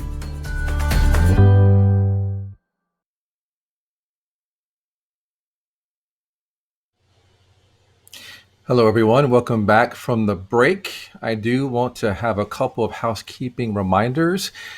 Have you ever been to a conference? And if you're a frequent conference goer like I am, then you look for the hallway track, which is those spontaneous meetings going from session to session and having conversations about something that you just heard, or maybe something happening in your company that may not have been exactly covered by a talk. Well, we've replicated that in Slack, and there is an amazing conversation happening in Slack. So you got to get into the LeadDev Slack channel. There's a bit.ly link on your screen. Also, please subscribe to the newsletter to get a rolling number of great emails coming your way with more information about future LeadDev events. And of course, if you're the kind of person that uses Twitter and who doesn't, please make sure that you are using the hashtag LeadDevLive as you share all the amazing things that are happening right now in this LeadDev Live experience. All right, we have another panel. It's on avoiding the pitfalls of rebuilding software.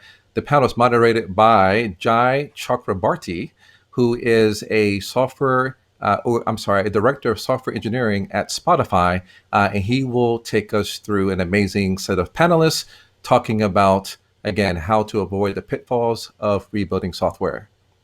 Jai? Thank you. And so great to be here with you all virtually and with Brian, Dan, and Erica. So we're going to be talking about the subject of the pitfalls of rebuilding software. But before we get too deep into that, I want to just go around the room and hear a little bit more about everyone and their role, what they're currently doing, and also something that they've had on loop recently. Since I'm a Spotifyer, I have to ask a little bit about music. And I'll just go first. So as you all heard, I'm at Spotify, where I'm a director of engineering. I lead the core infrastructure team. And something that I've had on loop recently is Nina Simone. I find her voice and her music just very consoling during this time that we're living through. So yeah, and I'd love to hear from Dan. Where are you coming from, Dan? And tell us a little bit about your role right now. Yeah, thanks, Jai. So I'm I live in the state of Oklahoma, just kind of a random place for tech. There's not a whole lot of tech here, but I work for Big Nerd Ranch, so I'm able to work remote pretty much 100% of the time. I'm one of the iOS team leads here, and yeah, have really worked across a vast number of industries as far as tech is concerned, and mostly from the consulting perspective. That's where I've spent most of my time. And let's see, music on loop. I listen to a lot from a band called Hammock. They're a two-piece out of Nashville. It's Mark Bird and Andrew Thompson. It's just something I can play quietly in the background. It's real calming for me. So that works well.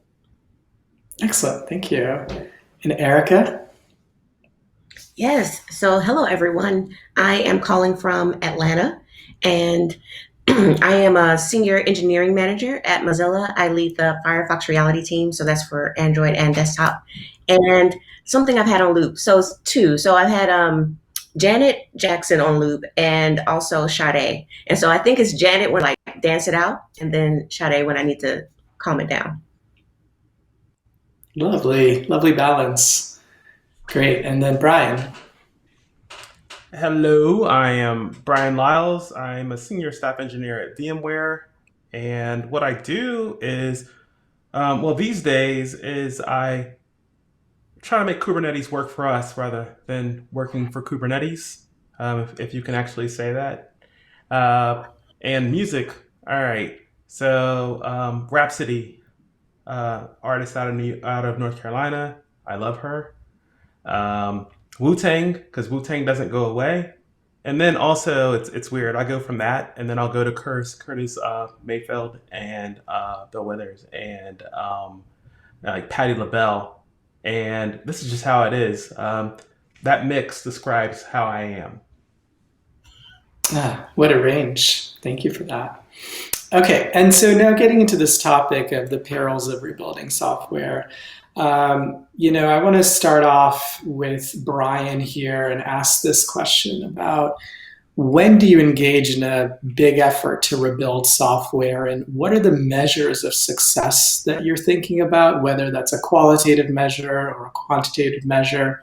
So when you're thinking about this question, what are the things you're looking for that tell you that you're going to end up with a successful rebuild at the end of the day? Oh, wow. This is a trick question. My first piece of advice is that rebuilding software, it never works because software is, if it's beyond a hello world, it's too complex for us to actually get it all right. So before that, I like to split up our software, whether it's a monolith or a microservice, and understand the interactions between the parts of the system and the external parts, and do things like getting SLAs, so service level agreements of how it should work, and then going on the other side and figuring out how we're going to measure that. So before we start, we need to measure to make sure that we know what we're actually replacing. So having those service level objectives or service level agreements in place and being pretty intentional before you set out. Curious to hear from you, Erica, if you have a different set of standards of success around this, or whether that resonates with you as well. A lot of that resonated. You definitely want to understand all the different ways that these things are connected and what they can affect. You always want to know that before you start any kind of project to rebuild anything. But in a lot of cases, you're rebuilding something that customers are already using. So one of the things that is usually a big metric is how quickly can we get to parity with what we already had with existing kind of user experience. And so that is also something that we look at. What does that timeline look like? What does the experience look like in the meantime? Is there a way to do this kind of piecemeal, or is this going to have to be something that we just completely build from scratch? And how does that affect our customers, our users, or how we kind of guide our metrics in a lot of cases? Okay, great. So something that I'm also thinking about is this question of a partial versus a full rebuild of software. And when you decide to effectively make incremental improvements or patch software that is running versus deciding to go all in and really do a big effort around a rebuild. So I'm curious, Dan, about this question of when to keep things going via patching versus when to take a bigger step back. So in your experience, what have been some guiding policies in that regard? Sure. Yeah. So again, I come from at this from mostly on the client services perspective, and so we do have we see this a lot where people come to us and say, "Hey, we actually want you to rebuild something," as opposed to patching and that sort of thing. But there are a couple of things that I really key in on, and that those things are, as we implement new features, do we see ourselves having to touch more of the code base than we had intended, right? That's a good indicator that, hey, it might be time to stop patching this thing and think about this from a holistic perspective and how we might rebuild this in a better way, in a more a way that more suits our needs now. The other one that's a big one for me is, do we see the bug count declining? Are we treading water, or are we drowning? Right. So if we're, if the bug count's actually declining, I think it's a good indicator that we have a good system in place that currently suits our needs. If we're treading water, we're probably fine as well. But if we find ourselves actually drowning in bugs and they just keep going up and we can't do anything about that bug count and getting it lower, might be a good time to start thinking about rebuilding. Okay, cool. So we have some additional metrics now with the bug count added to the service level objectives that perhaps are going to be useful touchstones for us to keep track of as we go along.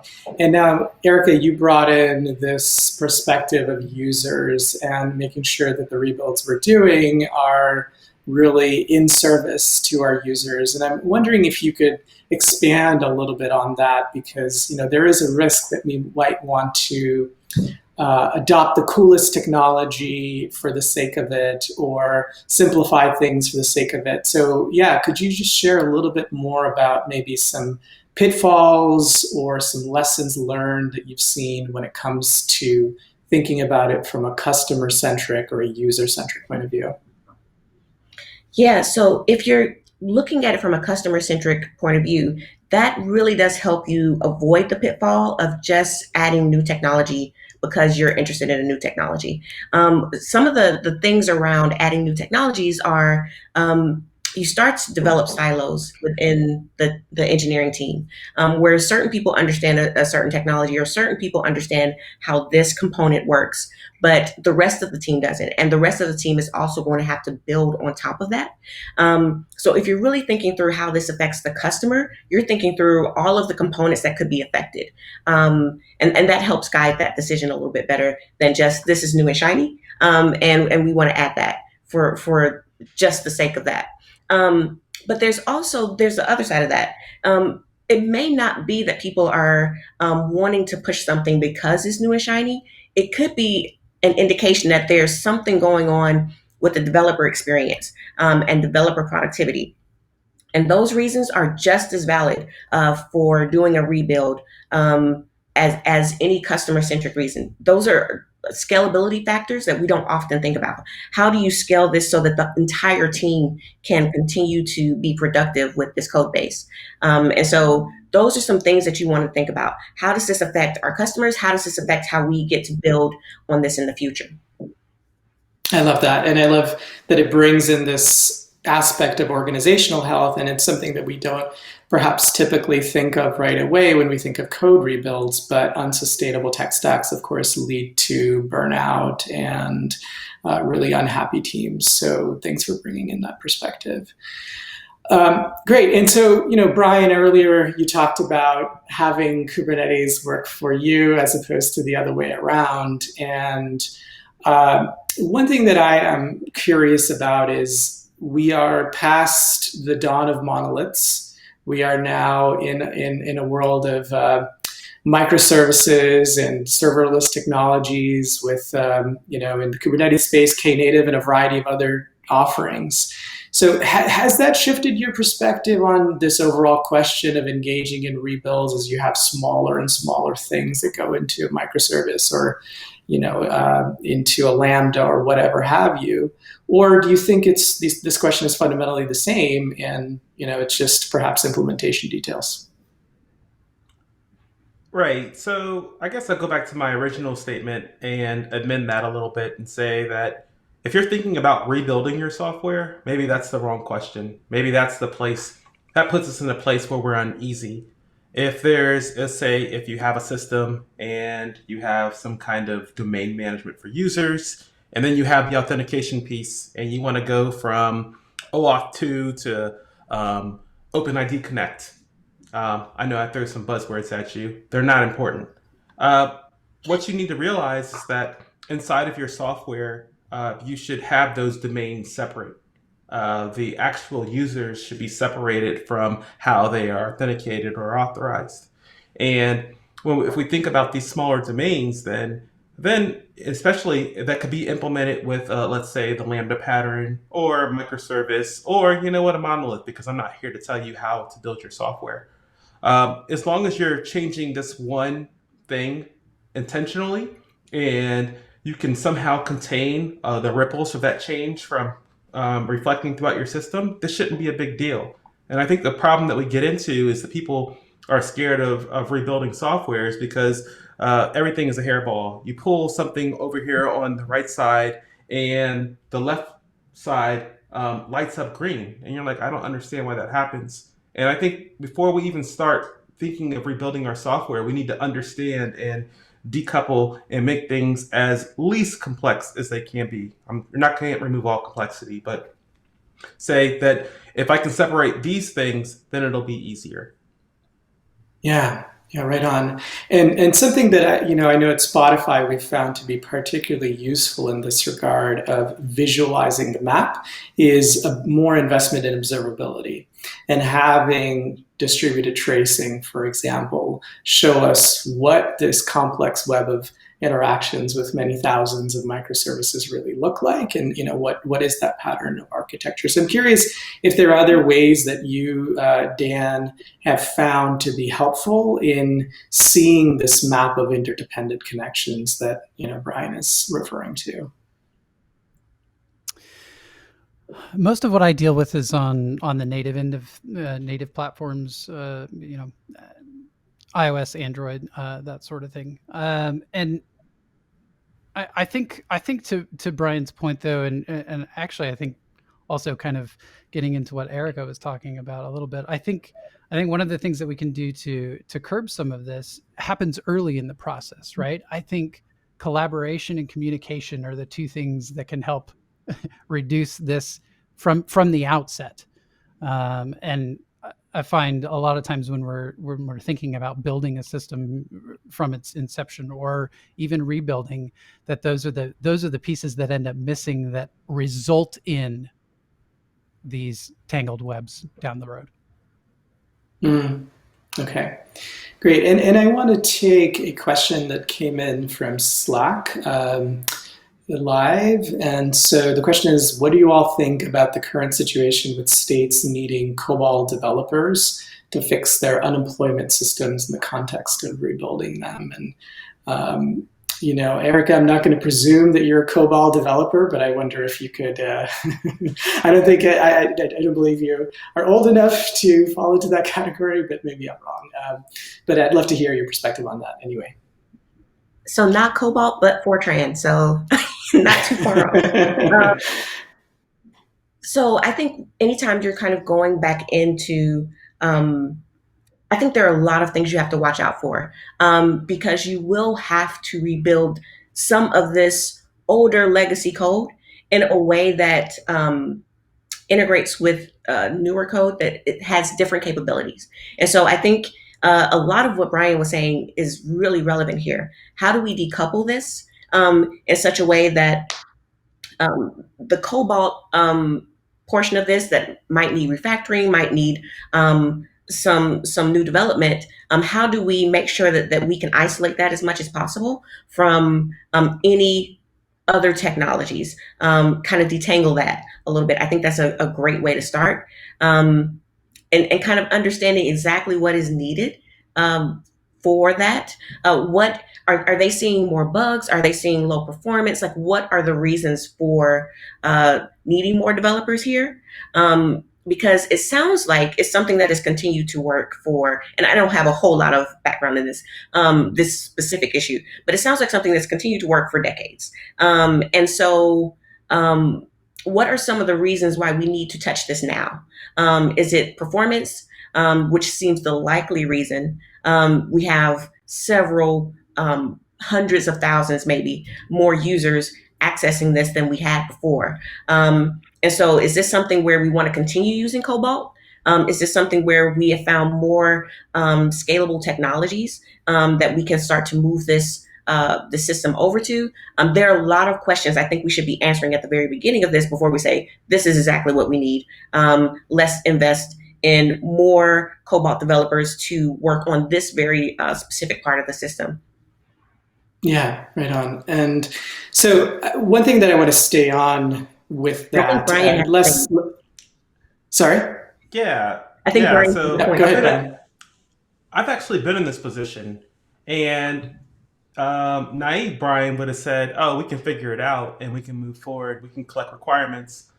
But battle season Brian says, "Here's the deal," and this is why banks still run mainframes. At one time, it was for I/O reasons, but we've defeated that. The reason why is this code has been working for literally 20 years. If we change it, What exactly are we changing? Well, no one here. Well, we do have people who know COBOL, but COBOL is very wordy if you've never seen it, and it's actually kind of hard to grok. If we change it, what breaks? I don't know. Well, guess what? You can't change it anymore. And that's something that you need to. We're talking about avoiding the pitfalls of rebuilding software. That's one of the pitfalls you might have to realize. If you can't count for every single effect this software has, and it's critical, billions of dollars on the line, you don't change it. Okay, so it sounds like you're not advocating for replacing it with Kubernetes right away. That was a joke, but okay. Okay, great. And so switching to some of these questions that are coming in real time as well, there are a few questions here about platform teams. And so I'll take maybe starting with this one. At what point in a company's growth does it make sense to stand up a core platform team?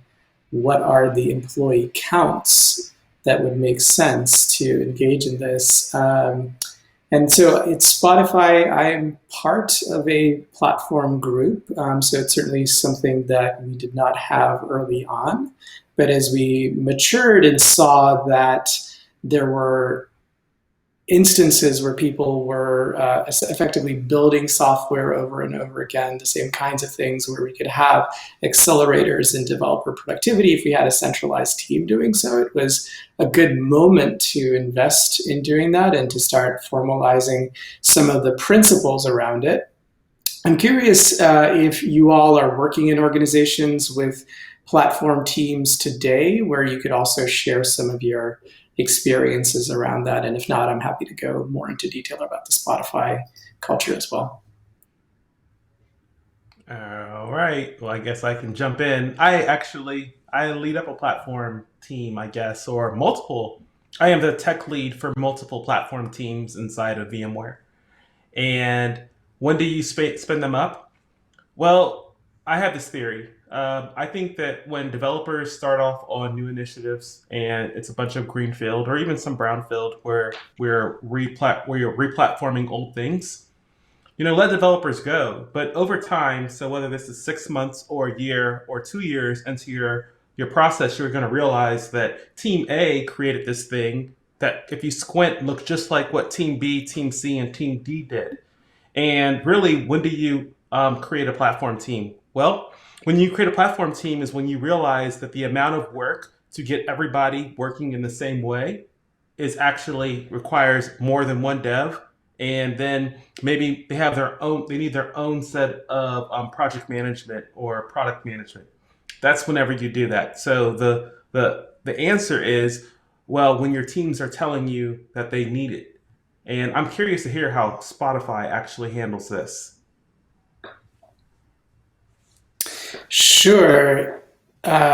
So I think absolutely, the question that I have in my mind is, will having this as a platform team serve as a force multiplier? So if it's something that's only going to provide incremental improvements, and if it's going to be used locally or with a center of gravity that's associated with a particular business unit or function, then it's probably not a great candidate to be taken into a platform team. But if the platform team can actually serve as a force multiplier, so not a 1x, but a 10x, or something like that, then I think that's where you can really spend the time, because it is an investment. It is certainly not something that's necessarily going to pay off right away. So I think we want to be really mindful about where we can be force multipliers and where we're seeing duplicative work across the company before just sort of bootstrapping everything into platform. Okay, great. So another thing that I am curious about is about where in your organization the decision to do a rebuild comes into play. Is it really with engineers? Is it with your management chains? Is it somewhere else? And wherever it is happening now in your current company, where do you think it should be? So Erica, I'll get your perspective on that first. Sure. So I think it first has to start with the engineering teams that are working on this, right? They're usually going to be your canary in the coal mine, right? To tell you that, oh, I think this needs to be rebuilt. And so that usually starts a conversation between maybe your tech leads and your engineering managers. And depending on how much this potential rebuild could touch, you might want to start getting leadership involved. You might want to start getting, say, your VP of engineering or your CTO, depending on how much it touches. I've been involved in rebuilds that were pretty much tech lead, engineering manager level, and then I've been involved in rebuilds that are the entire engineering team, and it's really a project of the CTO. So it really does depend, I think, on the scale of the rebuild. Mm-hmm. Okay. Dan, do you have a perspective on that one? Yeah, I mean, I would echo what Erica said already.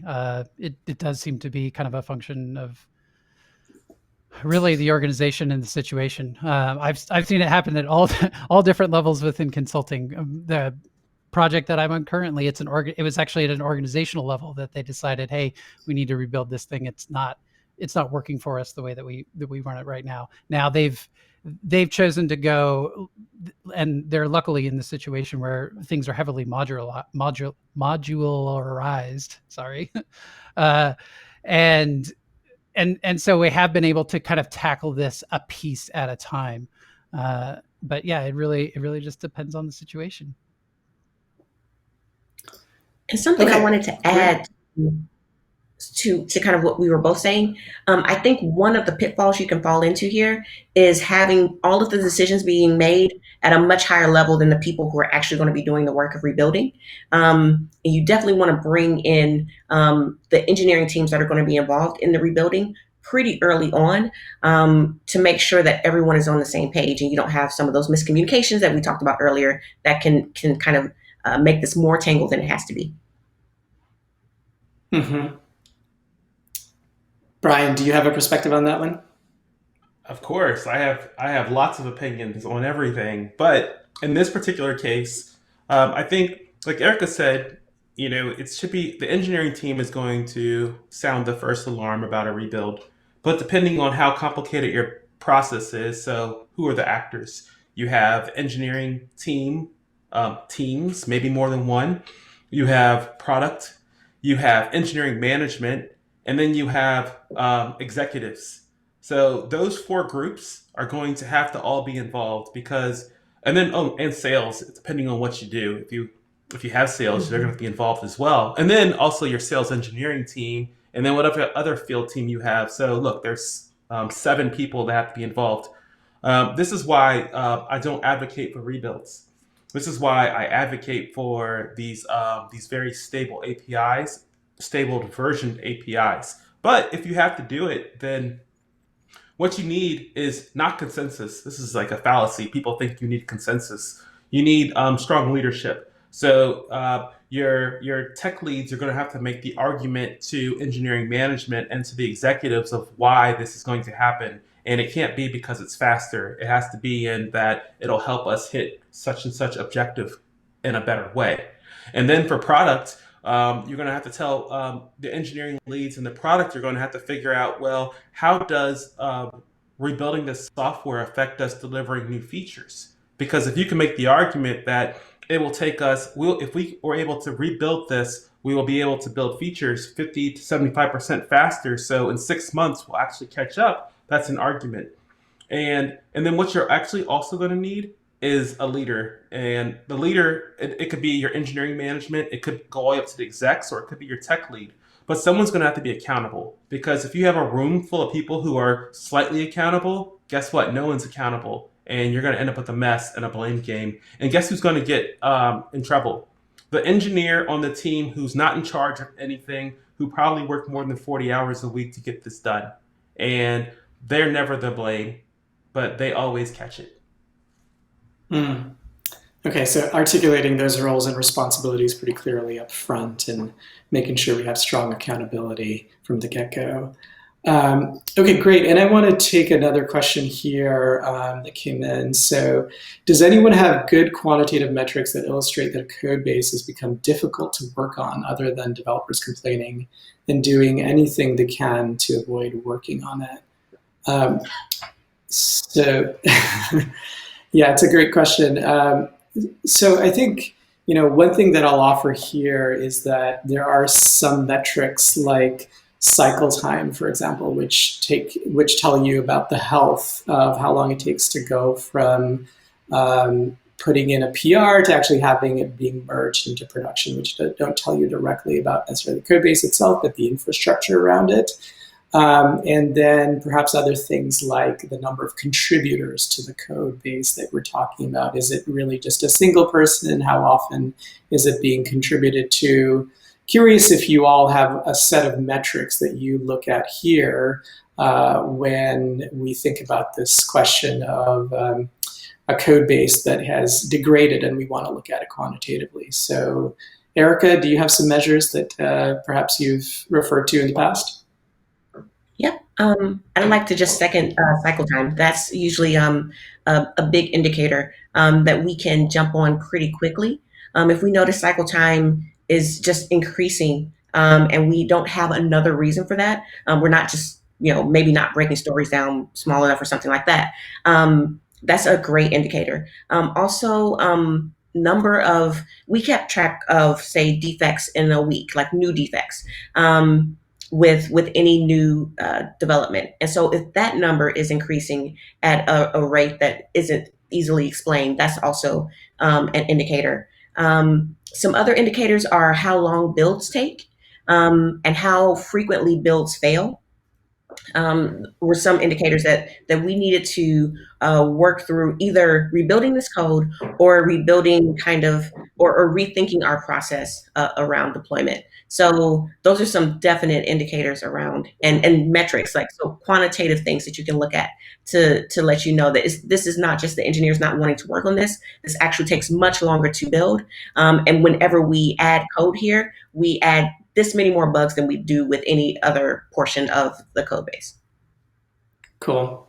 Yeah, and I think as you also alluded to, deployment frequency might be another indicator. How frequently is this piece of code deployed? Is it set up in a continuous delivery pipeline or not? Adam or Brian, do you have other metrics that you would add to this list? I'm sorry, Dan or Brian. So Dan, maybe starting with you. I think Erica's already hit on everything that I was gonna add there. So I don't have anything else currently. Okay. All right. So cool. Here's a thought. So you've heard the saying, there's lies, damn lies, and statistics. Developers are actually really good at gaming anything you put in front of them. They'll make it look like you want it to look. You need less bugs? We'll make less bugs. So there's an easy way to actually determine this. And if you have a healthy team, you can see this really quickly. What you want to do is, for a given feature, can we actually ship, do our branches actually stay around more than a day or two, and maybe 3? That's actually how I can tell. When those branches start staying around for more than 3 days, that means that this work is too hard and our developers are thinking too much. And is it exact? No, of course not. Nothing's exact. This is, computer programming is not computer science. It's actually just writing software. So it's not going to be exact. But at that point, when I'm looking at the velocity of my developers in that way, of them actually being able to deliver code that gets integrated into whatever our master branch happens to be at that time continuously, then that's whenever I start looking for issues. And then, like Dan pointed out, or someone else pointed out, when you look at observability, then you go looking for, all right, there's smoke. Let's go figure out what's on fire. Mm-hmm. Okay. And so one thing we haven't talked about, but that I think you're hitting on at the end there, are in terms of potential incidents or, perhaps metrics like mean time to repair or mean time to restore. I'm curious if those are also, these are like post development activities. Are those also things that you would bring into the conversation here?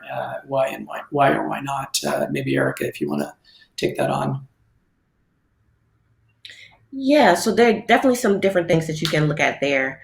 So something that we look at, um, mean time to repair, it depends on the SLAs we have for certain severity of bugs. And so if we find that we have a defect or an incident that is outside of these SLAs that we have agreed to, that kind of is an indicator that something else, something deeper is happening here, and that this is something that possibly is going to span multiple teams, and it's going to span, say, multiple sprints to actually get done. That's a strong indicator that this is something we need to dig more into, and it kind of goes back to Brian's comment, like this is the smoke. Like, let's dig into it here.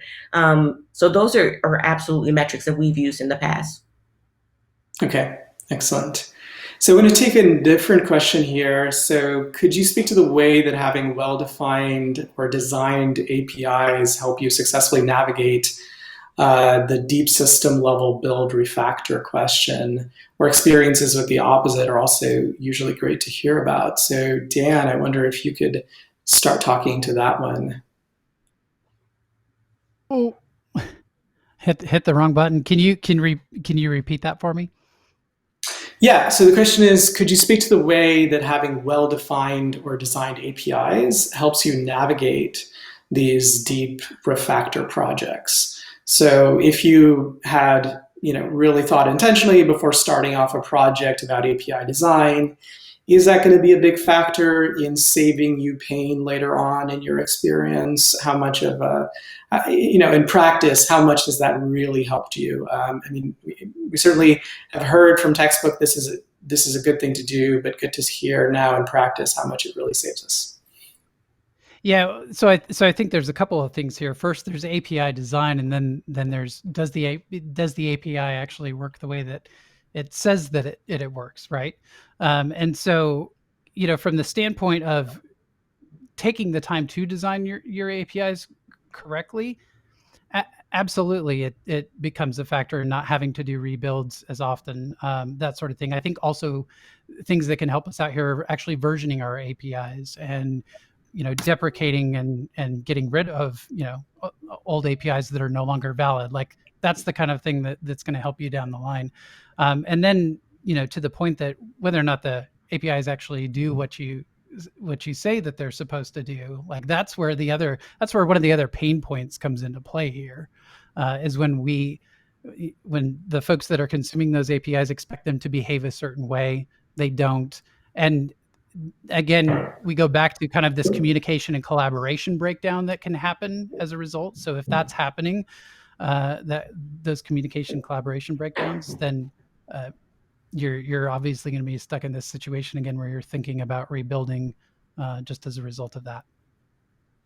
Mm-hmm. Great. Brian, Erica, would you like to add to that?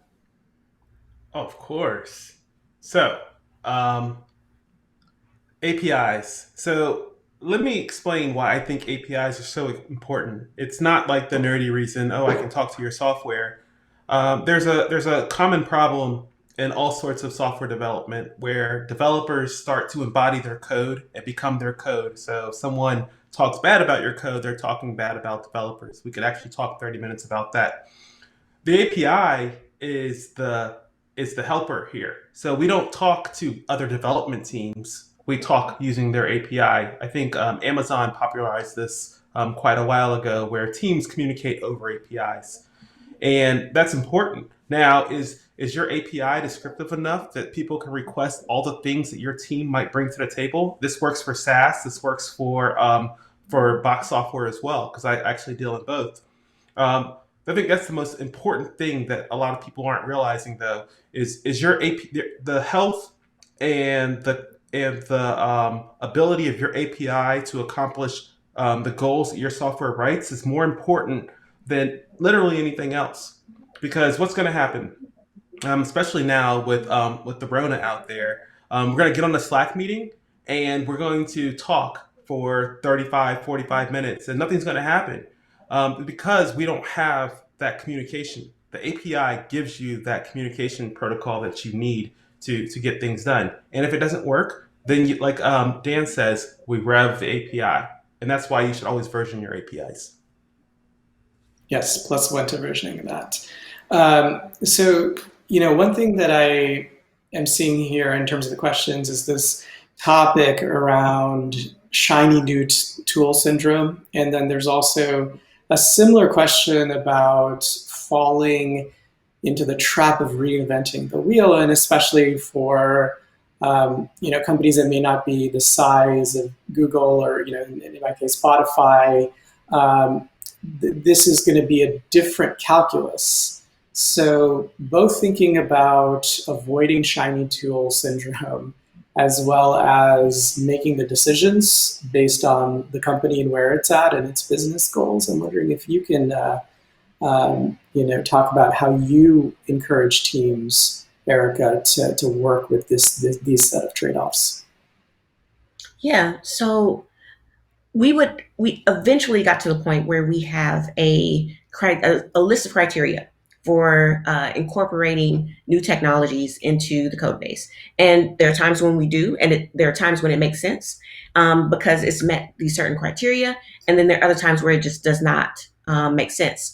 And to a point that Brian made earlier, it usually is up to, say, a tech lead to kind of convince engineering management or leadership that this is a change that needs to happen, or this is a change that makes developing and building on this much easier. And so that's typically how we frame new technology conversations. And so new and shiny is fun, but does it answer the questions we need answered?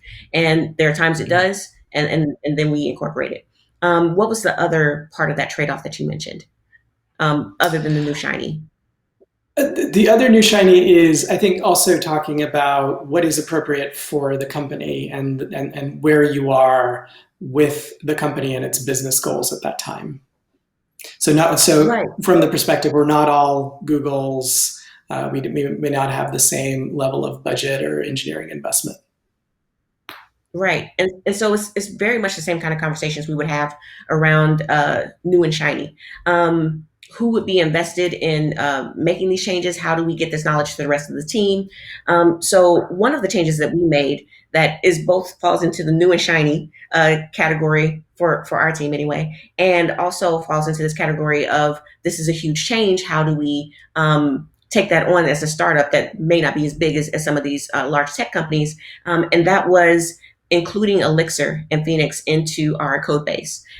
Before that time, we had been working mostly with Ruby and Rails. And so how do we kind of change not just our, maybe we create a microservice to work with this and see if this is something that makes sense, but also how do we change our mindset around being a Ruby shop that is now doing a lot of Elixir work and a lot of Phoenix work. And so how do we make sure that we get those learnings so that there's not just one person, which this was an issue at first, there's just one person that can do all of the Elixir work.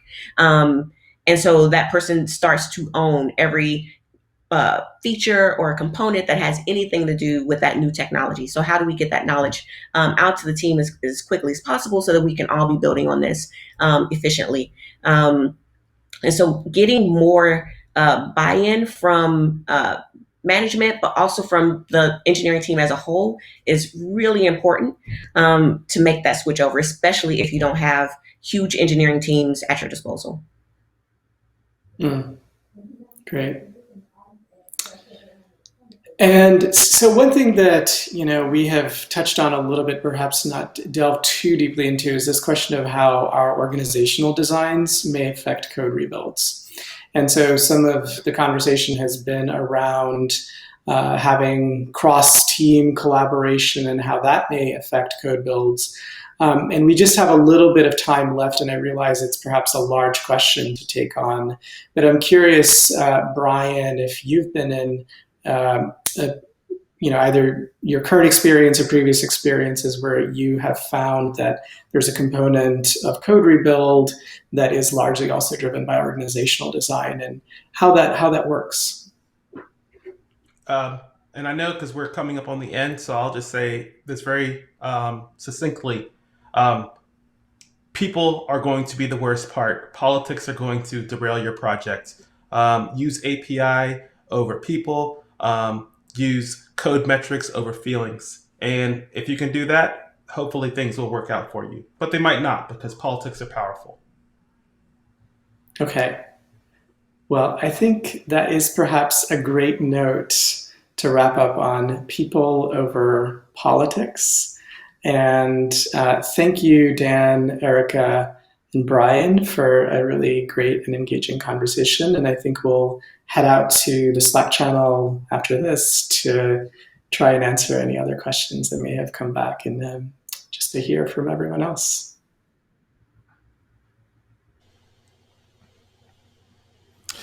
All right, indeed. People over politics all day. Thank you, Jai, and the other panelists. Have you ever been to a conference and you see a great panel and you think, I would love to just be able to work with these people and be able to talk to them? Well, you actually can. If you come over to the Building Software channel, you can talk to all these panelists and learn more about what Spotify is doing and VMware and all the great companies that are represented by this great panel. Well, we've done it. We've made it to the end of day one. And I know that some of you have been here for the entire time, and some of you may have joined recently. But I hope that no matter your situation with your participation, that you're leaving day one with your minds full of ideas, but also your hearts full of inspiration. I know that I have. I have gotten new things that I want to try immediately, and I have been inspired by the great talks that we've had during day one of LeadDev Live. But despite the inspiration and despite the ideas, there's no getting around the fact that these are unprecedented times. And that means that there is unprecedented uncertainty. And it's incredibly hard to be a leader during this time. We can't even plan tomorrow, let alone a sprint or a quarter. However, I would encourage everyone to think of this as a time to get something new. In fact, scientists are finding new data. Seismologists are hearing parts of the earth that they had never heard before because their instruments have been clouded by subway trains and traffic and so many things that made it hard to understand what their instruments were saying. So seismologists hear earthquakes on the other side of the planet that they weren't able to detect before the pandemic. Also, people who study climate are finding new ways to study the atmosphere because with so few people emitting, people and corporations emitting pollutants into the atmosphere, they're getting newfound clarity into what's happening in the air above our heads. And I would hope that as leaders, we're seeing this time, horrible though it may be, as an opportunity to gather new data and gain new insights into our teams. I really hope that we can see what fissures exist in our team that will probably last past this pandemic, but need our support anyway. And we're all being more vulnerable than we've ever felt before. Many of you are feeling anxiety and a sense of even fear that you've never felt before. So let's lean into that vulnerability and be vulnerable together. And hopefully that will allow our teams to be closer together and to have a bond that will help us through the next time of uncertainty. And I hope that you've gotten tools today during day one of LeadDev that will help you grok all the uncertainty that we're seeing now, all that uncertain new data, and use it to spread clarity even in this time of uncertainty. All right, before we leave you, we want to leave you with a few things. If you check out the virtual swag bag, our wonderful sponsors and partners have come up with some amazing giveaways and prizes, and you can go to live.theleaddev.com perks for the full details. And there's just a lot of things that you can dip into and take away from the conference. On that note, I do want to thank all of our sponsors who, without their assistance, this would have been impossible to pull off. So thank you to all of these sponsors. And I want to send a massive super thank you to our premier sponsor, Twitter. Thank you for the support. We just really could not have done this without you. All right. Tomorrow, we'll do it again. Same time. We'll be starting off at 10 a.m. Eastern for day 2 of LeadDev Live. Thank you all for joining us. We'll see you tomorrow.